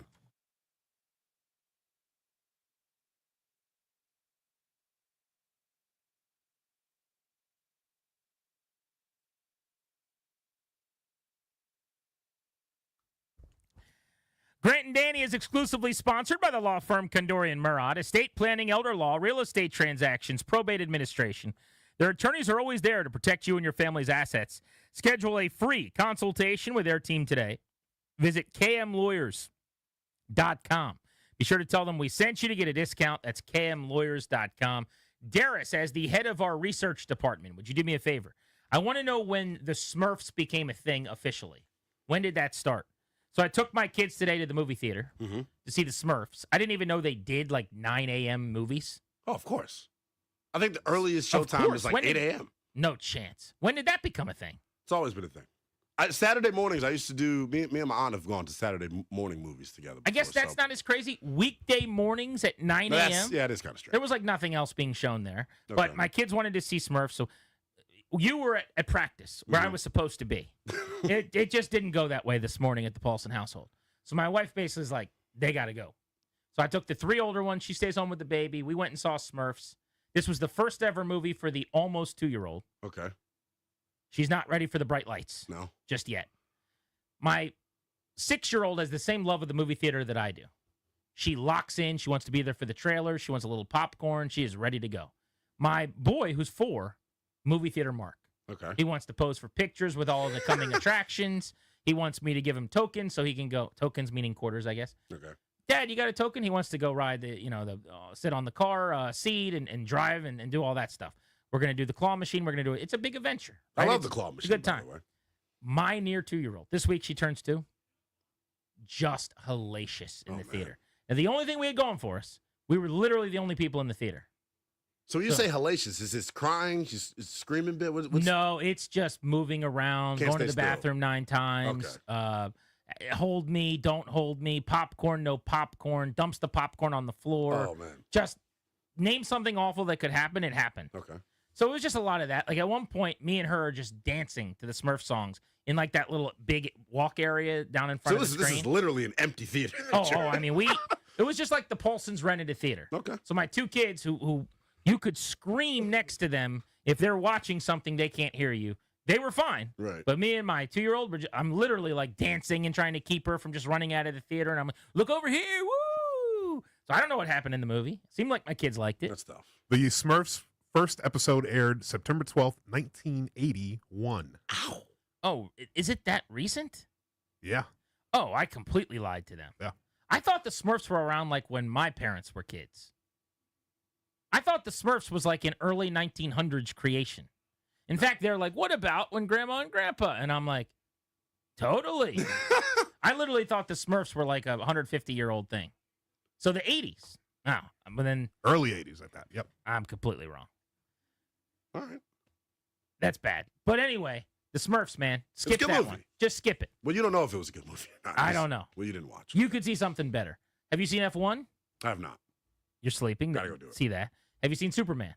No, you know how I am with movies, though. That's a good point. I'm wasting my time. Darius, did you go last night to see Fantastic Four? I absolutely did. I did not get to. Oh, wow. Yeah. That's disappointing. It is. How was it? It was awesome.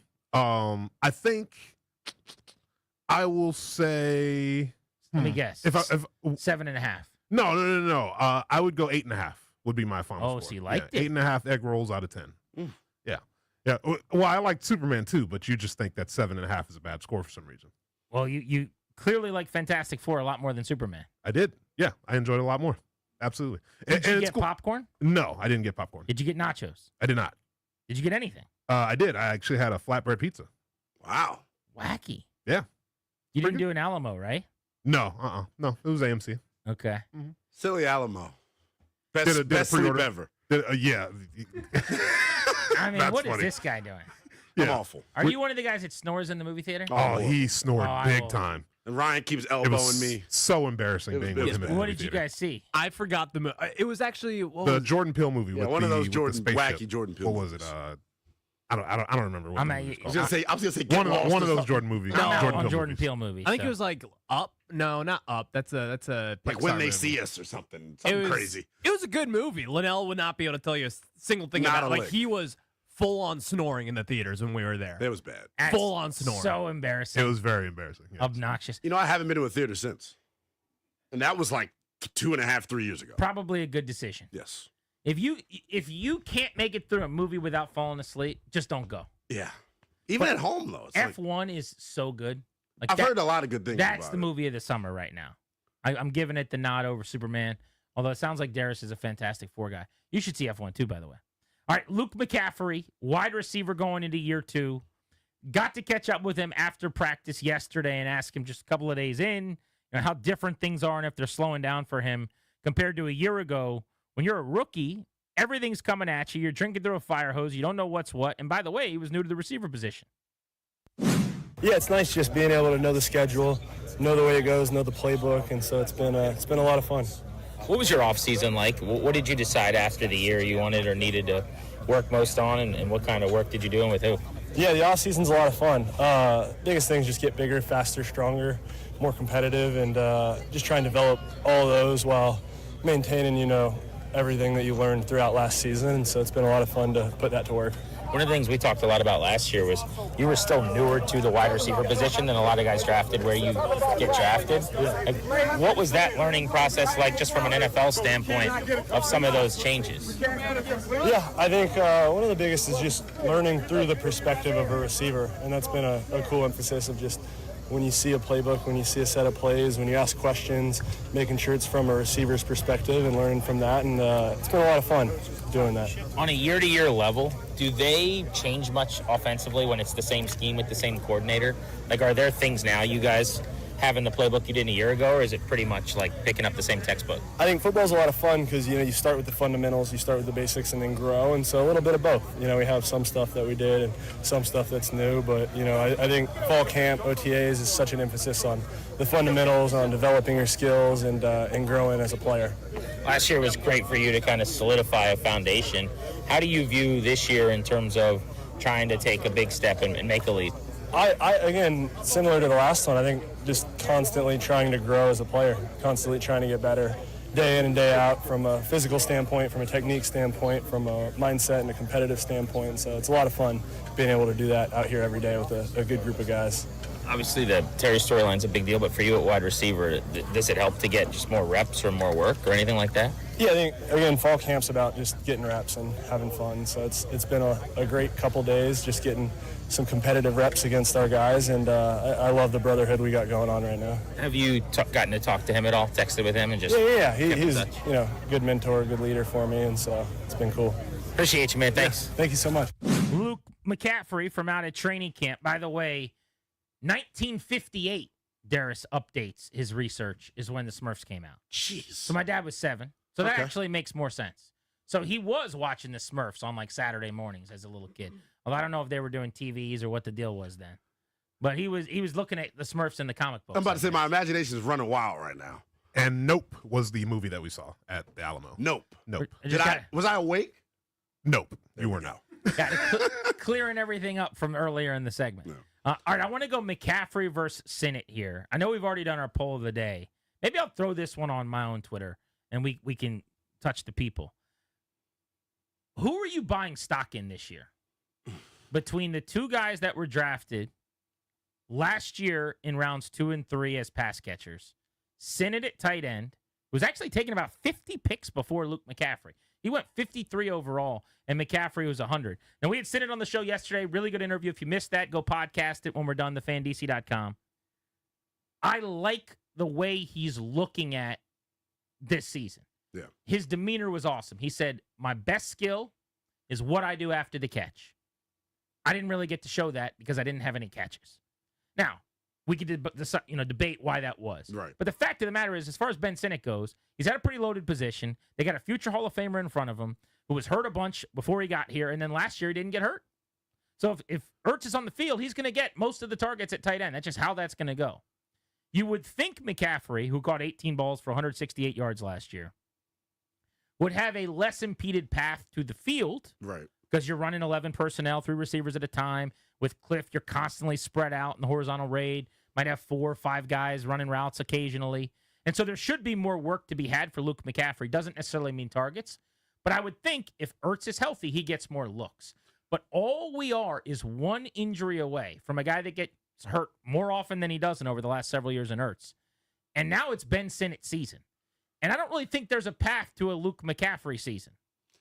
Yeah, I don't know if I buy that either, GP. And like, let's say the quiet thing out loud. The fact that we're having this conversation right now about a second and a third round pick is a little bit alarming. They have time, obviously, to get better, but their rookie seasons, them being as unimpactful as they were, I think is a big red flag to me. And I think it says more about the player than the opportunity. Because last year, specifically for Luke, think about what the question was all camp long. Well, who's going to be wide receiver 2? Who's going to be wide receiver 2?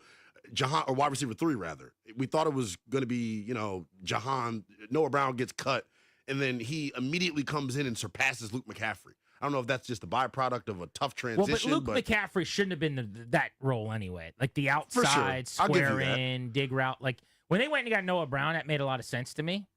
What you're saying is smart in that it was not a position where there was no... You didn't have Hall of Famers in front movement, of you. Yeah. Like if you were really, really good, you can make your own way. You could throw your elbows out and kind of get some opportunities. And I understand that. And it ended up being guys like Olamide Zaccheaus right. that had 10 catches the year before, literally 10, that ended up outshining you at different points. So that does not speak that well. Now, if I was to defend him, I would say a third-round receiver who ends up being your primary kick returner at the end of the year.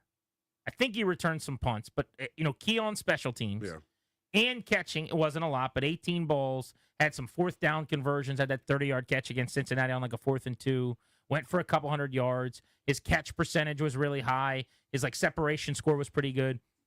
I think if you look at that in a black and white of like the resume after 1 year where he was drafted just outside of the top 100, that looks way better than the Sinnott resume does. Well, with 0 catches. The Sinnott resume is a second-round pick. Yeah. Just outside of the top 50, like this is where contributions immediately are supposed to be found, who caught 5 balls last year, who was targeted 5 times last year. Like second-round tight ends that get 5 targets in their first season, that's a massive disappointment. I can explain it away by saying Zach Ertz was great.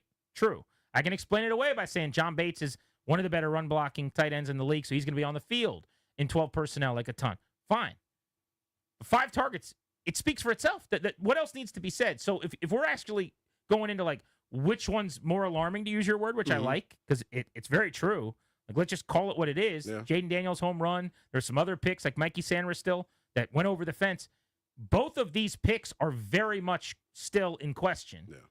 And I would say last year, Sinnott's rookie year more so than McCaffrey's was disappointing, and both were. And still, even going into this year for Sinnott, I just don't see how it happens. I don't know if he's like Zach Ertz's immediate replacement, and they're just kind of trying to, groom what if him. Ertz gets hurt?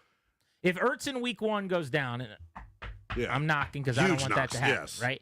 He's so important to them, and he's a baller. But if Ertz goes down, to me, Ben Sinnott goes out and catches 55 balls. Like, that's how I see this thing going. I think he would get the opportunities. I don't know if you heard this from Logan Paulson as well. The one thing that Logan said about him is that, physically all the gifts are there. He can run.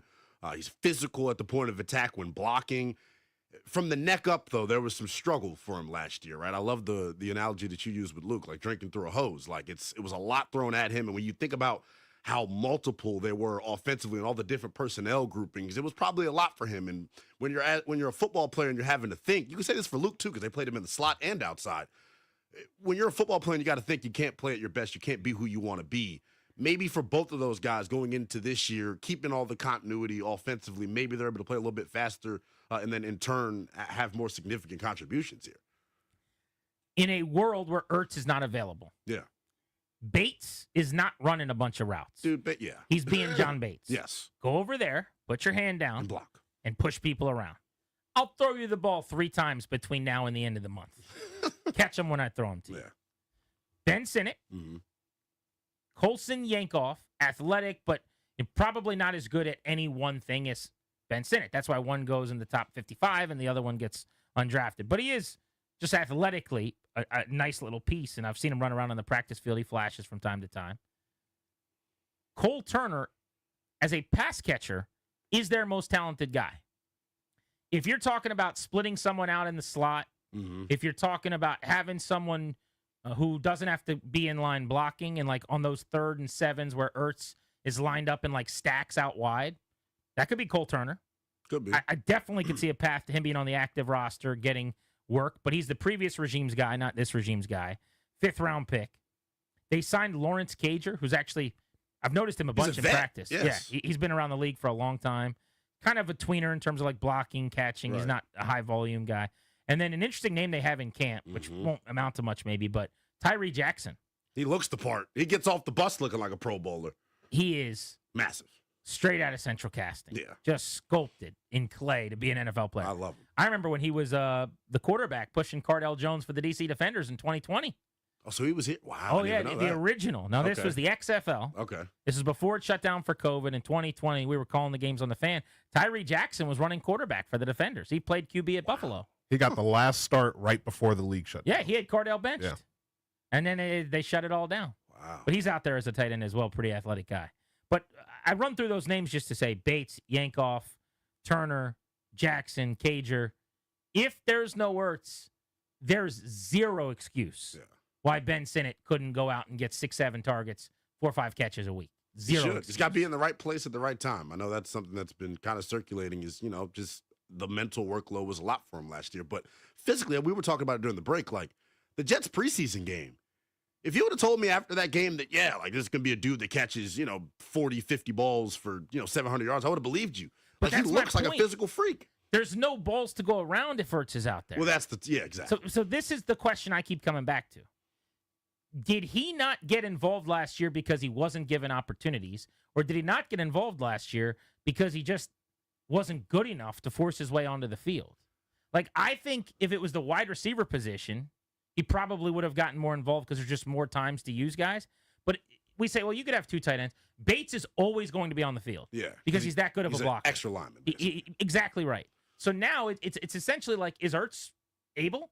Because if he is, you're not taking him off the field with a rookie quarterback as a 3rd down war daddy who's going to get to the sticks and move the chains. But why not both? If Sinnott is what we're saying he is. 3 tight ends? As versatile as they got last year, I mean, Cliff has shown he ain't scared of going in the bag, so to speak. It's not like they didn't do that some. Right. But when you do that, you're running it a lot, number one, right? When we're talking about now 13 personnel.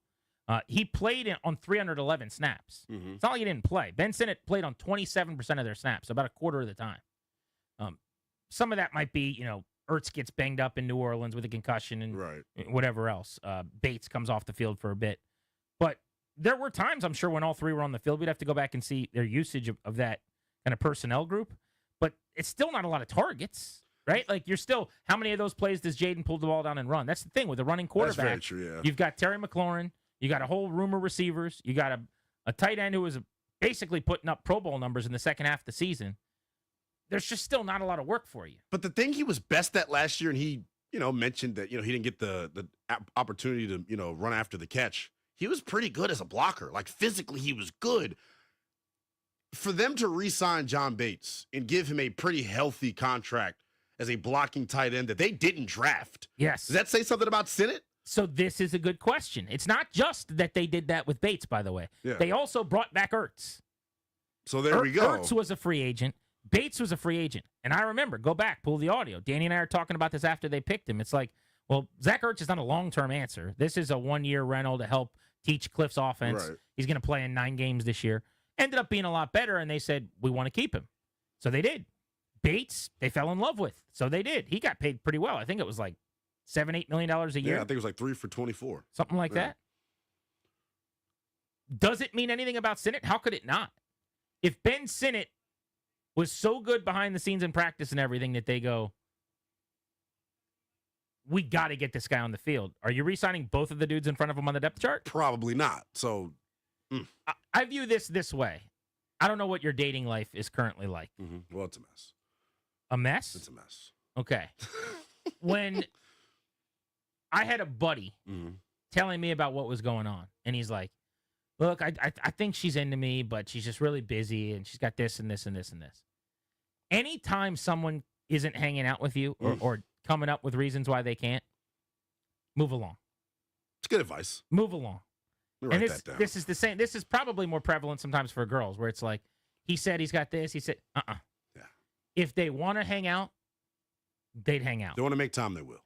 It could be 11:47 at night after a 9-hour work shift. If they want to hang out, Come on. you up? They will. They'll hang out. Do you see my face kind of getting long as you're talking about this? This is rough. Can we go to break? But the point of the dude's story is, and let me relate this back to Ben Sinnott. This was not just a moment to zero in on your love life. If they wanted Ben Sinnott on the field, he might get on the damn field. Yeah. Right? If they wanted the ball in his hands. So I'm going to come back to my original question. We can open up the phones.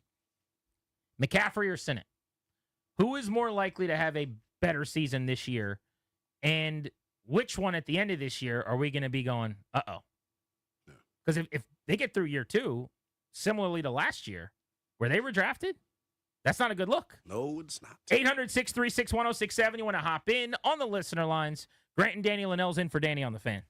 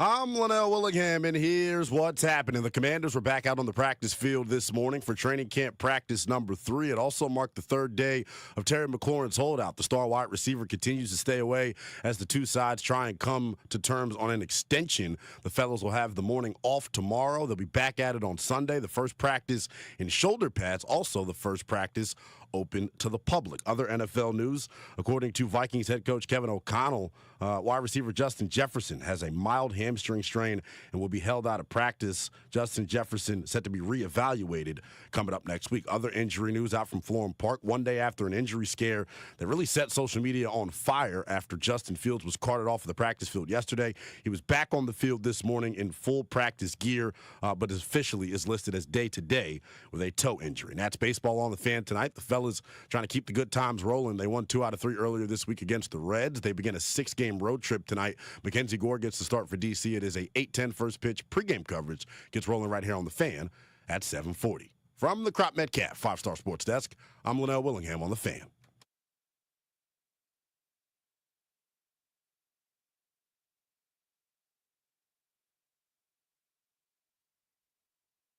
Going to have to score some points tonight. Daniels lets it go for the first down and plenty more. McCaffrey is short of the touchdown, but the rookie got 30 yards on 4th and 2.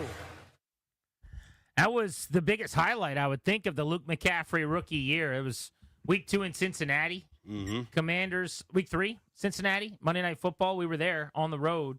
And McCaffrey on a 4th and a couple picks up 30. That was the Jaden Daniels coming out party. They were 1-1 at that point. He was so good. In fact, I watched Quarterback on Netflix. And one of the revelations watching that show was superstar Joe Burrow. Oh, my gosh. Talking about how great he played in that game. And he said something to the effect of, like, sometimes you're perfect. Sometimes you feel like you couldn't have done anything better. And the other guy's just so good that day that he beats you. I love it. And that was Joey Burrow. Mount Rushmore, top 4 in the National Football League right now. Every year your team's got a chance to win a Super Bowl because you're that good. Saying that about Washington and Jaden Daniels. Our guy. The guy that plays quarterback here, Grant. Like I feel like I'm still in like this euphoric state about where the team is, what happened last year. But yeah, that's a little reminder that we do have a dude, man. We got a dude. And, not coincidentally, in that show, he ends up derailing Jared Goff and the Detroit Lions. Although Goff, he kind of derailed himself a little bit there, too, with his 8,000 turnovers in the playoffs. And then they beat the Atlanta Falcons. That was Kirk Cousins was not starting in that game, but they were here. The Netflix show was featuring him. That was game number 1 of him watching Michael Penix. Definitely a little awkward for Kirky. A lot of Jaden Daniels in the quarterback show, even though he was not one of the featured QBs, as he guided wins against all of those teams. But the question for you guys is, you got 2 pass catchers drafted in the top 100 last year. This was not like late round, let's see if we can find an NFL player picks. This was not Colson Yankoff, I like his film, undrafted free agent, UCLA stuff. Ben Sinnott was a 2nd-round pick. Who people thought, by the way, where they took him was a little bit overdrafted, remember. Luke McCaffrey, similarly, was a just outside of the top 100, 3rd-round pick. And that was one of those where people went, that's a little early. Yeah. And neither of them had a big first year. Doesn't mean they can't have strong second years, but we're asking you, who do you like more? Who are you buying stock in? So you go first. It's tough because I honestly don't have a whole lot of hope for either of the 2 guys. I just think they're in the exact same situation they were in last year. How much better are they? You don't think that they have a great chance to play well this year, or you don't love them long term? Like, you think they're guys? I think the jury's still out about long term. We just haven't seen enough, opportunities for them. And I think, like we were talking about, why didn't Sinnott play? Because of Bates and Ertz. Well, they're back. Unless Zach Ertz goes down, and we know the way this team treats their old heads, like he's never going to get hurt. When is Ben Sinnott going to see the field?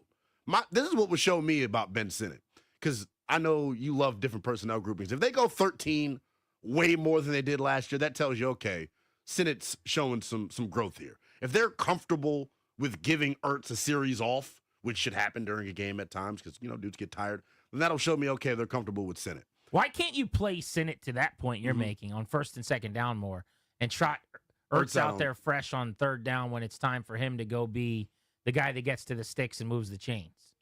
Like, keep him That's fresher. true. I like that idea, too.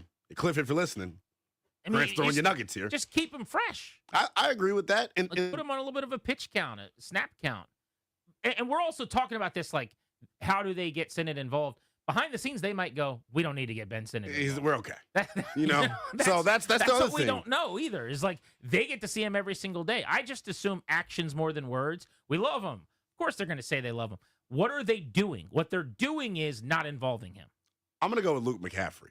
I think when you consider, like, the question mark above the receiver room right now with Terry not being there, and by the way, I don't think he shows up for a while. Noah Brown, they're kind of putting in bubble wrap right now because, of the injury he suffered in the spring. Debo, his health is up and down. I think Jalen Lane is going to go through a similar rookie acclimation period at the receiver position like Luke did last year. Mikey absolutely destroyed Jalen Lane today on a screen pass for KJ Osborne, and if they were in pads, it probably would have looked even worse. But, like, he's got to get acclimated to the physicality of the NFL and things of that nature. Luke's going to have an opportunity to be the third wide receiver or the fourth wide receiver in play. If Debo's in the backfield, per se, and they go with three wideouts, Luke will be the third behind Noah and Terry. To me, that's the big thing, is that Debo is not a traditional wide receiver. Very true, yeah. So even when he's on the field, Luke still could get opportunities because Debo's in motion, right, decoy and jet action, in the backfield, play action shots, whatever. I'm going to go with Sinnott because I have a hard time believing Ertz will stay healthy for the duration of a second consecutive season. That's true. Yeah. At his age. I just think people forget. Like, last year we talked about this with Jaden Daniels all preseason, the frame, and is he going to be effective enough, off the field, making all the right decisions with his body to just post week in and week out. And he did. He played every single game, and that's awesome. Although you can make the case he probably should have missed 2 or 3 when he had the broken rib. But don't even need to go back through that. I think in the same way we've moved on and just decided, well, Daniels is now durable. Yeah. I think we're doing the same thing with Zach Ertz. Ertz missed 10 games in 2023. Yeah. He missed 7 games in 2022. He missed 6 games in 2021. He missed, you just go through it, and it's like every year he's a repeat offender a bunch of times. So I just would bet against him playing a full season, and for that reason, Sinnott gets the opportunities. I think his secret sauce, the one thing he does really well, I don't think he's going to, runs all that well. He's not overly twitchy. He's the kind of guy, as a pitcher, I would say, is never going to blow you away in a bullpen session. It's not 98. He doesn't have a wipeout slider or anything. He's a gamer out on the mound with some pitchability, right? I think he's an after-the-catch, tackle-breaking, rumbling, stumbling. It's not sexy. But the opposite of Zach Ertz. Right. Where Ertz is like catch and fall, I think Sinnott makes the catch and 3 guys are on the ground and he's got 9 extra yards. And until you make the catches, you just don't get to show that. He got me steamed up in the NFC Championship game. People sleep on how important that play was. Him on fourth fake down. Punt? Yes. Huge play. To not get your number called all year and then you make that play like that says something about you. Lob ball, middle of the field by Trask, and he came down with it. Come on. Waiting to get lit up. Let's go to Larry in D.C. on Grant and Danny. Sinnott or McCaffrey? Who you buying stock in? What's up, Larry?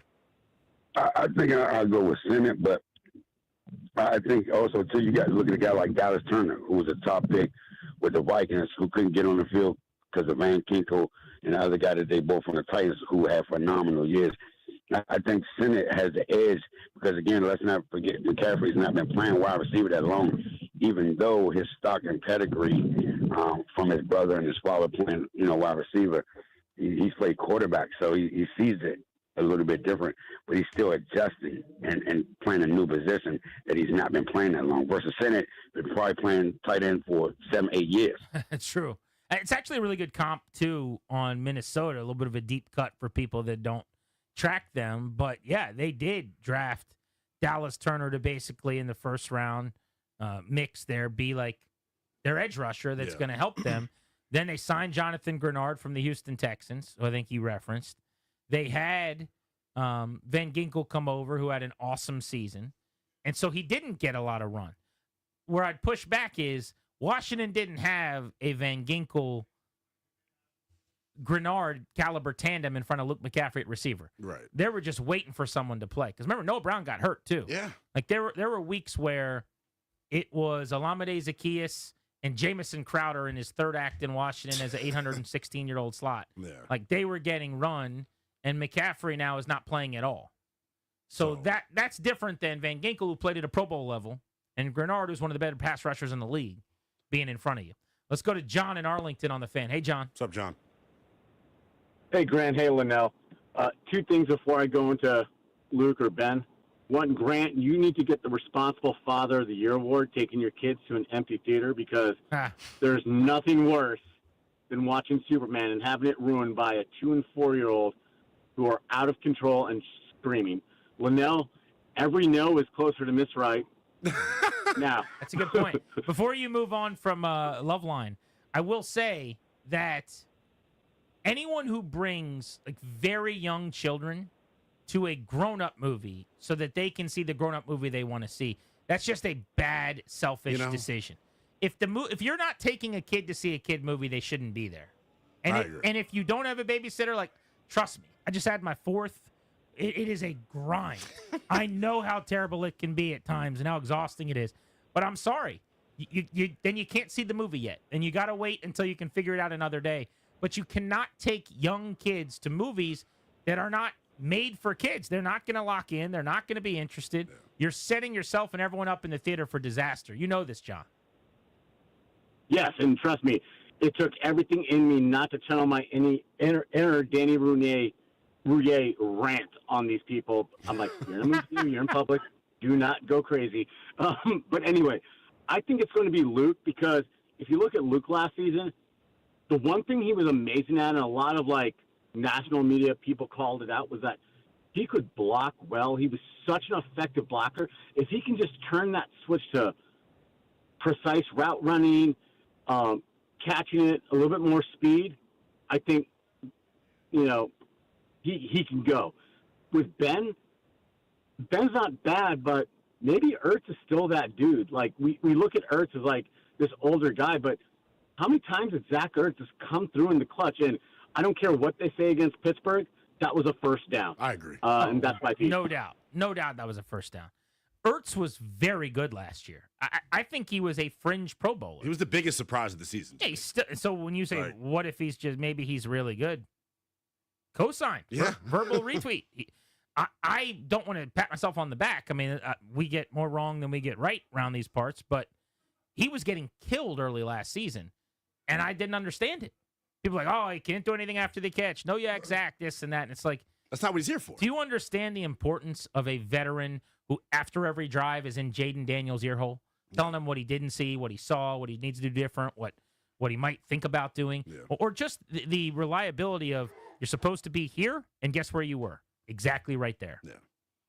But it didn't take long into the season before he started putting up numbers. And I still remember NFC Championship game, 16 targets, 11 catches. Kept throwing it to him. 104 yards. And the thing about Ertz last year, where I think he really, won me over, and this is where like the no yak Zach stuff doesn't matter. He understands leverage and body angles, his ability to uncover in the red zone and be a target that's going to bring the football in is super underrated. Like the Falcons catch to win the game, like that ain't no easy play that he made, man. Like that's a tough catch. It barely has separation, but is able to box out the defender enough just to put his body in position. I want to push back on something John said too. Luke was, to me, that's where he struggled the most last year, was blocking. I think that's why he wasn't on the field, because the blocking. Interesting. I'd have to go back and look. I know that they regularly complimented him in that regard publicly. That doesn't mean exactly that it was going well. I'll just be honest. I don't remember enough, and I don't want to go hard in the paint one way or the other. I can certainly remember him making some good blocks in moments, but that doesn't a season right. That's possible. Generally, if you're blocking a lot and blocking well, you're going to get on the field. You're going to stay on the field. It got to a point where he was just playing teams as the year went on, though, which was interesting to me. We should hit a double play. We will do that next. We're blitzing at the top of the hour at 4 o'clock. Excited about that. Remember, new defensive tackle coming home. Eddie Goldman, a DMV guy, now with the Commanders, will be on the show today at 5:45. You're listening to The Fan.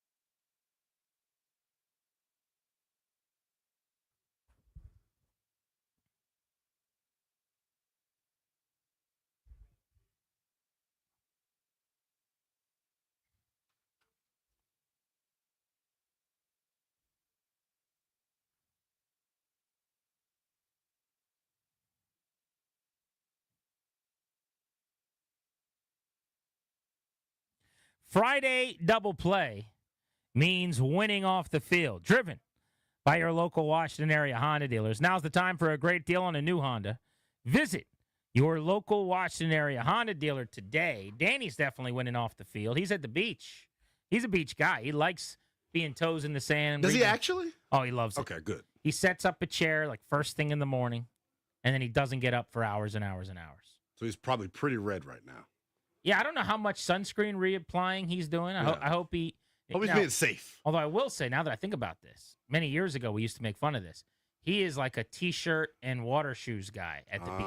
Okay. Like he'll go in the water in a water shirt. Wow. And then he'll like wear like he literally. I don't know if we made fun of him enough to kind of get him out of this. Danny's got a pretty good body for his age. Why does he wear the shirt? Like me, I would wear the shirt because I'm like not in the best shape. You know? Yeah, I don't know. I don't know if it's a that thing or if it's because I don't know why he wears the shirt. Okay. Why does he wear water shoes and he's not 4 years old? I can't answer that. I'm weird about what touches my feet. Who wears water shoes that isn't my son, who's a child, because he's afraid of what's underneath the water? Yeah. Well, why? Danny also wears. I've got a picture in my phone. I've never seen a grown man do this except Danny. He wears. I don't even know what they're called, but like the earmuffs, like the ear, like this earmuffs. If you're watching on YouTube, yeah. The ears have like this thing that connects and it goes behind your head. Yeah. And then you wear like the warmers on your ears in the winter. Danny wears those.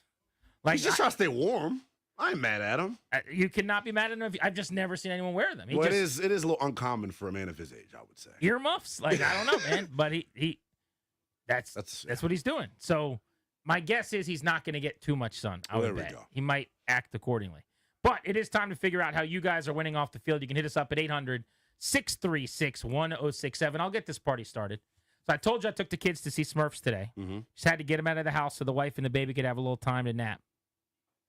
I went up to the register. I normally buy my tickets early via app or whatever. Right. I hadn't done it. We run up to the register trying to get the kids like a lemonade and whatever else. And so I need tickets. And I said, hey, I need tickets to the movie Smurfs. And we're all standing there. It's me and 3 kids. My dude punches it into the machine. He punches in 3 tickets. Now, here's what I don't know. Is my daughter so young at almost 2 years old that she didn't need a ticket? I guess that's possible. But he punched in like 3 kids' tickets. I don't think he thought they were going to be unaccompanied. Maybe he just knows I didn't want to take out a loan and they charged too damn much to go see a movie. Because for like a bag of candy, which that was an amateur hour move. We should have brought candy in the pocket. But my kids wanted a little candy and like a couple of lemonades or whatever. Yeah. And tickets, it still cost like $70.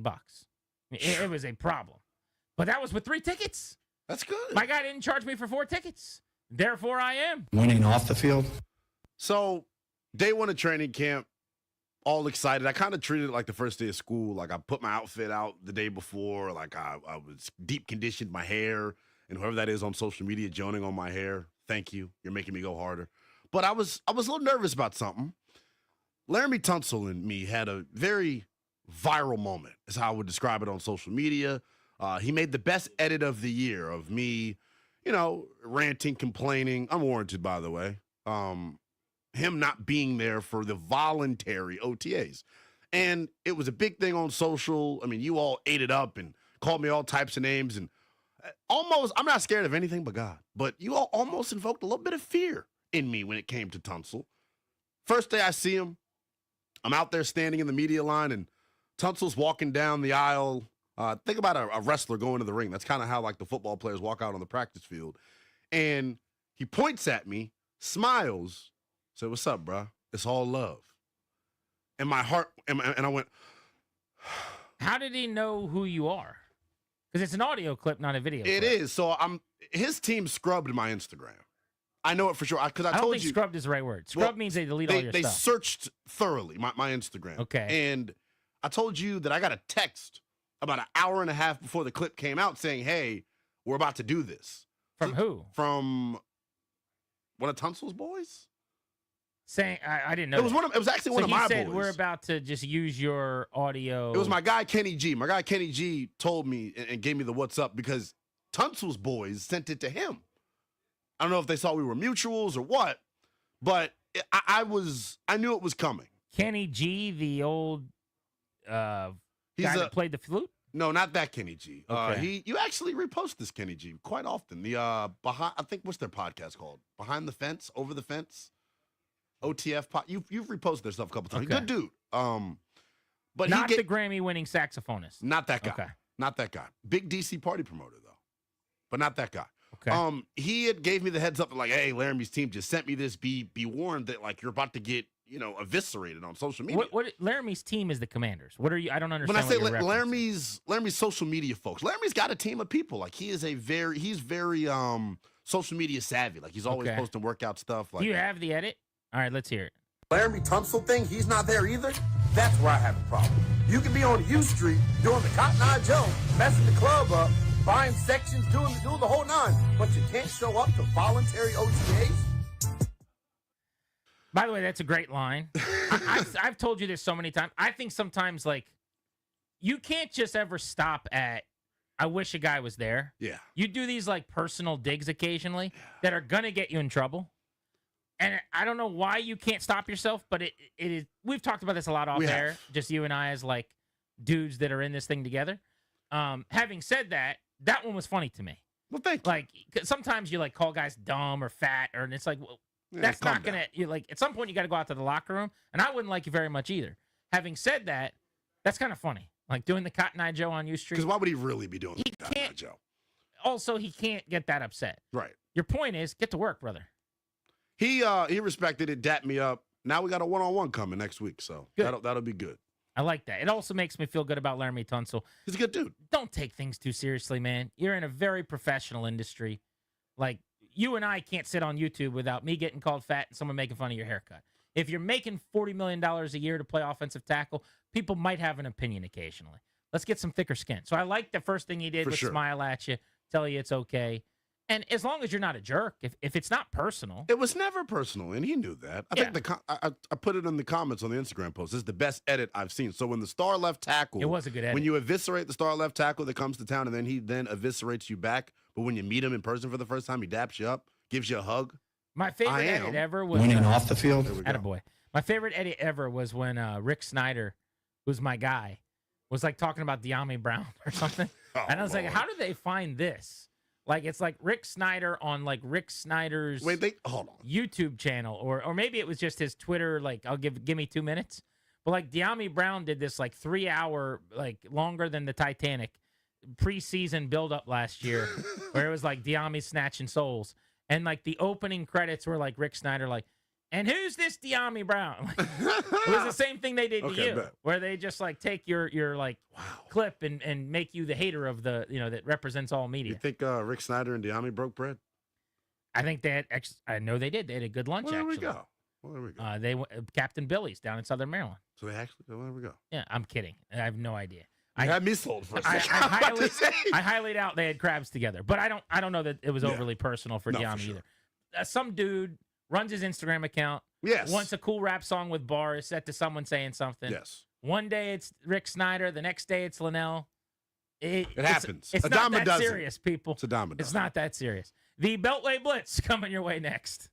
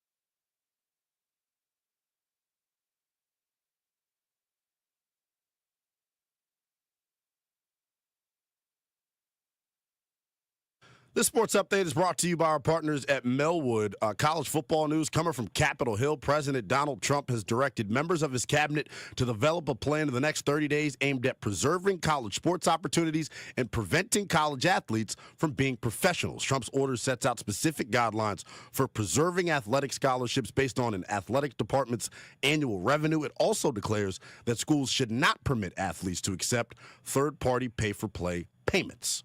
NFL news, as we mentioned earlier today, at least 100 players from roughly half of the NFL's teams could face fines and possible suspensions for allegedly selling their allotted tickets to the Super Bowl above face value to try to make some extra cash. Under an agreement between the NFL and the NFLPA, players who violated this rule will be fined 1.5 times the face value of the ticket and lose their allotted tickets to the next 2 Super Bowls. If they are playing in the game, the players will have the chance to purchase seats. Those who decline the punishment could be suspended by Commissioner Roger Goodell, that according to league and union sources. And that's baseball on tap tonight right here on The Fan. It is a 8:10 first pitch as the fellas are out in Minnesota beginning a 6-game road trip. Mackenzie Gore on the bump for D.C. Pregame coverage is rolling at 7:40 with Nats on deck. Support people with disabilities in your community by donating your unwanted vehicle to Melwood. Donating is fast, free, and easy. Visit melwood.org or call 1-877-MELWOOD for more information. From the Crop Metcalf 5-Star Sports Desk, I'm Linnell Willingham on The Fan.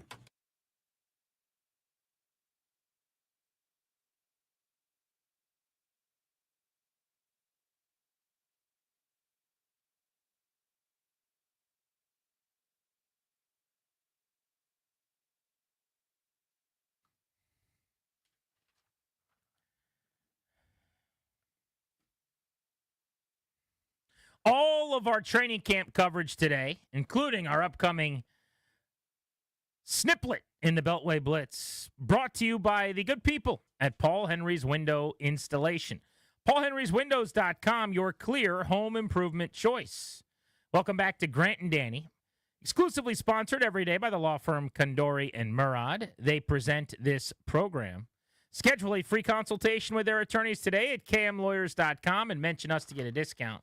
That's kmlawyers.com. We got an outstanding blitz scheduled for you. We will break down the Washington Nationals, who are back in action. You know, when the Nats play those noon games, those getaway day games, it feels like they haven't played in forever because you go 2 straight nights without Nats baseball, which is just normal for a lot of people. But for me, that feels like a month. Yeah, I feel that.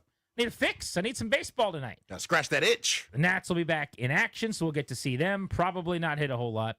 And then the Commanders in the Beltway Blitz as well. But let's get things started on the gridiron with the DC Defenders, and they're now no longer interim head coach Shannon Harris. He wins the team a championship. You better take off the tag. Coach, thanks for the time. How are you? What's up, Coach? Hey, man, thanks for having me on, and everything going well. I appreciate it. Congratulations to you on the interim tag being removed and being now the permanent head coach of the Defenders. I mean, was it obvious? Did you know it as soon as you guys had won a title that there was nothing else to worry about here, or was there still some I's to dot, some T's to cross? Yeah. Still a lot of I's to be dotted and some T's to be crossed for sure. And, you just wanted to make sure that, everyone can all be on the same page and making sure we'll continue to run smooth. So, we came to that, and so this is where we are now, and very grateful for the opportunity. Coach, the last couple of months obviously has been an absolute roller coaster for you, taking over, as the interim guy right before the start of the season, then, really running roughshod through the league this year and having the postseason success that you all had. Have you had the chance here recently, now that the interim tag is off, to kind of take a step back and go, wow, what I just did is actually pretty uncommon, taking over for a coach and then winning the championship? Yeah, I tell you, I get asked that a good bit, man, and really, I really started to think about it, coming back for the celebration that we had back there in DC, and just to see the people there, our fans, support staff, and things like that, and you start to reflect on the entire season, and knowing that all the hard work and things that you put into it, that moment is what it was for. And so to, just to have that excitement, to have that buzz, the guys are excited for it all. And then, now you can really enjoy the pats on the back. You win 1 or 2 games, 3, 4 games, and you get the pats on the back. And, yeah, you're doing great. And for us, we always talk to the guys like, man, in the words of Nick Saban, don't pay attention to the rat poison. Right. So, but once the confetti come down, you go to that celebration in that moment. Now you can really enjoy the pats on the back and tell the fans how much you appreciate them and all those things. Even though you appreciate them, but you try to make sure you remain focused and keep the main thing the main thing. DC Defenders head coach Shannon Harris, interim tag removed this week. He will be their head coach moving forward. I wanted to ask you about the changing landscape of the league. We found out via reports this week that markets are going to be shifting. Michigan, Houston, Birmingham, Memphis relocating in the 2026 season. It may be a plan to get out of some of the NFL markets and get into some of the more like college-heavy markets. I guess, number one, do you have a thought on that? But maybe more importantly, number two, as this question would be, what's your thought on the health and the state of the league? It seems like in D.C., people have really taken to the UFL. They love the Defenders. How are we doing overall? Yeah, to answer your first question, I don't know how much I still don't know how much truth it is to it with all the moving around. So those are things that I still haven't Gotcha. So found those are still anything just out about reports and not confirmed. Correct. Exactly. Gotcha. So, we're still trying to figure that part out, and then your second question is, the league itself is in great state, man. There's been so much success from the league. I tell you, the NFL are benefiting from a lot of our players around the entire league itself. Those guys are making names for themselves or making their name back relevant. And so in the league are getting guys, that are already contact ready, game ready. They've been through a lot. And so when they get in there, those guys, can take on a lot to where they ain't getting those soft tissue injuries anymore, where guys you see, they start out in camp early and these soft tissue issues are coming to a lot of these guys. And now our guys can go in there and be ready to rock and roll from time they get there. So, but yeah, the overall state of the league is doing great. I'm excited about it, what it is doing and going forward, and what type of value it's going to continue to create. Well, Coach, congrats on bringing DC a title with the Defenders and a well-deserved naming of being the head coach moving forward here. Yes, sir. I appreciate that, and I appreciate you all having me on as well. Always a pleasure. Shannon Appreciate Harris you, Coach. of the DC Defenders with us on Grant and Danny. Let's talk baseball. Spencer Nussbaum of the Washington Post joins us. Nats back in action tonight. Spencer, I want to start with the trade deadline. Do you think it would make sense for them to trade Mackenzie Gore? I think it would. Whether it would make sense and whether it will actually happen are obviously two very different questions, as we all know. But I think a guy who's probably not going to re-sign and you're the Nats and you don't think you're going to be competitive within the next, by the end of 2026. It was something that I was tentative on at first, but it's an idea I've started to kind of come around on. Spencer, you're around this team quite a bit. This is the third series coming out of the All-Star break. Have you noticed any changes to the morale in the clubhouse since Miguel Cairo's taken over here? I would say maybe a little bit, but not really. I don't think things were, really bad under Davey at any point, except maybe right after he made those comments after the Marlins lost a month ago at this point. Spencer, I'm going to throw you on hold real quick because your phone's cutting in and out. It seems like maybe it's good and then it's bad, so I want to hear what he's got to say. And something that was interesting to me, too, you mentioned Mackenzie Gore potentially getting moved at the deadline. I want to see how he bounces back tonight. Last start against San Diego only lasted 2 1/3, got beat up a little bit. Worst start of the year by far. Yeah, and it's difficult because we saw a couple of those moments from him and Jake Irvin last year, and that was supposed to be the thing about this year. Could they show the consistency throughout? As we know, Mackenzie Gore, first-time All-Star, has been excellent. Does he bounce back tonight after his first rough start of the season? Spencer, getting back into the trade deadline for a second. So as far as a primer here in this final week, Finnegan feels like a certainty to be moved if they can find a dance partner. What about Bell, Lowe, Soroka with the velocity falling? I know Rosario seems like a long shot, but I'm not saying you have to get anything great. The guy does hit 300 with an 800 ops against lefties. Like, who of those guys do you think they might be able to move? My philosophy and opinion is all of them. I think there's obviously varying degrees. I think Soroka, even with the velocity down, there's not really a value in keeping him. The same with Bell. I think you could make the case for Lowe, although he's obviously a non-tender candidate after this season. I still think because the stuff has been so good with Soroka, a team is going to, at least one team is going to buy that, hey, this isn't just a blip, and it's kind of an on-the-edge move. So I think he's probably, after Finnegan, the most likely to get dealt. But I think out of that core of, 5 guys, I think we see at least 3 of them traded, and I honestly wouldn't be all that shocked if all 5 of them got moved. Spence, after the mini slump, we saw James Wood go through post home run derby after he started using the simulator. You in or out on him participating in that moving forward?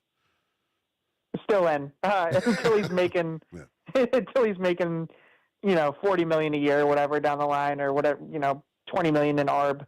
I think if you're maybe going to see him 0 for 20 stretch and then he figures it out right after.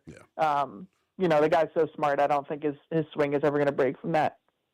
Which Jacob Young catch has been better? The catch against the Tigers, the Rob Riley Green going sideways across the wall, or his letters clearing the top of the wall going up over the center field fence to finish the homestand against Cincy? Yeah, I think this Cincy one was better, but the Riley Green one looked more impressive just because I think he admitted this too. He misread the ball a little bit against the Riley Green, where he ended up catching it kind of at his elbow at a weird angle. So I think maybe the finish was slightly more, it looked better, or it's more interesting, I should say, on the Riley Green one. But the read off the bat from Cincy was an unbelievable read. And I've only been covering the team for a couple of years now, but I've never seen someone get that high to rob a homer in person. So yeah, I would say I lean slightly towards the second one, but people forget that Jacob Young is that sort of defensive player, and we see it there. Yeah, sterling defender in center field. He's reminded everybody of that this month. Spencer, we appreciate you. Thank you, buddy. Thanks, Spence. Yep, thank you. Should be a busy week for him with the deadline looming. Let's talk football. As I mentioned, our camp coverage presented by Paul Henry's Window Installation. PaulHenry'sWindows.com, your clear home improvement choice. Ethan Cadeau, Monumental Sports Network's been out at training camp. Ethan, why don't we just begin with today's messaging from those in attendance? Sounds like the defense had a pretty good day, certainly outperformed the offense in today's session. Yeah, that's 100% accurate. I mean, Jaden Daniels had 2 picks in team drills. One was his first throw of the day. Mikey Sanders still picked him off. Probably would have been a pick 6 if it was live. And, those 2 are tight. He let him hear about it for a while. And then immediately the ones were pulled off after that. And Marcus Mariota was picked by Tyler Owens. So the intensity was definitely up today from the last 2 days. I would say these guys are starting to itch to really get the pads on, which I think begins next week. But yeah, I mean, early in camp, the defense is usually ahead of the offense. We hadn't really seen that the last 2 days. Seemed like Jaden was firing on all cylinders, but today was certainly the defense first. We know Dan Quinn's going to make everyone earn it, Ethan. Jonathan Jones running with the first team at outside corner. Andrew Wiley running with the first team at right tackle. Which rookie do you think cracks the starting lineup first? Trey Amos or Josh Connolly? I think it's Amos. I think the path is a lot clearer on the outside. You can move Sanders still back into the slot, have him and Lattimore on the outside. I think that path, while it might not be happening right now, I think by the end of the preseason, I think Amos is going to be in the starting lineup. And Connerly, I think, will eventually get there at right tackle, but I mean, we haven't really seen him run with the ones. As you've seen, it's been Wiley. Even when Laramie Tunsil was out the other day, I mean, he got a little bit of action with the ones, but I think Amos definitely has the edge. We talked about this last hour. Who would you buy stock in for this year if you had to pick one? Luke McCaffrey or Ben Sinnott? Luke McCaffrey, and I think similarly to what we just touched on, I think the route to more playing time is right there. I don't see Zach Ertz coming off the field much unless it's due to injury or just they're trying to manage his workload, and then you just re-side John Bates. I know he's a blocker first tight end, but he's going to be out there on the field too. So I think for Sinnott, the path to playing time is a little bit tougher than, say, McCaffrey, who's been running with the ones, looks good. I think if I'm picking one person on the offense who could have a breakout year, just overall, I think it could be McCaffrey. He's quick, he's shifty, and he obviously didn't have the rookie year he would have wanted. So I'm trusting the McCaffrey bloodline to show up this year. Pretty strong endorsement. One thing that stood out to me today, Ethan, and I think we briefly touched on this. Boy, do they miss number 17. How paramount is it for him to get out there, and is there a date to where you're like, okay, now I'm actually worried here? I think once we get through the joint practices, if he's still not here, I'll start to get a little bit worried. I think you guys touched on it earlier, but the extensions that Adam Peters was a part of in San Francisco, Nick Bosa's came down right before week 1. There were a couple others around that timeline. I don't think either party wants it to get that long. I mean, like you said, there were a couple throws today where the receivers dropped the ball where you and I looked at each other, we're like 17 would have caught that. Yeah. So I think it's very paramount, like you said, for Terry to come back as soon as possible. Not sure how close they are in the deal, but, I mean, it's a clear pecking order with him at the top and a pretty sizable gap to everyone else. And I think the sooner the better for all parties if he could come back. Let's assume health, okay? Everybody they need and want on the field is available, but the season still goes sideways and it's a big disappointment. What derailed them? That's tough. I think it'll start defensively. I have a lot more questions. I mean, Von Miller definitely helps the pass rush, but the edge rushers definitely concern me a little bit. The linebacker depth behind Wagner and Luvu concerns me a little bit. So I think they're defensively could go off the rails first. I mean, obviously, you touched on health, but say Jaden were to go down or Terry to go down, the offense, those are two guys that are irreplaceable. But I think if the season is to go sideways, it starts defensively for sure. Ethan, we appreciate you giving us some time, brother. We'll do it again soon. Yeah, see you guys this week. You got it. Ethan Cadeau, we'll see you at practice. Monumental Sports, that is your Beltway Blitz. I saw somebody in the media put together the list of how many teams they think can win the Super Bowl. Mm-hmm. I thought, oh, that's interesting. I thought we could do that same exercise. How many teams in the NFL do you think are Super Bowl caliber? It would not surprise you if they won. I think their list was only 5 deep. Mine will be a little bit longer than that, but we'll get into that next. Grant and Danny on the Fan.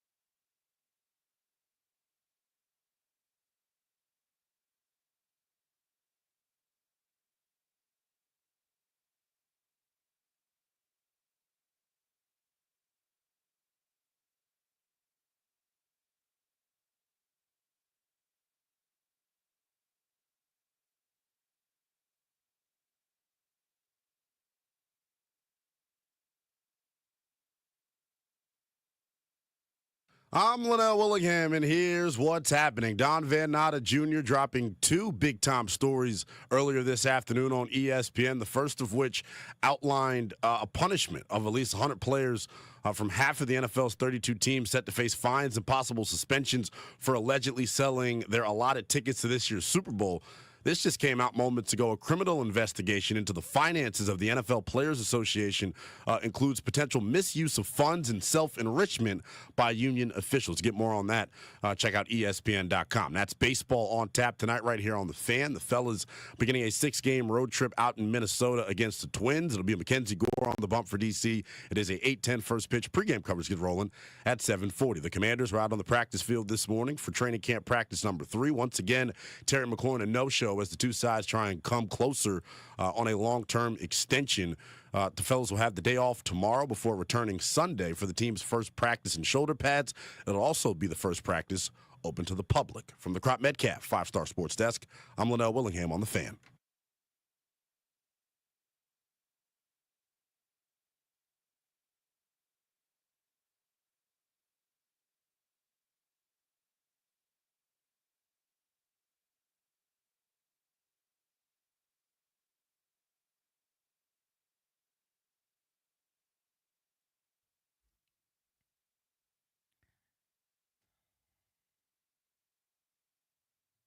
This is like a Shrek song, right? That's what this is about?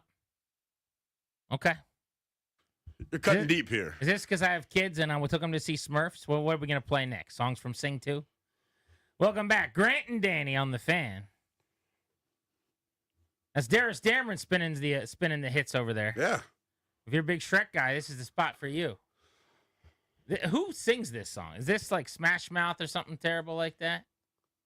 It's Smash Mouth, Yeah. and I love Smash Mouth. I think You they're would great. love Smash I Mouth. love them. This song is nubs. It's not. It's such a good song. I'm sure it's good. It's so good. Dad, have you been like, do we play this on the show ever and I just don't notice or what? I've played it very sparingly. It's on like my 3rd song page. So Okay. yeah, it'll occasionally get the click from me. This is going to sound like a complaint. It's not a complaint. It seemed like a complaint. No. I was talking to CK about this earlier, and something unrelated. This is an annoying trait that I have. I just like to know why things happen, right? That's all. As soon as I know why, I'll move on. And my wife gets annoyed by this. I'm a curious person. It's like, how does it happen that song get played? Like, again, not a complaint. Just asking. If you played it every day forever, that's fine too. I'll just get used to it. But like you just said, you sparingly play it. It's on your 3rd page. So how do we get to a point at 4:30 in the afternoon today that it got fired? I'm just wondering. I had up the Beltway Blitz page right as I ended Linnell's update, and then it says Grant and Danny coming back from commercial break. I'm sure that's what it said.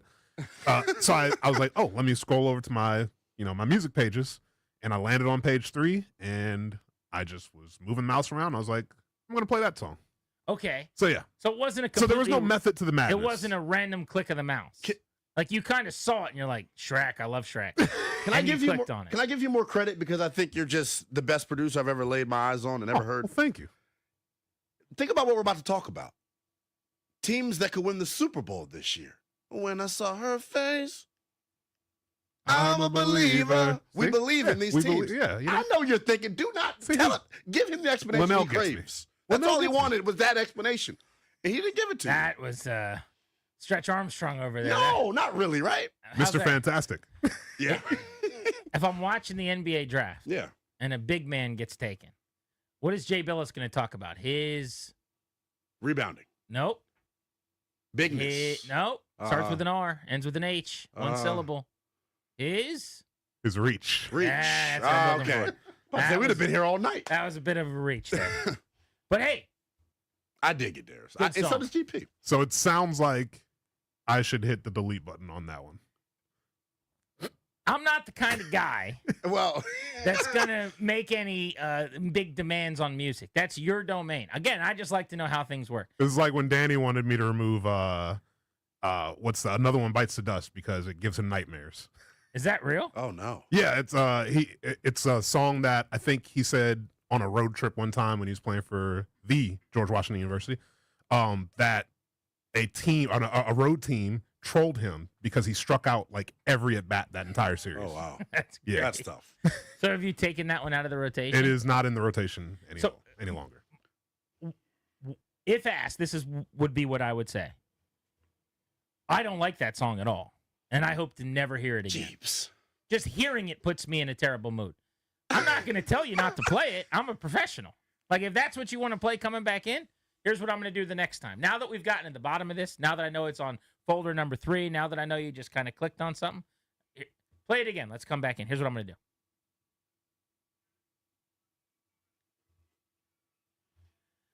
Grant and Danny on the Fan. Commanders out at training camp. Topic of the day. Terry McLaurin just showed back up. I wish.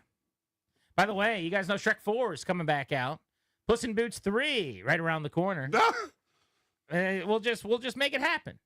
But yeah, if you want to know my actual opinion on the song, I think it's horrendous. And I picture like Lord Farquhar like dancing in a forest or something. Mm-hmm.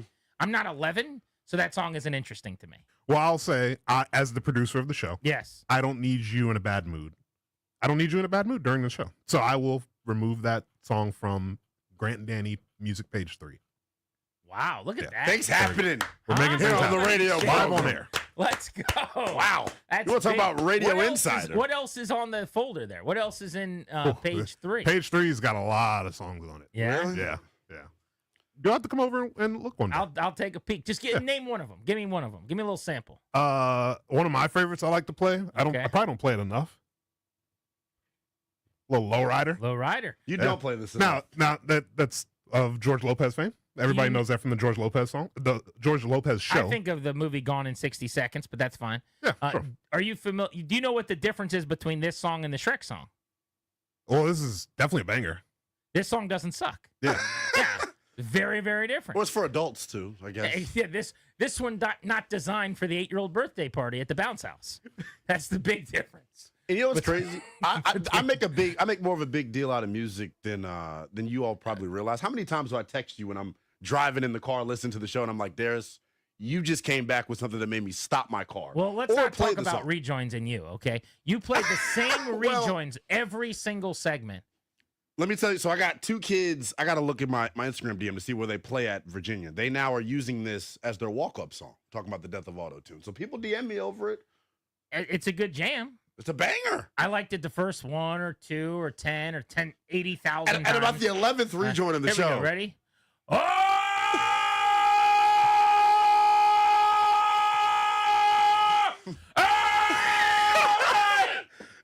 Tap in with me. Youngest in charge. Gus, we going to overtime. Yeah, Lexington. I should have expected. Danny did it when I was in with him. Oh, did he do it too? This was way over the top. Now I feel bad. You even got Chris Russell out of the game. You definitely took it to the next level over where Danny went. Yeah. But that was good. But it wasn't creative. See, now we're all just doing the same bit. We're all just out here poking around in the same waters. They're going to overtime. In Lexington. Yeah, that's a good bit. Do you? Is it just forever, or do you change it at some point? How does that work? So when Lil Top is in studio, do you know who Lil Top is? Ben Strober. When Ben Strober, I know who Ben Strober is, AKA Lil Top. Okay. When Top is in studio, we play some NBA YoungBoy. We reverse it. We go alternate every. Oh, you're every using rejoin. a different song? I'm using a different song. No kidding. Only when Top is in studio though. He's a big YoungBoy fan. I'm a YoungBoy fan. That's so unbelievable. We're integrating things. I actually think that the idea of having your brand tied to, and it is actually like good and catchy. I actually think it plays. It works. Like, I'm not even joning. Well, I appreciate that. The only thing I need you to do, if we're going to do like a little bit of like advice here, and I've said this forever, is change your Twitter name. You, Doc Walker, I mean, everybody, Literally, CK. every person that works at this station, including your bosses, somehow it hasn't changed. You're very coachable, it sounds like. Certainly Nell coachable. _BTP doesn't make any sense. It doesn't. And you say it a lot. You're like, Nell _ all the BTP. time. All the time. Because you just threw letters into a blender.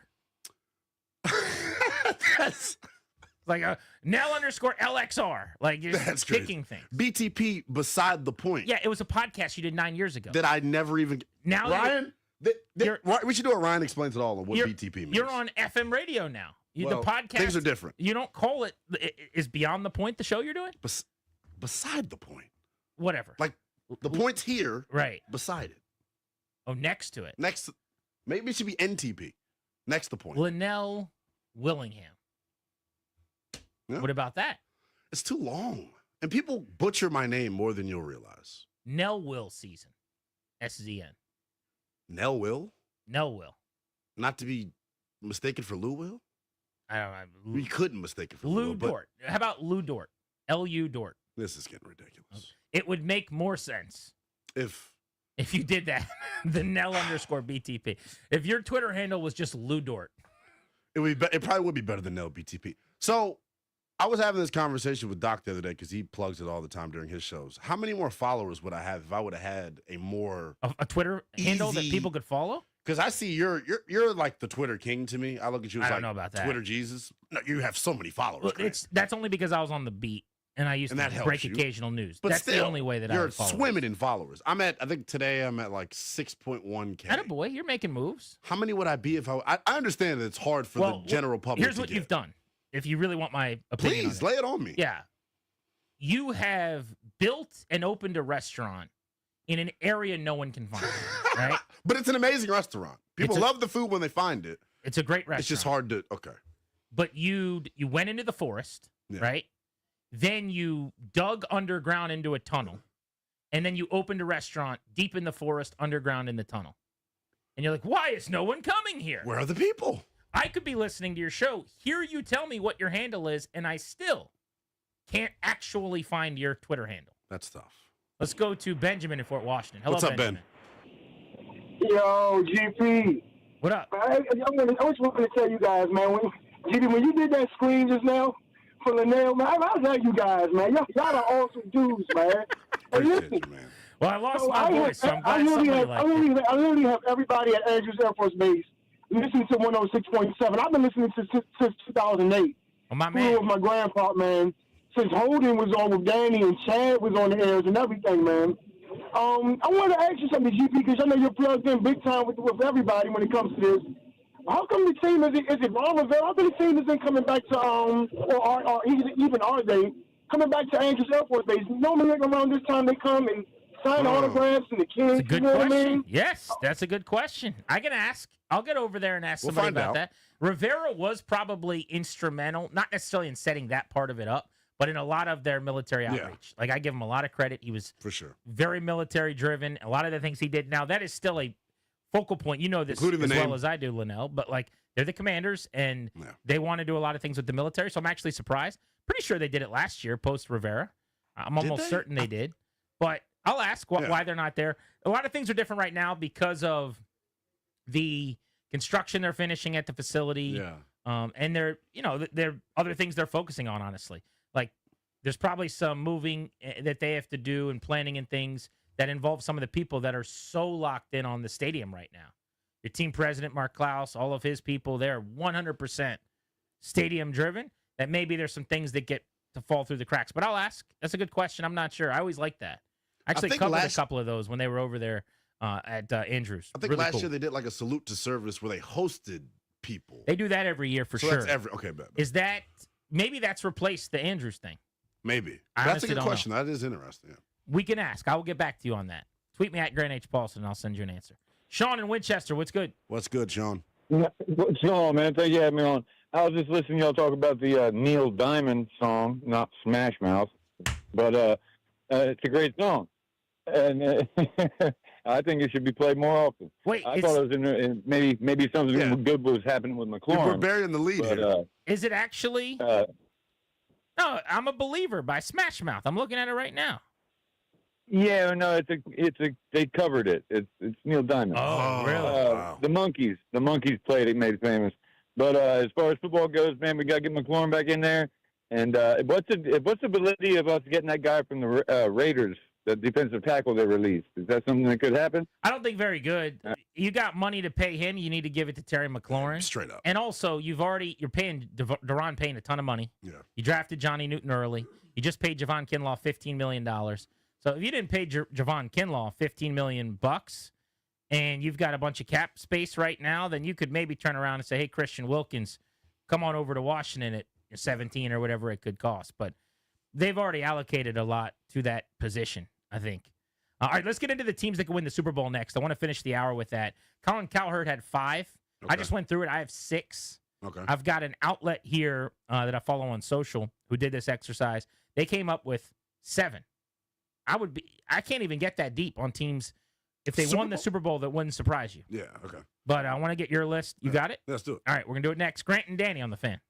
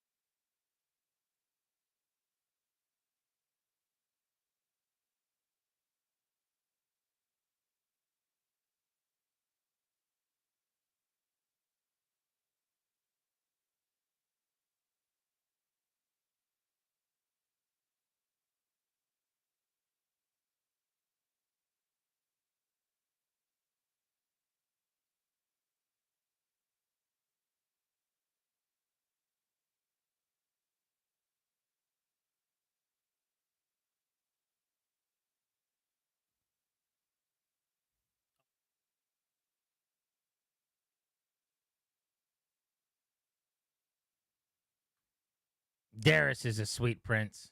Goes right back to my 1-seed song. He knows how to tickle your fancy. Lupe Fiasco, and just like that, everything's good. You do something like this and totally redeem yourself. You flatter me. Grant Paulson, Linnell Willingham today. Danny Rouillet is at the beach. He's out for the weekend. He'll be back on Monday. Linnell. Yeah. Colin Cowherd came up with 5 teams that he thought he could win the Super Bowl. I saw someone else do this exercise that had 7. I came up with 6. I'm going to bounce them off of you. I'm going to see if your list looks any different. Okay. All right. These are teams that I would not be surprised if they won the Super Bowl this year. I'll start with the Bills. I don't think they need much of an explanation. Yeah. But you've got the reigning MVP quarterback in Josh Allen. They have been knocking at the door for a few years. They're ready to kick the thing down. I think they made a couple of subtle, small additions defensively that'll help them. They drafted Dane Jackson, who's going to play corner for them, getting some reviews favorably at training camp already. Tre'Davious White is back in the fold. They've got Joey Bosa coming over to play on the edge. On offense, there's some questions at receiver. They need Keon Coleman to step up. Josh Palmer comes over from the Chargers. Elijah Moore from the Browns. I think they got enough in the running game, too. James Cook's not happy, but he showed up and worked. Ty Johnson, Ray Davis. It's a good enough group. I like the Bills as a Super Bowl contender. Any issue? No, I think that's probably a lot of people would have them on their list. I wonder what year 2 of Keon Coleman looks like. I still worry about their number 1 wide receiver spot, but Josh Allen's a freak. So I'll give you that. Team number 2. I would not be surprised if the Baltimore Ravens win the Super Bowl. Yeah. Now, we know about the postseason transgressions for Baltimore over the years. They just haven't been able to punch through. But they are the ultimate version of Buffalo in terms of hanging around, and just nothing to show for it because you got Mahomes a bunch of times. But really, other than DeAndre Hopkins, the former Chief, coincidentally, on offense, they haven't added anything to an offense they didn't need much. They've got Flowers and Bateman coming back. They've got Derrick Henry, Justice Hill, Keaton Mitchell in the backfield. Lamar's the straw that stirs the drink. Their backup quarterback, if something happens to him, is better. Cooper Rush, who won some games with Dallas. In the defensive equation, Malachi Starks was their first-round pick. Love that. I think he's going to be really good. And they also brought in Jair Alexander. It was a really, really good move. So their secondary, which was, there was an area where they could have stood to add some talent, they did. Ravens, Super Bowl contender. Yeah, I think the big thing for them this year is is this going to be the year Lamar gets over the hump? The way he falls off in the postseason is kind of crazy to me. I know back when they lost to KC, everyone wanted to blame the OC. But last year, you just can't turn the football over in the playoffs and expect to win. Eagles are the 3rd team, first in the NFC. Yeah. There's, again, no real additions here that are obvious. I don't think they needed them. They've got a bunch of guys they brought in that provide depth. On offense, I'm looking at Terrace Marshall at wide receiver, A.J. Dillon at running back. They drafted 2 offensive linemen that are non-starters. But it's the same group you trot back out there. Jalen Hurts, Saquon Barkley, A.J. Brown, Devontae Smith, Jahan Dotson, Dallas Goedert, Grant Calcaterra, and one of the best lines in the league. Defensively, they're pretty much running it back. No, they lost more on that side of the ball than they did on offense. They didn't add a ton. But drafting Jahad Campbell in the first round to play linebacker, bringing in a second-round pick who's going to play safety for them, and Andrew Mbuka. They also have a couple of free agents that came over from the Giants, and Adoree Jackson and Azeez Ojulari. There's depth. Yes. I feel good about the Eagles being back in the NFC Championship game again this year. They're my Super Bowl favorite. I think I think they have the best trenches in the NFL on both sides of the football. Jahad Campbell, if it wasn't for the injury, is probably a top 10 pick. So for them to get him, very Howie Roseman-like. So, they'd be right at the top of the list for me, too. They lost 2 of their 4 starting D linemen. You still think they're that good on the defensive front. And I know they've got absolute man-eater in Jalen Carter, and Jordan Davis is still there, and Nolan Smith's a good player. So Nolan Smith, his role increases. Then they drafted Ty Robinson out of Nebraska, someone that I think can really replace Milton Williams, who may probably be better than Milton Williams. So they just continue to retool up in Philadelphia, man. All right, the Chiefs are obvious. I won't even spend a lot of time. Death, taxes, Reed Mahomes. Yeah. Kelsey's on his last legs. Literally. There's such a funny meme going around of Travis Kelce 4 years ago and Travis Kelce now. Have you seen him? Yes, it's been a drop-off. Well, I haven't seen the meme as a player. I haven't seen them. You're talking about the hair and the faces. The meme is like it's a complete makeover of Taylor Swift. He's a different edition. person. He just looks like a goofy. It's just funny to me. But anyway, as a football player, there's not a ton left in terms of elite impact. But I still think like you get him to the playoffs healthy, it's 6 for 65. Yep. Like he'll be able to route you up. So all right, we'll put the Chiefs as number 4. Then I've got the Lions 5th. Now the Lions, I do think take a potential step back. I just think they've still got a lot of firepower. Not having Ben Johnson is going to be costly. Yeah. Having Jared Goff as your starting quarterback and still trying to win a Super Bowl is like eating fast food every day and not getting fatter. But if you can somehow find a way to mask the Goff game that might be looming and not having Ben Johnson, I mean, what else can you do to assemble a roster than what they have? Brad Holmes has run a clinic. Yeah. Dan Campbell can coach. If Johnny Morton's any good as an OC, then they should win 11 games and very much be in the mix in the NFC. That's my concern. Like, switching play callers is, like, not a big deal to the casual NFL fan. It's massive to, I think, the players. You got a new voice in your ear if you're Goff. Who knows if he'll have the same tendencies. I think they take a step back because of the losses of Aaron Glenn and Ben Johnson. Last one. Yeah. I got Bills, Ravens, Eagles, Chiefs, Lions. No surprises there. This is my little sleeper. The Rams. They're on my list. Matt Stafford at quarterback, Sean McVay at head coach. It's not Reed and Mahomes, but those two guys are buoys. Yeah. You're not going underwater with them. They go get Devontae Adams, who might be an upgrade from what Kupp was last year to go with Puka Nacua. Still have Tutu Atwell to make plays. Still have Higbee as a tight end. They drafted Terrence Ferguson at that position in the second round. He's going to be a dude. I think so, too. Kyron Williams, Blake Corum, and a fourth-round pick in Jarquez Hunter at running back. He should be good as well.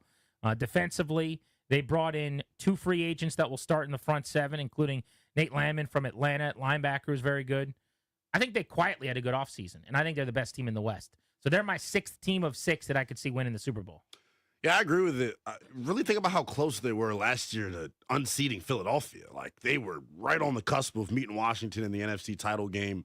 My question with the Rams is health. Like, I don't know if I love the depth of this football team, especially up front along their offensive line. Now, they did bring in DJ Humphries, who I think is going to end up being their swing tackle or maybe, compete with Rob Havenstein to be the right tackle. But Matthew Stafford, like, is this going to be the year that Father Time catches up with him? Because he's getting long in the tooth, but has not really had any type of drop-off in play. You think they win the West over San Fran? I don't get why everyone's on the San Fran train. They just gutted their roster to pay Brock, and we just think they're going to be better than what they were last year? Not. I don't get that either. So what's your list look like compared to mine then? So the only team, I have 2 teams. First of all, I have 3, 5, I have 8 teams. That could win the Super Bowl without surprising you. Yeah, so I have Bills, Ravens, Chiefs, Eagles, Rams. I have my 3 teams that you don't have. Minnesota. If J.J. McCarthy can just be average, the supporting cast, it doesn't get much better for a first-time starter. I love the Vikings outside of McCarthy, who I think is going to be fine. Yeah. It's just really hard for me to imagine that a first-year starter, effectively a rookie, who's kind of a game manager type, is going to get you to the Super Bowl. Like, because I'd be stunned if he could do that, I got to say I'd be stunned if they do it. But I get it. I think Minnesota slept on. I think they're great otherwise. They revamped both sides of the line of scrimmage, brought in John Allen and Javon Hargrave. They brought in Ryan Kelly and then Will Freeze from Indianapolis. I have the Commanders on the list. I think Jaden Daniels takes another step forward. The defense is a big question mark with this group. Yeah, that's why I can't go Washington. Because the defense? Yeah. Yes, their defense just does not look good enough to win a title for me. But they're like next tier down. I just gave you 6. They're the best of the rest. They're also receiving votes. You're going to hate the last team that I have because I think I'm more in on this guy than anybody in the world. I think the Steelers have a legitimate shot. If Aaron Rodgers can give you – think about when's the last time Pittsburgh's had average quarterback play? It's been a while. It's been a while. And they started, 11-1 that year? Washington obviously, knocked them off their high horse. But do you agree with me that Rodgers was not good last year? Like, people act like he was good because he had a nice touchdown-interception ratio. So did Carson Wentz in Indianapolis. Well, Aaron Rodgers was a jag last year. He was like the 23rd best quarterback in the league. He's got to be in the top half. He's got to be in that 13 to 16 range for what you're talking about to happen. I think they're going to mask him better in Pittsburgh than they did last year in New York. Like, I think it's going to be a lot of running the football. Arthur Smith wants to run off play action, quick game, like all the things that he does well, I think they'll do. And they're a better defensive team. Exactly. And they're a better coach team. It's a great landing spot. Like their offensive line, too. Like, it's a pretty good group. I think they're going to be good. When you play Buffalo, Baltimore, you got to be able to score. Even Cincinnati in the playoffs against Burrow, to me, there's going to be a lot of games where they're winning 20-17. Yeah. I have a hard time seeing them bringing out the cannons and hanging with those teams. I'm a Rodgers guy, though. So. Shootouts. Yeah. For me, he's my second best quarterback of my lifetime. Okay. It's fair. I mean, was it 3 MVPs? Something crazy like that? 4 MVPs? Stuff that just hadn't been done. Eddie Goldman at 5:45 on Grant and Danny. Next, I want to talk Jaden Daniels. What does he need to do better in year 2?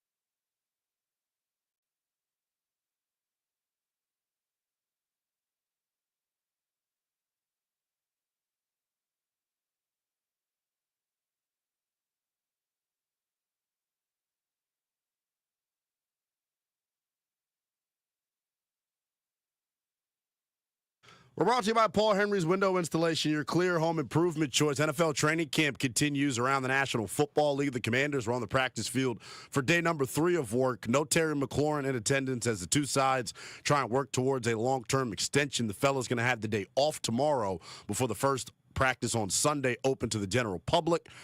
Also will be the first practice in shoulder pads for the Washington Commanders. Other training camp news around the National Football League. Vikings head coach Kevin O'Connell announced earlier to the media in Minnesota that wide receiver Justin Jefferson going to be out for at least a week as he is dealing with a mild hamstring strain.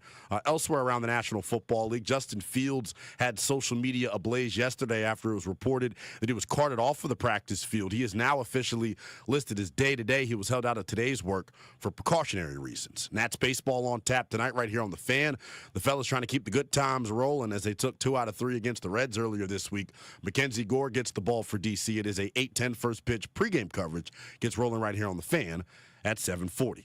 This July only, get $120 off each window with a 5-window minimum and $500 off each door at Paul Henry's Window Installation. Schedule your no-pressure free estimate today at paulhenryswindows.com, your clear home improvement choice. From the Crop Metcalf 5-Star Sports Desk, I'm Linnell Willingham on the Fan.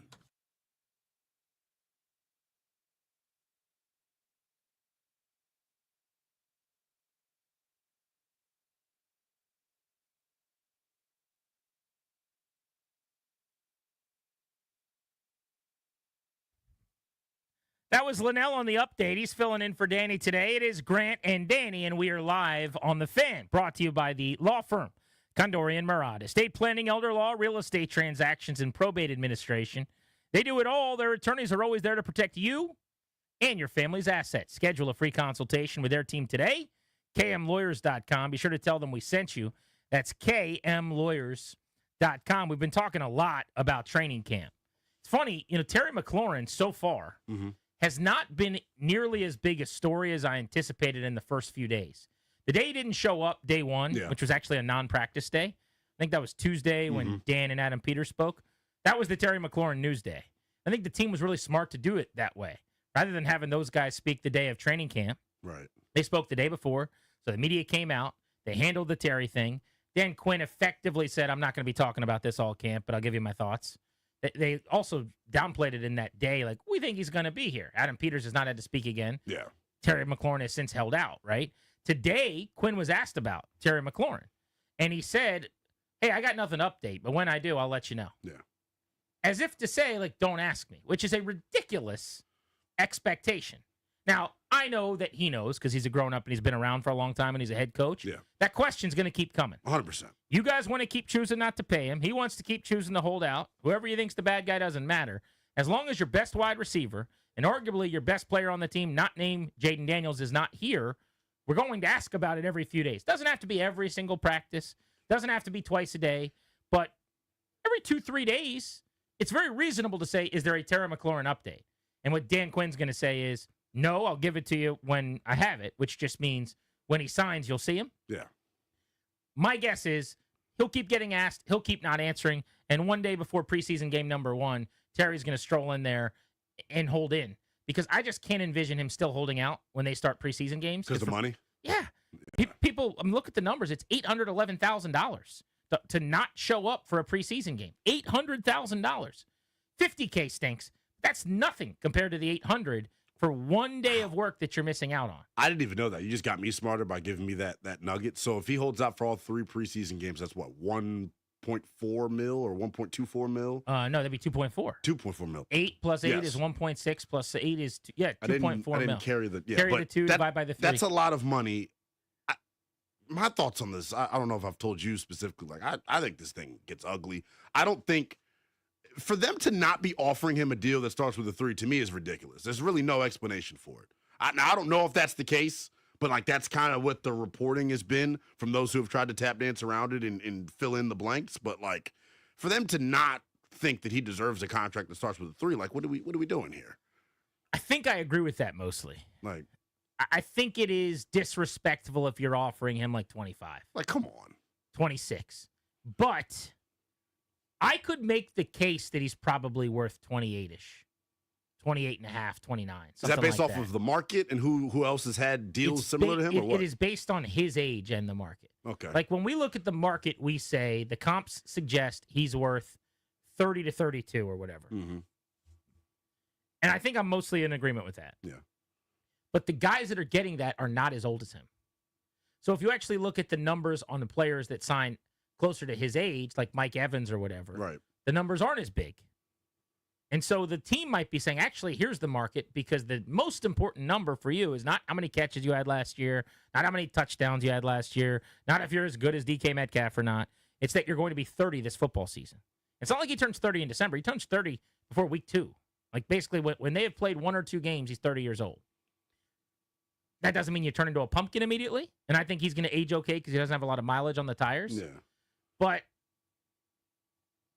I would write in pencil what you said, which is if you're not giving him $30 million a year based on just his track record and the fact that you have it, right? I take a little issue with that. Like if you were up against it, if Jayden was already making $45 million or something, then it's a different dialogue here. Way different.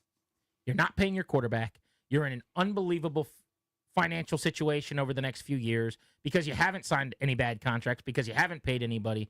And I wouldn't advocate, Linnell, that they do this for John Allen or Daron Payne or any of the other long-term players. There's one guy to me, one in this organization, in this era, in this decade, who deserves to be overpaid a little bit for services rendered, and he'd be the guy. Now, should that be a regular, customary way to operate? No. But I think you could break a rule or two for him, knowing he comes off the books before the Jayden money kicks in anyway. It doesn't make a whole lot of sense. I wonder, too, like, are they trying to, like, set a precedent with him, too? Like, you got Tunsil coming up, Luvu's coming up, Dorrance going to be coming up. Like, they're going to be dudes that have 1 year left on their deal that are going to be asking for extensions. Are you going to – so my thing is, if they pay Terry, does everyone else not have to play out the final year of their deal without new money? Is this going to be a routine thing every summer for the next couple of years? Because Tunsil's due. Lattimore's in the final year of his deal. He's going to be a free agent at the end of the season. So to that, I would say, if they come to me, I treat everything the same. So call me if you're Lattimore's agent. Okay. Yeah. Hey, we're got 1 year left on the deal. We're trying to figure out what's going on here. We want new money. Yeah, your client was terrible last year. We'll see you at training camp. See, that was a quick, easy phone call, right? Can I be Larry Tunsil's agent? Hey, you're lucky that I picked up the $18 million than I did. Yeah. You should have probably been a free agent because you played like you were Michael Davis. Oh, that was rough, GP. Well, I mean, I hear it, though. You're being serious. real. I mean, he struggled immensely last year. Now, Tunsil's more interesting. Yeah. Make the call there. So my client, who has been a multi-time Pro Bowler, widely viewed as a top 5 tackle, we got 1 year left, and we're not really trying to practice unless we have new money. I love that, and I appreciate that. He's going to be a star. I want him to be here for a long time. He's never done anything for me yet. He hasn't played one snap for me. He's never bled for me. He's never sweat for me. I can't pay him for what he did with the Texans. We got to see it in our program. We'll see you on the practice field. All right, we'll see you week 1. See you then. So you know that's my thing that I kind of fear here. Like, are they? But Terry's different. Like, he's done it here. He's earned it here. Laramie Tunsil doesn't get to show up after doing the Cotton Eye Joe on U Street, according to ancient philosopher Linnell Willingham, and just start asking for cash, right? If he did, okay. But I also think that probably gets worked out before the trade in some way. Like, you're allowed to talk to an agent, and you go, hey, is this a guy that's holding out? Does he need to be paid? Does he need an extension? What are we looking at? Yeah. The one that's more interesting is Luvu coming off last year. Whoa, yeah. Because Luvu last year proved he's got some star potential. And I don't think that subsides. Like, I think that Frankie Luvu is just scratching the surface of what he can be as a player. I agree. I think he's got another year like last year in him. He might even be better if you let him rush more. I actually think the numbers grow. But Frankie Luvu is not young either in football terms. Was he 28? He's 28, but he's going to be 29 when Terry's 30. So he's not getting any younger. So, in fact, he's going to be, next year when he's looking for a contract, the exact same age Terry is now. Now, linebackers age a little better than wide receivers. Sure. And so it shouldn't be as big a deal breaker. But quite literally, Terry turns 30 on like September 15th. Let me look up his birthday. Next year, when Frankie Luvu's trying to get paid, he'll turn 30 on September 19th, 4 days apart. So it's very similar. It's literally the same thing. But he'll be coming off 2 really good seasons, hopefully, at that point. And he's the heart and soul of your defense, it feels like right now. He is, very much so. Like, he's just that kind of guy. yeah. Like, he is going to be the heart and soul, whatever team he plays for. He just wears it on his sleeve. Would they dare play hardball with the defensive culture guy the way they're doing it with the offensive culture guy? Like, this is... Yeah, if you can do this with Terry McLaurin, you'll do this with anybody. So that's what I'm saying here. Like, are the other agents on the team going, you see what they're doing to Buddy and Terry? Like, are we going to be in that boat? 100%. Yeah, I don't even think it's just the team. I think it's around the league. This is my issue. We had a caller yesterday say something to the effect of, I don't want to set a bad precedent by giving Terry a bad contract. You can't set a bad precedent. And I'm going, I don't want to set a bad precedent by not taking care of my guy. Right. That's the worst thing. Who walked over the coals for me. Yeah. The Laverniuses. he just walked right over them. Yeah. And I'm going, thanks for walking over the coals, but go back that way. Yeah. Like, that's the precedent I don't necessarily want to set. I hear it. It's going to work out. I do think much of this it's a big deal. It's gone sideways. It's not pretty. Like, nobody's making too much out of this. Yeah. But much of this is the business of the NFL and just how it goes. This is how the sausage is made. Should it be this acrimonious? No. Yeah. I'm shocked we're here. Like, there's two dudes not there. The guy with the Bengals who called his coach a liar a month ago, and Terry McLaurin. It just doesn't happen. Who popped off at Eastern Motors. Yeah. Like, he has chosen to pay $150,000 to show how angry he is at them already. By the way, him and Buddy Baker choosing, I love that he did the shoot. You're from Buddy Baker, who's his agent. Who's his agent. You're from Indianapolis, Indiana, Terry. Go on the Pat McAfee show if you really want to reach an audience and have your blows be felt. But maybe he prefers the people interview him wear sleeves. Wow. Then he can't go on the McAfee show. That would be a problem. So, to get your official stance and take on it, you think there's no chance that he doesn't play this year, or that he doesn't at all? Like they don't trade him. You think that's completely off the table? Would you put a 0% chance on it? I think there's a 5% chance he gets traded. Yeah. Okay. I think there's I'm at 70-30. 30's high. I know, but they're not even talking. And it was crazy. They're talking. Remember, Adam Peters said they've been talking. Yeah, come on. If they were talking and those then talks again, Adam Peters said he thought he was showing up. Well, I don't believe that either. Exactly. So if they were talking and those were real talks, Terry would be there. If those talks were progressing. I'll disagree with that. Okay. You thought he would. Well, progressing is different than talking. Right. Okay. I don't think they're progressing. I agree with you there. Yeah. But I do think that there's an exchange, a back and forth. They're stating their side. He's stating his side. Maybe they're haggling over a couple of details and they've changed on a few things, but the important stuff, guaranteed money or whatever, what have you, hasn't been altered yet. Yeah. Do I think every day they're on the phone for an hour? No, I don't think so. But I would bet anything in my wallet that they've talked several times since Eastern Motors. I mean, there's no doubt. I would hope. If not, it's malpractice. That's Adam Peters' job, is to look handsome on the sideline during practice and to call Terry McLaurin's agent. That's the gig. We saw this with the Joe Shane thing with Saquon Barkley. Mm-hmm. Yes, in real time. We got to see the hard knocks that'll never allow us to watch a front office again because the Giants were so terrible at running their team. And they got so embarrassed that everyone's never, not doing that. Can't have that happen to me, yeah. But he's absolutely making phone calls and working the phones. Today was a big day for Terry McLaurin to me because anybody that was out there at practice can attest to this. They need him. There were so many drops today that happened where if Terry was on the receiving end, you would make the play. He would make the play. He's the contested catch warrior. They just haven't, and tell me what you've thought about the first 2 days.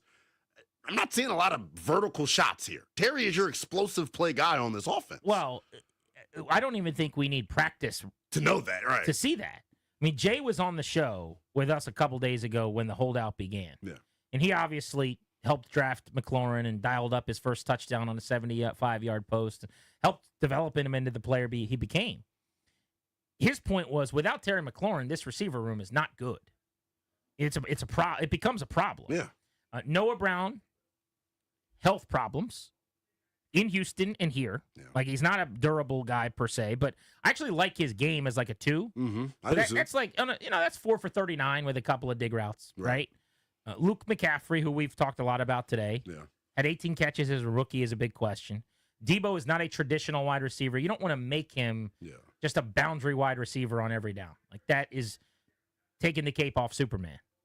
Michael Gallup, what does he have left exactly? been a few years since he looked like the guy that was a good player in Dallas. Yeah. I think he's basically like fighting for a roster spot type. I agree. Same with Chris Moore. Same with any of the other veterans like KJ Osborne.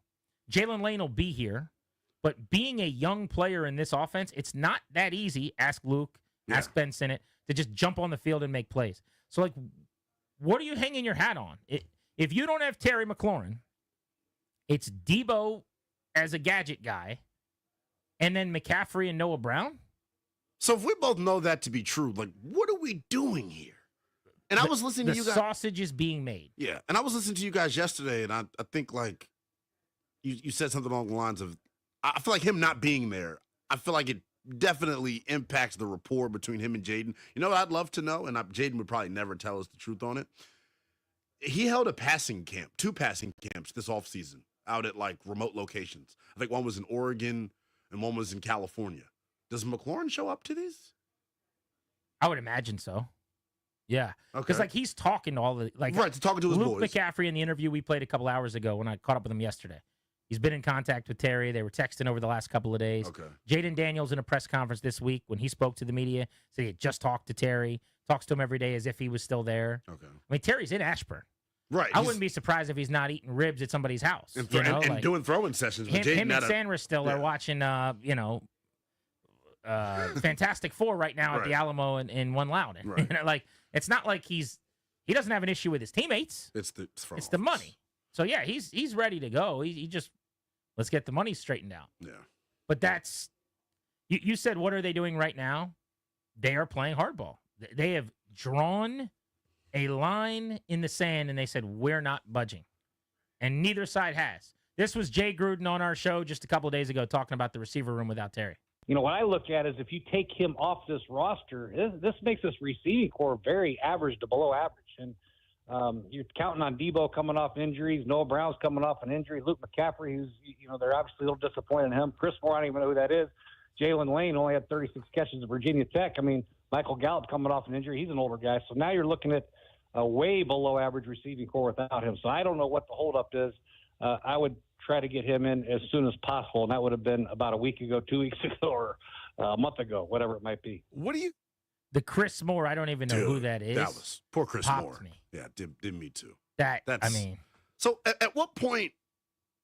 I had Louis Riddick on last night, and he was like, "At what point does Adam go to ownership and go like, we got to get this done?" Or does someone go to ownership and go like, hey, you need to step in? Would it be viewed as a negative thing? Well, I'll answer that next because that's an interesting question. I mean, after years of Dan Snyder getting overly involved, I don't want Adam Peters to have to worry about what ownership thinks. But I don't think it's a matter of him going to ownership saying we need to get this done. That would mean, like Washington National style, he wants to sign the player and the owners won't let him. It's not that, yeah. Right now, Josh Harris would be thrilled to stroke the check for Terry McLaurin. Right. Adam Peters does not want to give him what Terry McLaurin's asking for. It's about him and thinking what Terry's worth, I think. But we'll open up the phones on this. I'll push the Jaden convo because this is interesting enough. 800-636-1067. Without McLaurin, can you make the case that the receiving room is still good enough for Daniels to not step backwards?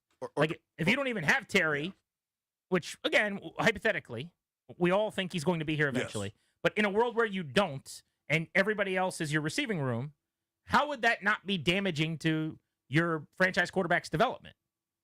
Grant and Danny on the Fan.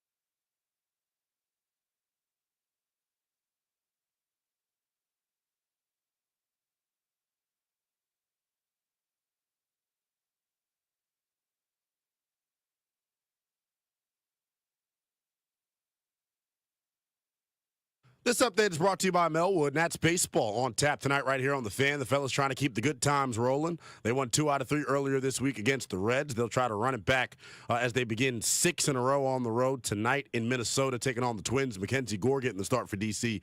It is a 8:10 first pitch pregame coverage. Gets rolling right here on The Fan at 7:40. NFL news, Justin Fields set social media ablaze yesterday after he was carted off of the field during Jets practice, but it was announced this morning that he will officially be listed as day-to-day with a dislocated toe on his right foot. He was held out of today's practice for precautionary reasons, but according to those in attendance, no signs of a limp for Justin Fields. Other injury news as well. According to Kevin O'Connell, the head coach of the Vikings, Justin Jefferson, going to officially be listed as week-to-week as he is dealing with a mild hamstring strain.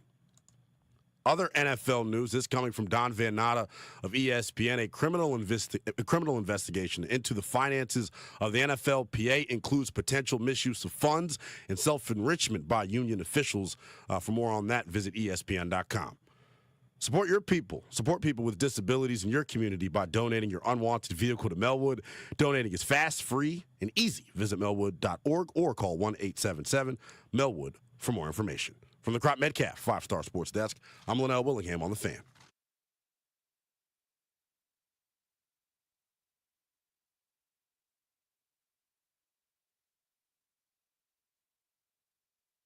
You know, what I look at is if you take him off this roster, this makes this receiving core very average to below average. And you're counting on Debo coming off injuries. Noah Brown's coming off an injury. Luke McCaffrey, who's, they're obviously a little disappointed in him. Chris Moore, I don't even know who that is. Jalen Lane only had 36 catches at Virginia Tech. I mean, Michael Gallup coming off an injury. He's an older guy. So now you're looking at a way below average receiving core without him. So I don't know what the holdup is. I would try to get him in as soon as possible, and that would have been about a week ago, 2 weeks ago, or a month ago, whatever it might be. It was Jay Gruden on the show a couple of days ago when the Terry McLaurin lockout began. It was a tough day for the Washington offense at training camp today. And one of the problems was they weren't winning on the outside at wide receiver, weirdly, when your receiver room is made up by K.J. Osborne and Michael Gallup and Chris Moore and Jalen Lane and Luke McCaffrey and Noah Brown. It's not going to quite be the same. So the question we're asking you guys is, can you kind of squint, turn your head sideways and be okay with this wide receiver group without McLaurin? Could it be good enough as much as they run the ball, which is more than people think under Cliff Kingsbury, with a heavy tight end room? We talked about Sinnott not being able to get on the field. Maybe you go 2-3 tight ends at a time. Running backs catching the ball to the backfield like Eckler and Robinson. Maybe that's a part of Merritt's game as well. And frankly, with Jaden running a ton, because there's just less pass attempts when a lot of your pass attempts turn into scrambles and runs, which was the case last year. Let's go to CJ in D.C. on Grant and Danny. It's G&D with Linnell in today. How are you, buddy? What's up, CJ? Hey, what's going on? Chilling. Go ahead. Hey, Nell, I kind of caught up with you this week, man, about the Terry thing on your show. I think what I said then still stands true now. I think these guys are looking at the comp between JD and Lamar up the road. That receiving core and the productivity that look like we're possibly going to be getting looks like what they're getting up the road. I think they want to sit back, and I think today was good. I think today was good for them to sit back and see what they didn't have. I think that's going to help move the needle on where they're going to bring Terry in at. I think going into it, I think they thought that they had enough to stand pat or stand close to where they were contractual-wise because they didn't think that they needed a $29, $32 million receiver to do what they feel that they can get done. So I think this is a smart point. I didn't mean to cut you off, finger slip, but appreciate you. So I think this is actually a good point. The Ravens have not spent big at wide receiver with Lamar, but they've always been searching for a guy. And they haven't landed. They've tried to draft. Now, I think they finally got one in Zay Flowers, who could be like a 1,000-yard guy every year. And I think he should have been in the Pro Bowl last year. Was he? I don't remember. He was on the bubble. Yeah, I think he was did make it. Okay. But, he's pretty good. Yes. It's taken years to get there. You could even make the case it's been a mistake by not handling it to the extent that they made it more of a priority. But they view themselves as a run-first team. Yeah. Derrick Henry almost went for 2K. And with a running quarterback in Lamar Jackson, and with a great tight end in Mark Andrews, that wide receiver has never been a huge priority. His point is maybe Washington views it the same way. I remember early last year making this point. Yeah. after the Tampa game when he ran almost 20 times, which was not authentic to the way the rest of the year went. And as the year went on, he certainly slowed his roll a little bit. But I remember thinking, like when Terry had a couple of those games that were light targets, and there were a lot of games where like at halftime, it was like 3 targets to wide receivers, where I'm like, maybe this is going to be Ravens-ish. Yeah. You know, maybe this is tight ends and backs out of the backfield more than wide receivers. And it certainly did not turn into that. Right. But maybe their point is it's close enough to that we don't need to pay someone 30. We could have a lot of 2s, 3s make up this room, max out with someone at 20 like Debo. Yeah. And that's enough. I think that's an interesting question to throw out there in terms of like, is that what they might be thinking? So the difference between this and Baltimore, I think it probably could work a little bit better here because Jaden's the type of quarterback that throws people open. Ball placement, accuracy is his specialty. When the ball's on the money, the receiver doesn't need to be as good. Do you pick up what I'm putting down when I say that? Like, of course. You don't need a guy to go make acrobatic catches for you because he's going to put it right in the breadbasket 9 times out of 10. Go back and look at the target splits throughout last year. And remember, this was a complaint right before the Tennessee Titans game was the first time they moved Terry to the other side. Remember what our thought process was? Man, they're not force-feeding Terry. They're not force-feeding Terry. That's not what this offense is. This is the West Coast air raid is what they basically run. A lot of quick game. They have their air raid principles, but the ball gets spread around the yard a lot. That's why Olamide Zaccheaus is able to have a career year. That's why Noah Brown is able to be looked at as an impactful wide receiver. Right, it's why Zach Ertz was able to have a renaissance. Eckler, the first man ever brought him down. Like, I kind of agree with what CJ said. I wonder, I don't want to say I agree. I'm just curious as to like how they view themselves at that position, and does Cliff view it as a necessity with Jaden at quarterback? Well, to that point, McLaurin last year had 5 100-yard games. He had 5 games where he had 22 or fewer yards. He had the same number of games last year, 22 or fewer yards, than he had with 100 yards. So there could be something to them going, we can move the ball without a true number one. You know, in some of those games, it's annoying to watch. Like one of them was the awful Eagles game. Yeah. But, you know, they scored 30 and beat the Falcons in overtime. Terry had 1 catch for 5 yards. They scored 27 points and beat the New York Giants. He had 2 for 19. They scored mid-20s and beat the Giants. And he had 6 for 22. In fact, in those games, they were 3-2 with him going 25 or fewer. So there could be something to that where they go, are we a traditional passing offense? If you are the Bengals, you pay Chase. Right. And you pay Higgins because Joey B's standing in the pocket making throws. You know, if you have a pocket passing quarterback like Minnesota with Cousins or something like that, you're paying Jefferson and you're going to get Addison because he's force-feeding those guys. Let's go to Mo in Largo. What's up, Mo? What's going on, Mo? Good afternoon, gentlemen. Good afternoon. Wow, you guys just took a whole lot of my thunder. Let me tell you that. So I'm really feeling that premise because if you think about it, you know, Jaden is extremely accurate. And like you said, he puts the ball on the money. So I don't think Terry's absence prevents Jaden from getting better. I think offensive line play prevents Jaden from getting better. And what he needs to get better at is just making sound, decisive decisions quickly. You know, getting rid of the ball in those moments where he hangs around with it a little too long. But as far as what their scheme is moving forward, or maybe we need to ask ourselves, what are they looking to do moving forward? And in a perfect world, who is more important to their scheme, Debo or Terry? Because you're going to have to pay either one of them next year. You know what I'm saying? So if they deem Debo to be more integral to their scheming and how they want to move forward, then I can understand why they're not trying to give Terry 30. Well, paying Debo a big contract after you don't pay Terry that'd be a horrible look. That's not going to go over very well. But it depends on the season he has. You know how old Debo is? 29, isn't he? 29. So he will be 30 when they pay him next year if they pay him, which means he will be older than Terry McLaurin, when supposedly the problem with paying Terry McLaurin is that he's too old. Also, Debo's injury history makes me just not that excited to get into bed with him for an extended period of time. And to pay him, yeah. You know what I'm saying? Like, I get that. I'm all for dating. Me and Debo can go out and have a good old time. Have 2 drinks. I'm not getting down on a knee and popping the question necessarily with Debo on some 3 or 4 year deal. I mean, look at the games. Now, somehow, some way, the last 2 years, he's only missed a couple of games. But the problem isn't games missed. It's the constant questionable, can't practice, always on the injury report, banged up. 75% of himself this week, 65% of him next week, watching in the first quarter to see if he's got it. Like that is the Deebo Samuel kind of the last couple of years. Let's go to Chris in Hyattsville on G&D. Chris? What's up, man? Hey, I had to call him because I fundamentally disagree with your last point about, well, you can isolate games where Terry had under 25 yards and they were still successful in those games.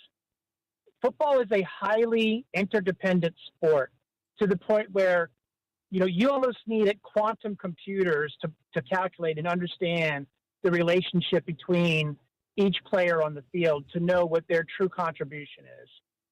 You can't just isolate individual games and say, well, they were able to beat the other teams when Terry wasn't productive.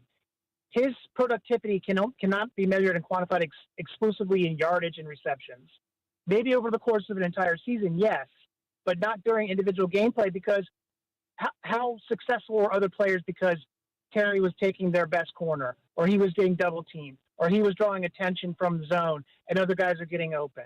Those are not going to show up in the stat sheet on individual isolated games. No, so I completely agree with your point, and I think it's 100% accurate.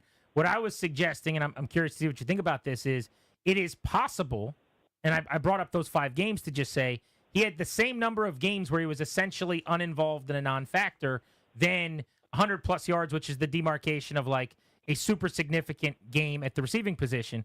Is it possible that they're saying in this offense, with this quarterback, who is a dual threat, who's going to run the most of anybody, maybe not named Lamar Jackson, that with Zach Ertz and with a couple of number 2 receivers, and if they line it up a different way, Baltimore has basically neglected a wide receiver and won a dozen games every year for a long time with a running quarterback. Could they philosophically just be saying, we don't need to pay a receiver top 5 money because we don't use receiver that way?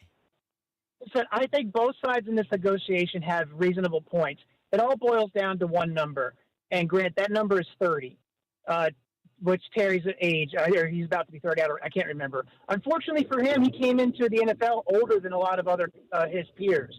And it's just that happens that his career has progressed in such a way that he's at this point, this crossroads where he's trying to get a second contract, but he's much older than the guys who got the big bag, as the kids say.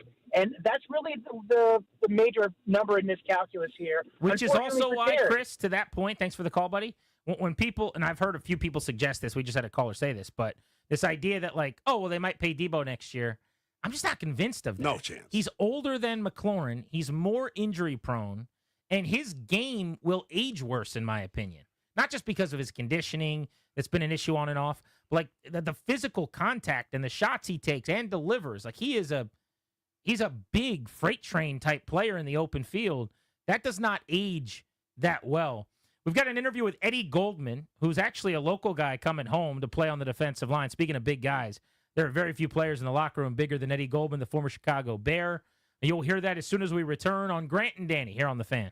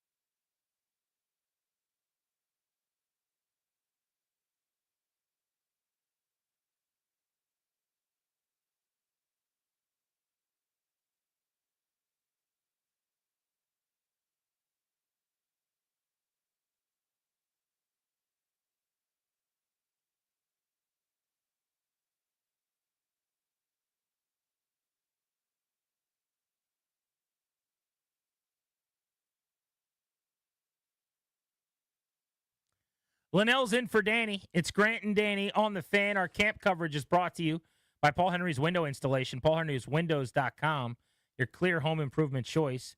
Eddie Goldman has twice been out of the league, but he's back for more. Eddie Goldman provides the size and just the immovability up front that the Commanders are looking for against the run. 31 years old.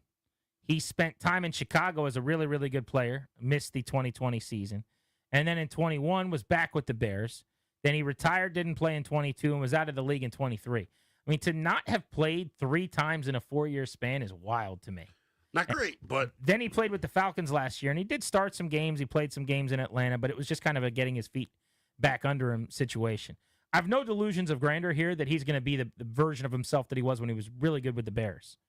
But you're just hoping he can help stop the run at 330 pounds. Yeah. Saw him coming off the practice field, wanted to catch up with him. He is a local guy, went to Friendship Collegiate in D.C., from the DMV, and back home. This was one of the only teams that hit me up, and once they hit me up, it was a no-brainer. You know what I mean? I got 2 guys that I used to watch right here, Sean Springs and London Fletcher. It's kind of crazy, right here. But, just thinking about that, thinking about the legacy and how I feel about the organization, it was a no-brainer. Do you still live here? Like, were you back at home, or are you in Chicago? Or, like, where do you stay? I got a house in Atlanta. Okay. Yeah.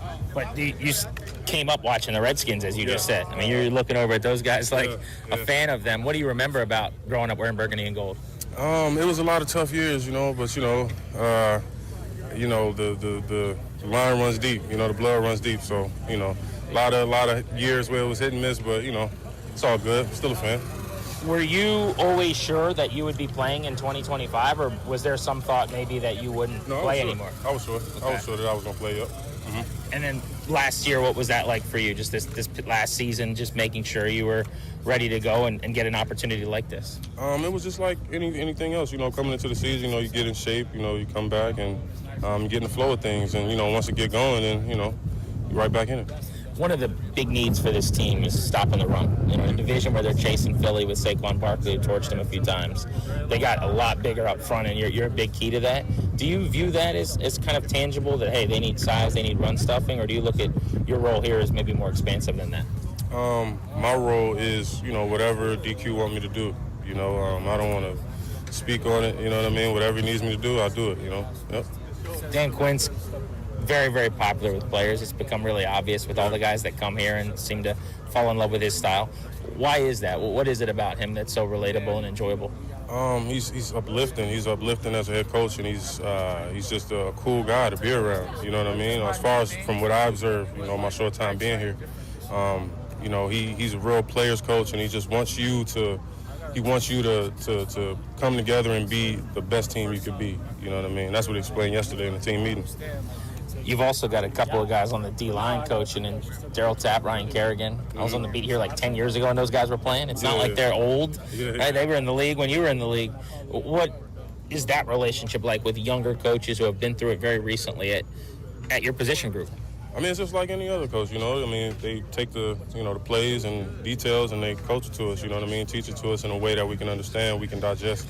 And, it's not too much different. I guess they're closer in age, so they could, off-the-cuff conversations may be a little relatable. But as far as, like, coaching, ain't no, change off or nothing like that. Lastly, how's training camp changed since you broke into the league several years ago? I mean, day one today, like, there was a time even recent, at the beginning of your career, I'm sure, where it felt and looked a lot different. Yeah, it was 2 days, earlier. The first practice would be pads, and the second practice would be pads without the bottoms, you know what I mean? So I guess that's different right there. What else? I say that's about it. No guardian caps, you know what I mean? So, yeah, that's pretty much it, But is it less grueling? I mean, is it like, there was a time years and years ago where guys just showed up and from their job that they had all off season, and they had to, get into shape. This is what you guys do. You spend money on your body all year. Do you still feel like you need the 3 weeks or whatever it is that ramping up, or what's your mindset on that? Whatever it takes to get acclimated, you know what I mean? All you need is some acclimation days and to get, going, get the, blood flowing, get the callus ready to, pop the pads, you know what I mean? So, you just need a couple days to get acclimated, then you're good, Thank you for the time. Yep, appreciate it. Eddie Goldman back home in the DMV, part of this defensive line. We know that Dorrance Armstrong is going to be, mostly an every down defensive end. We know that Von Miller will be a situationally used pass rusher. Cleveland Farrell will kind of platoon with him on running downs. But otherwise, there's a lot of questions, right? Dietrich Wise, I would think, will be an important run stuffer at end. They can kick him inside a little bit. Payne, Kinlaw are going to have to help Eddie Goldman. There's so much competition on the D-line for this team right now. Armstrong, Payne, Kinlaw, Miller, Wise, Newton, Goldman, Farrell. That's 8. Martin, they signed in free agency. Sheldon Day was good last year. Jean-Baptiste, they drafted last year. Jalen Holmes, too. Further down the board, but Holmes has flashed in the preseason and done a couple things in the regular season. Andre Jones was drafted previous regime, but is still around. Like, that's as busy a room as you're going to find. There's not star power outside of maybe Payne and the name of Von Miller, but it's a lot of guys. That was not the case last year. No, it was not. And I feel like with the guys that they brought in, it allows them to be more multiple in what they want to do. They got a couple different, I won't say a bunch, but a couple of different guys that have inside, outside versatility. Like Kinlaw can play on the edge. Dorrance can play on the interior. They lined up yesterday, GP, and when they're pinning their ears back trying to rush, and it's Vaughn and Louvu off the edge, and it's Dorrance and Kinlaw or Dorrance and Payne on the interior. Like, I like that on an obvious passing situation. I want more packages where you don't know who's coming. Yeah. Like everybody's standing up or everybody's moving around at the snap because they got enough guys now that should be able to get home or at least just get downhill. Right. And even like Jordan McGee was telling me that's one of the main things he's been working on. Was blitzing? Will Harris said, I said, well, what's the main thing you'd want to take from someone? He's like, I'm trying to watch the pass rushers. Like, I need to add that to my portfolio. Yeah. Like, it's clearly something that they're preaching. They want to be a part of what they do. We're going to check in with Ben Stanig of the Athletic for the last several years covering the team. You can now listen to him here on the Fan and over on 980 throughout the season. He's also got a Substack he's going to be covering the team for. So Stanig's going to be with us. Plus, I want to hit an audio vault before we get out of here. I got a couple of good clips that I saw last night from around the NFL that are hilarious. One involves Jerry Jones. That's always good. My man just can't do a press conference without a blooper. G&D on the Fan.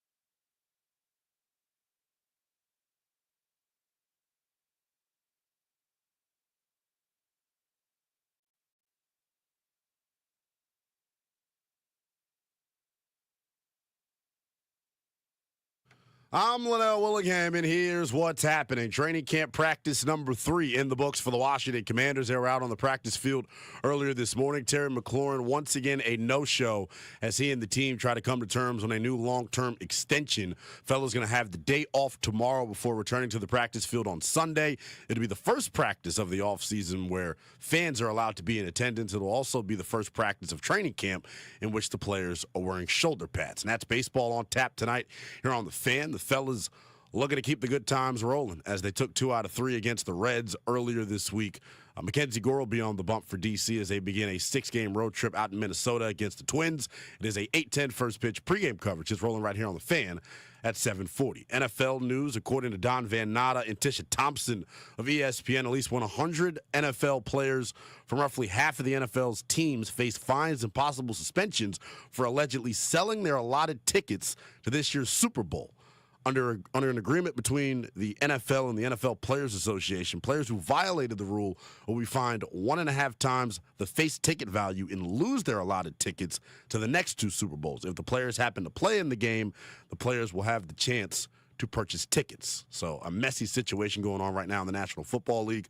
Another messy NFL situation coming from Don Van Natta of ESPN as well. A criminal investigation into the finances of the NFL Players Association includes potential misuse of funds and self-enrichment by union officials. That according to a confidential document obtained by ESPN. If you want more on that story, visit ESPN.com. From the Crop Metcalf 5-Star Sports Desk, I'm Linnell Willingham on The Fan.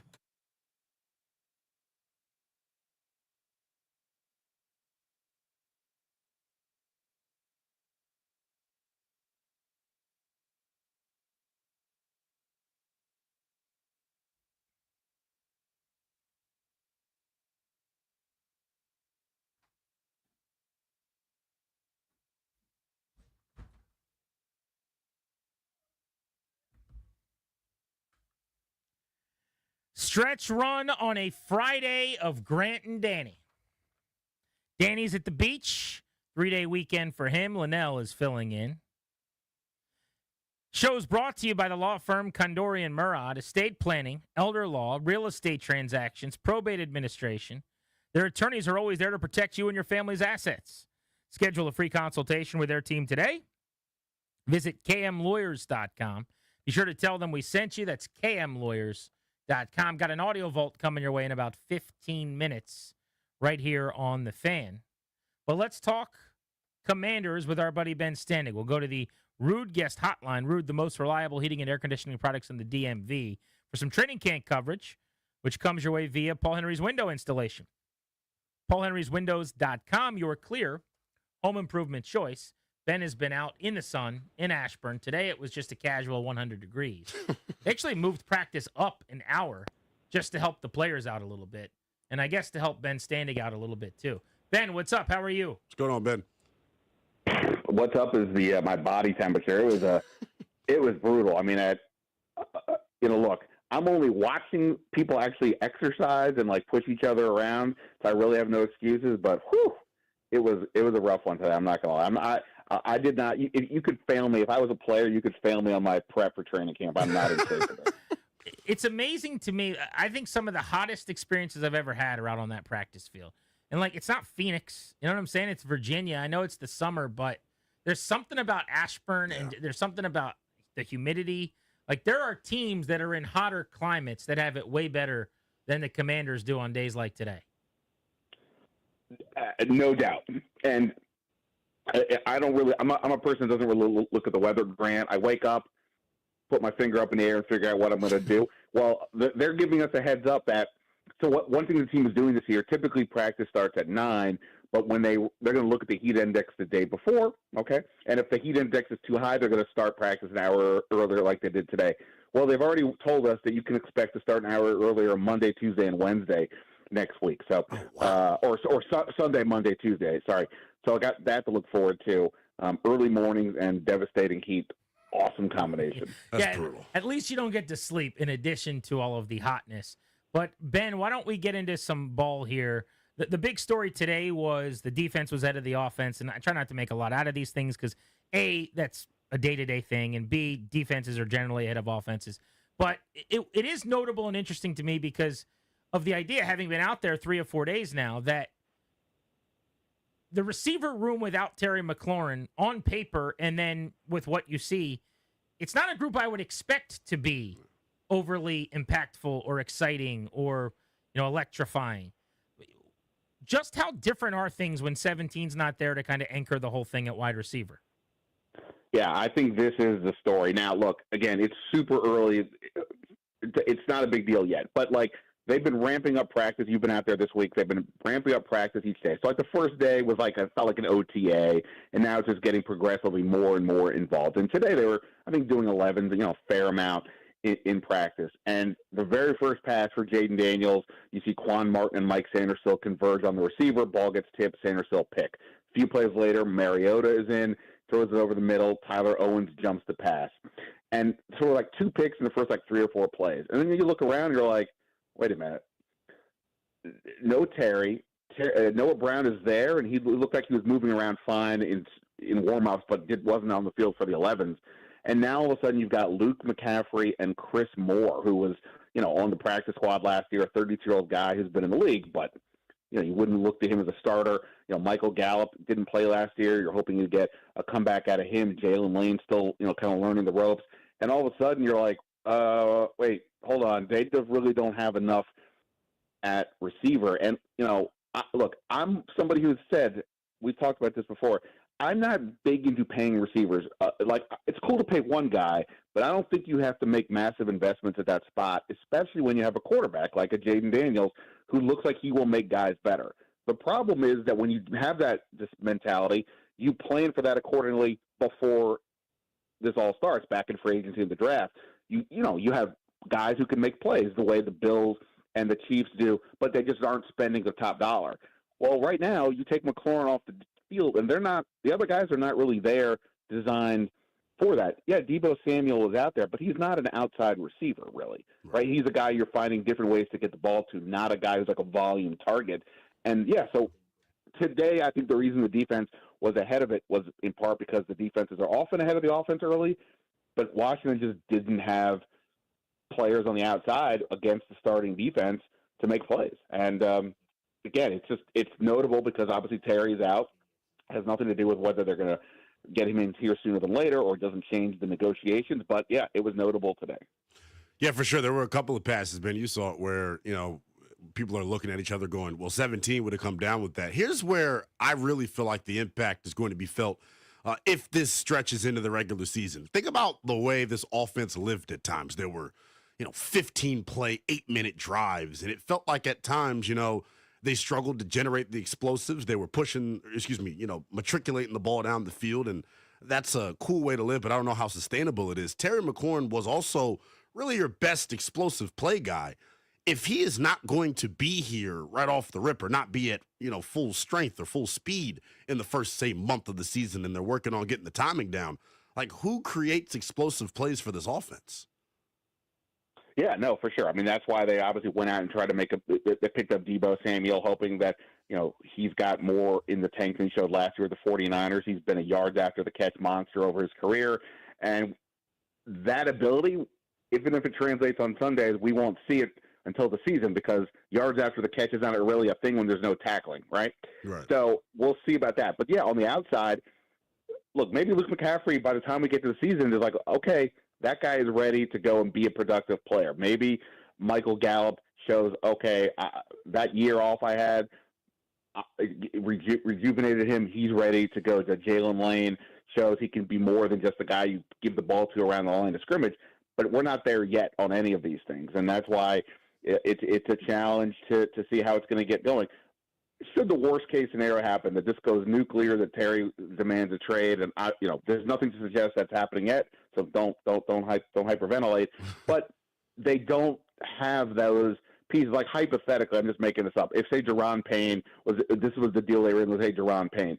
Well, okay, they have Johnny Newton, they signed Javon Kinlaw, they signed Eddie Goldman, Sheldon Day played last year. You at least have a rotation or you could kind of work along with the guys on the edge. I just don't know that you have that at receiver right now. So, again, long way to go. But, yeah, on this offense last year, Terry McLaurin was the go-to playmaker. They wanted Deebo to come in. And that's also like we talk a lot about a guy like Krosky Merritt in the backfield. it's not that we're saying the 7th round pick is, some great player. It's to say that what he gives up a big play element that they don't have otherwise, and that's why he's interesting. That's where we're at. That the 7th round pick is interesting enough in the backfield because they don't have a lot of playmaking on offense. And so, when Terry's not there, you definitely notice it. And today was one of those days. Ben Standig is with us here on G&D. Danny is out. Linnell is in. As far as the Terry holdout goes, this is going to sound dumb, but I'm trying to figure out a way to say this correctly. I think it's weird that he hasn't asked for a trade yet. If he's this upset that he's holding out, it never gets this far. Like, this is so rare that a guy has held out of training camp in this era, $50,000 fines for 3 days. There's two guys doing it. One who called his coach a liar, and him, who popped off a little bit at Eastern Motors. But like James Cook was agitating all offseason. He's there. Micah Parsons is at Cowboys camp. Like, the holding out is a pretty good indicator that he's not happy. Why not ask for a trade? Myles Garrett did it.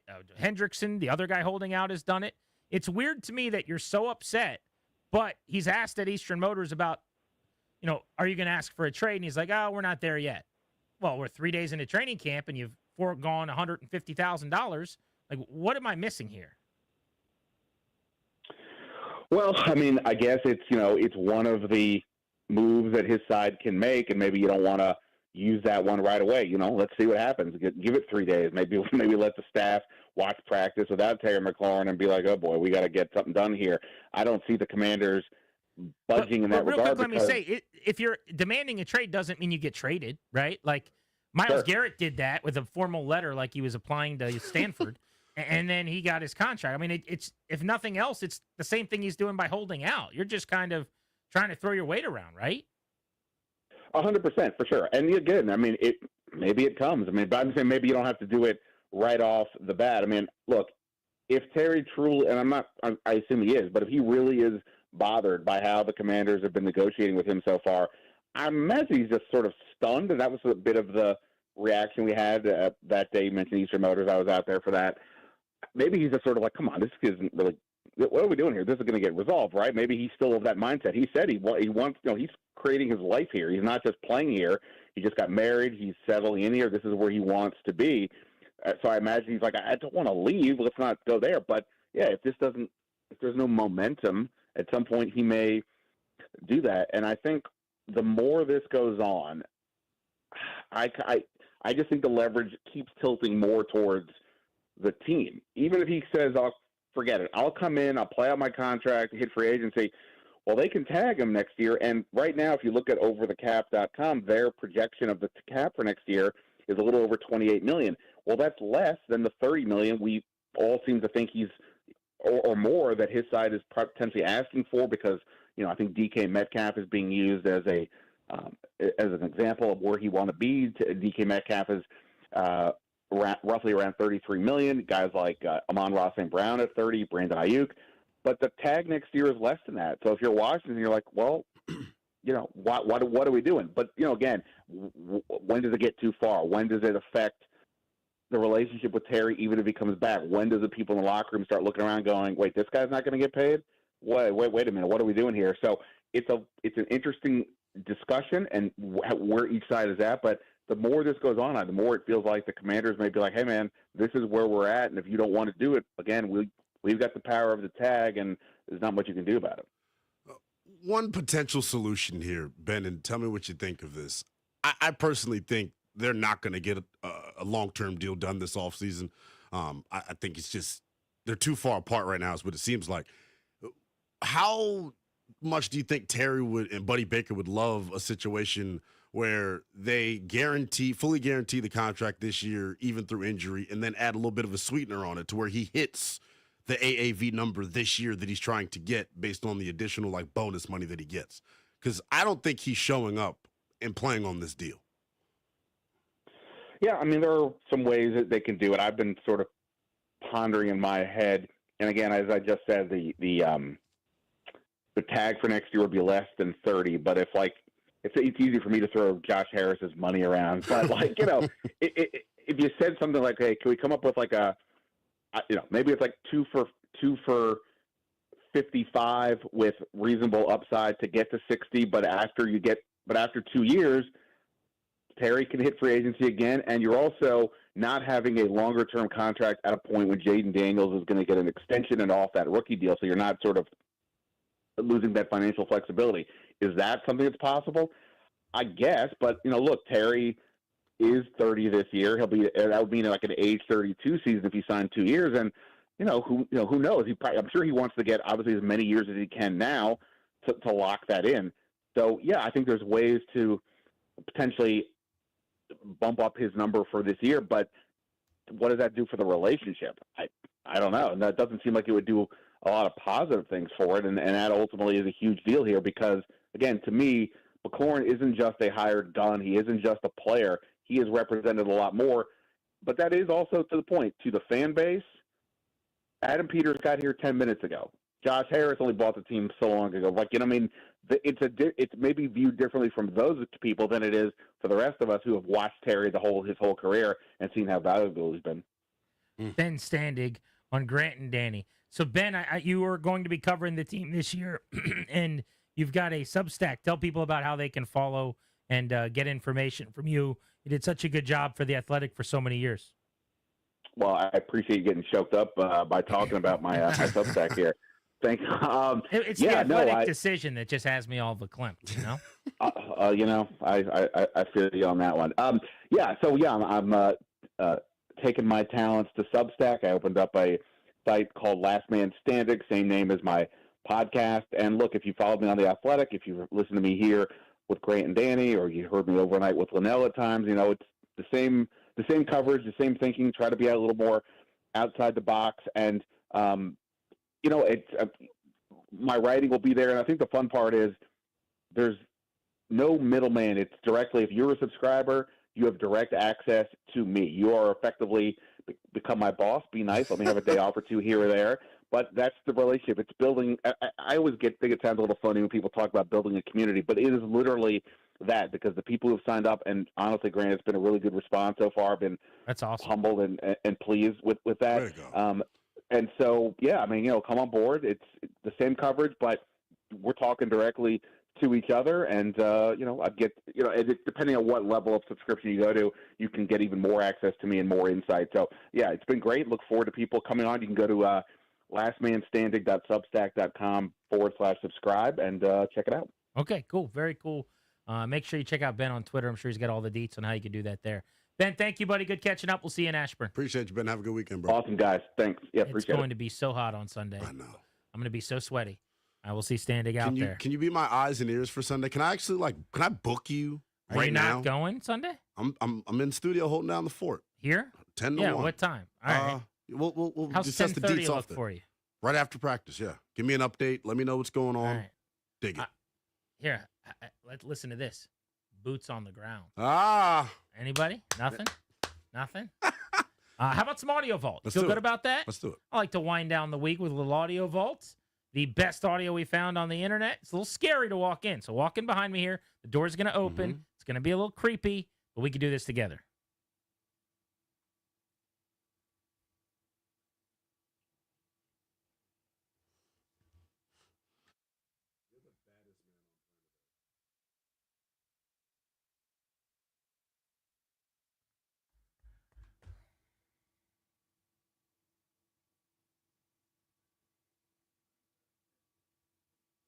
There's no getting out of the Audio Vault now. No willing. I'm trapped. I'm a sucker for Jeopardy questions that people can't answer about sports.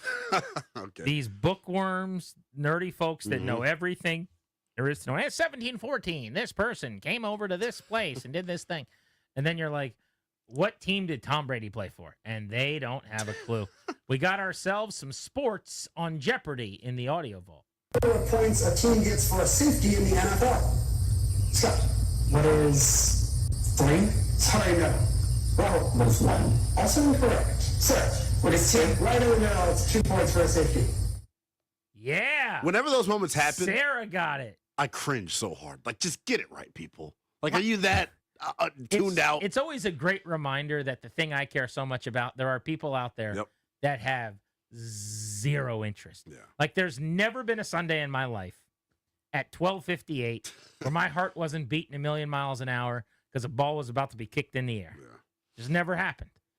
5 minutes before week 1 of the NFL season, when the countdown clock's on Red Zone, I'm the happiest I could possibly be. Yeah. And those people will be doing something else. They'll be at a farmer's market, or they'll be reading the almanac. They will not be caring about that. Jerry Jones is just not good at owning a football team. And it's a good thing for Washington. It's a good thing for the rest of the NFC East. I stop short sometimes of like poking fun at this and really just laughing, because I think there is an element of this where he is getting older and is just not as sharp. And that part of it is sad. And I'm trying not to, make light of that. He's in his mid-80s at this point, I believe. But my God, man, have one press conference where you don't say something ridiculous. This is him talking about the negotiation with Micah Parsons. Of all the players that I've ever negotiated with, Michael Parsons is as savvy and knowledgeable and understanding of his financial business relative to football as any player I've ever been around. So now I know why they can't get a deal done with Micah Parsons. Exactly. Jerry's so busy negotiating with Michael Parsons. That's so bad. There's just some dude in Dallas that Jerry's been talking to about a contract named Michael Parsons. Michael Parsons. This is worse than the Bruce Allen Kurt thing. Yes. When he couldn't call Kirk Cousins Kirk. Yeah. So he called him Kurt, and he blamed it on his dialect, which was from McLean or something, as if people from McLean can't say the letter K. This is worse than that. Yes. Michael Parsons. He got both names wrong. That's crazy. Right? Micah is not Michael, and Parson is not Parsons. Jerry Jones. He's bad. Get it together. Let me hear the full clip one more time. Of all the players that I've ever negotiated with, Michael Parsons is as savvy and knowledgeable and understanding of his financial business relative to football as any player I've ever been around. That actually does make me wonder, where does Micah Parsons rank on that list? I'm about to say, right? Of all the people he's negotiated with that are so smart, if Michael Parsons is one, and like where's Dak and where's Micah Parsons? I want to know what the rest of the list looks like. Jerry's not serious. Their whole back and forth this week has been incredible. It has been. And unserious is the perfect word for him. The press conference they did when they announced Brian Schottenheimer, which is a comical hire to begin with, although I will say I loved Marty so much, and he was such a good guy to me, and he's just a really good football coach that I'm rooting for Brian Schottenheimer because he's the son of Marty, honestly. But it is still something, in my opinion, that is pretty outrageous that it happened with an organization of that caliber in 2025. They could do a lot better because you got a quarterback that people would want to work with. But watching that press conference is when I realized, oh my goodness, the Cowboys will never win as long as this person's in charge. It's tough. I mean, you might stub your toe and accidentally go on a run. Well, you can't sustainably win if this is the person that's calling all the shots. And if you don't know what I'm talking about, just go back and watch that press conference. It is high comedy.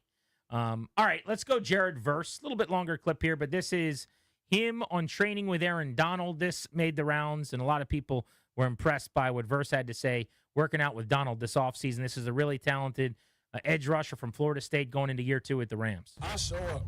It's like 11 in the morning. I'm thinking we got like an hour workout. I got plans out there. I got things I got to do throughout the day. I was planning on watching film and everything like that. We show up. He doesn't say hi and nothing like that. He sees me. He's like, come on. He do a little dap up. We walk inside. He's like, stretch how you have to. I stretch. We do 4. Everything he does is like a circuit. We do 4 workouts. It's all cardio. Versus climber, bike, lunges and core. 4 rounds each. You do all that. You're already tired. You're kind of like, oh my God, whatever. Then you do 4 sets of core, 2 different workouts. So it's like 8 different workouts, 4 sets each. You do all that for 4 sets. You go through. He's like, "Are you ready for the real workout?" I'm like, "But I've been here for 45 minutes. What are you talking about?" We go to the weight room. It's all arms. That's why he's big as hell. We go to the weight room. It's like 8 different circuits, all arms, 4 sets each. I'm there for an hour and a half. His wife came in laughing at me. I told her to call the police.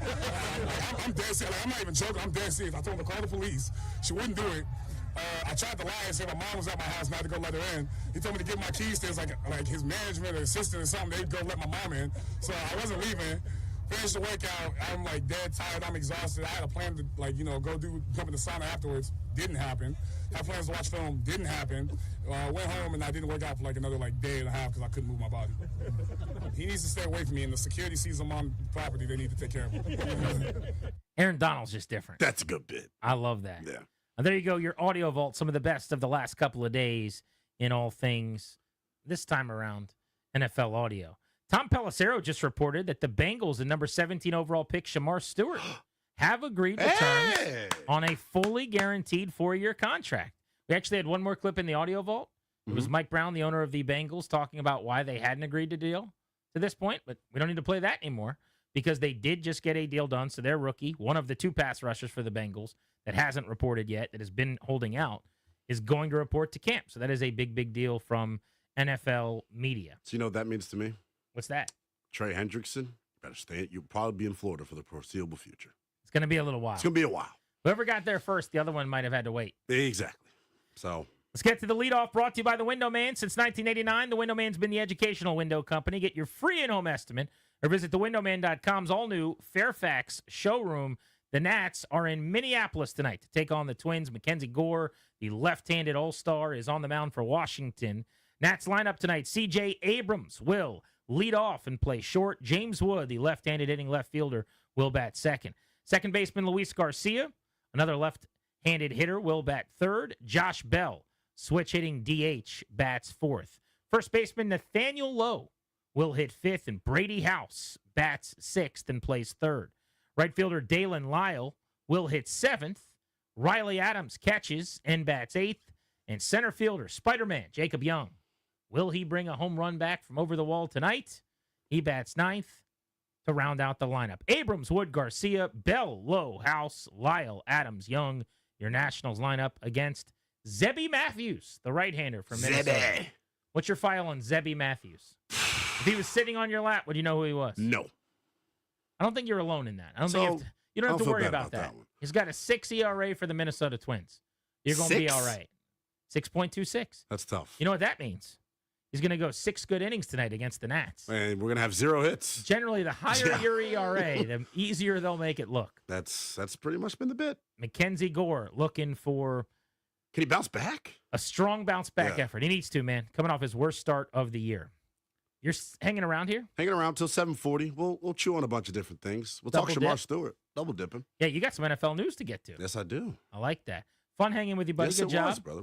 For our producers behind the scene, Ryan and Darius, Grant and Linnell saying so long. Danny will be back on Monday.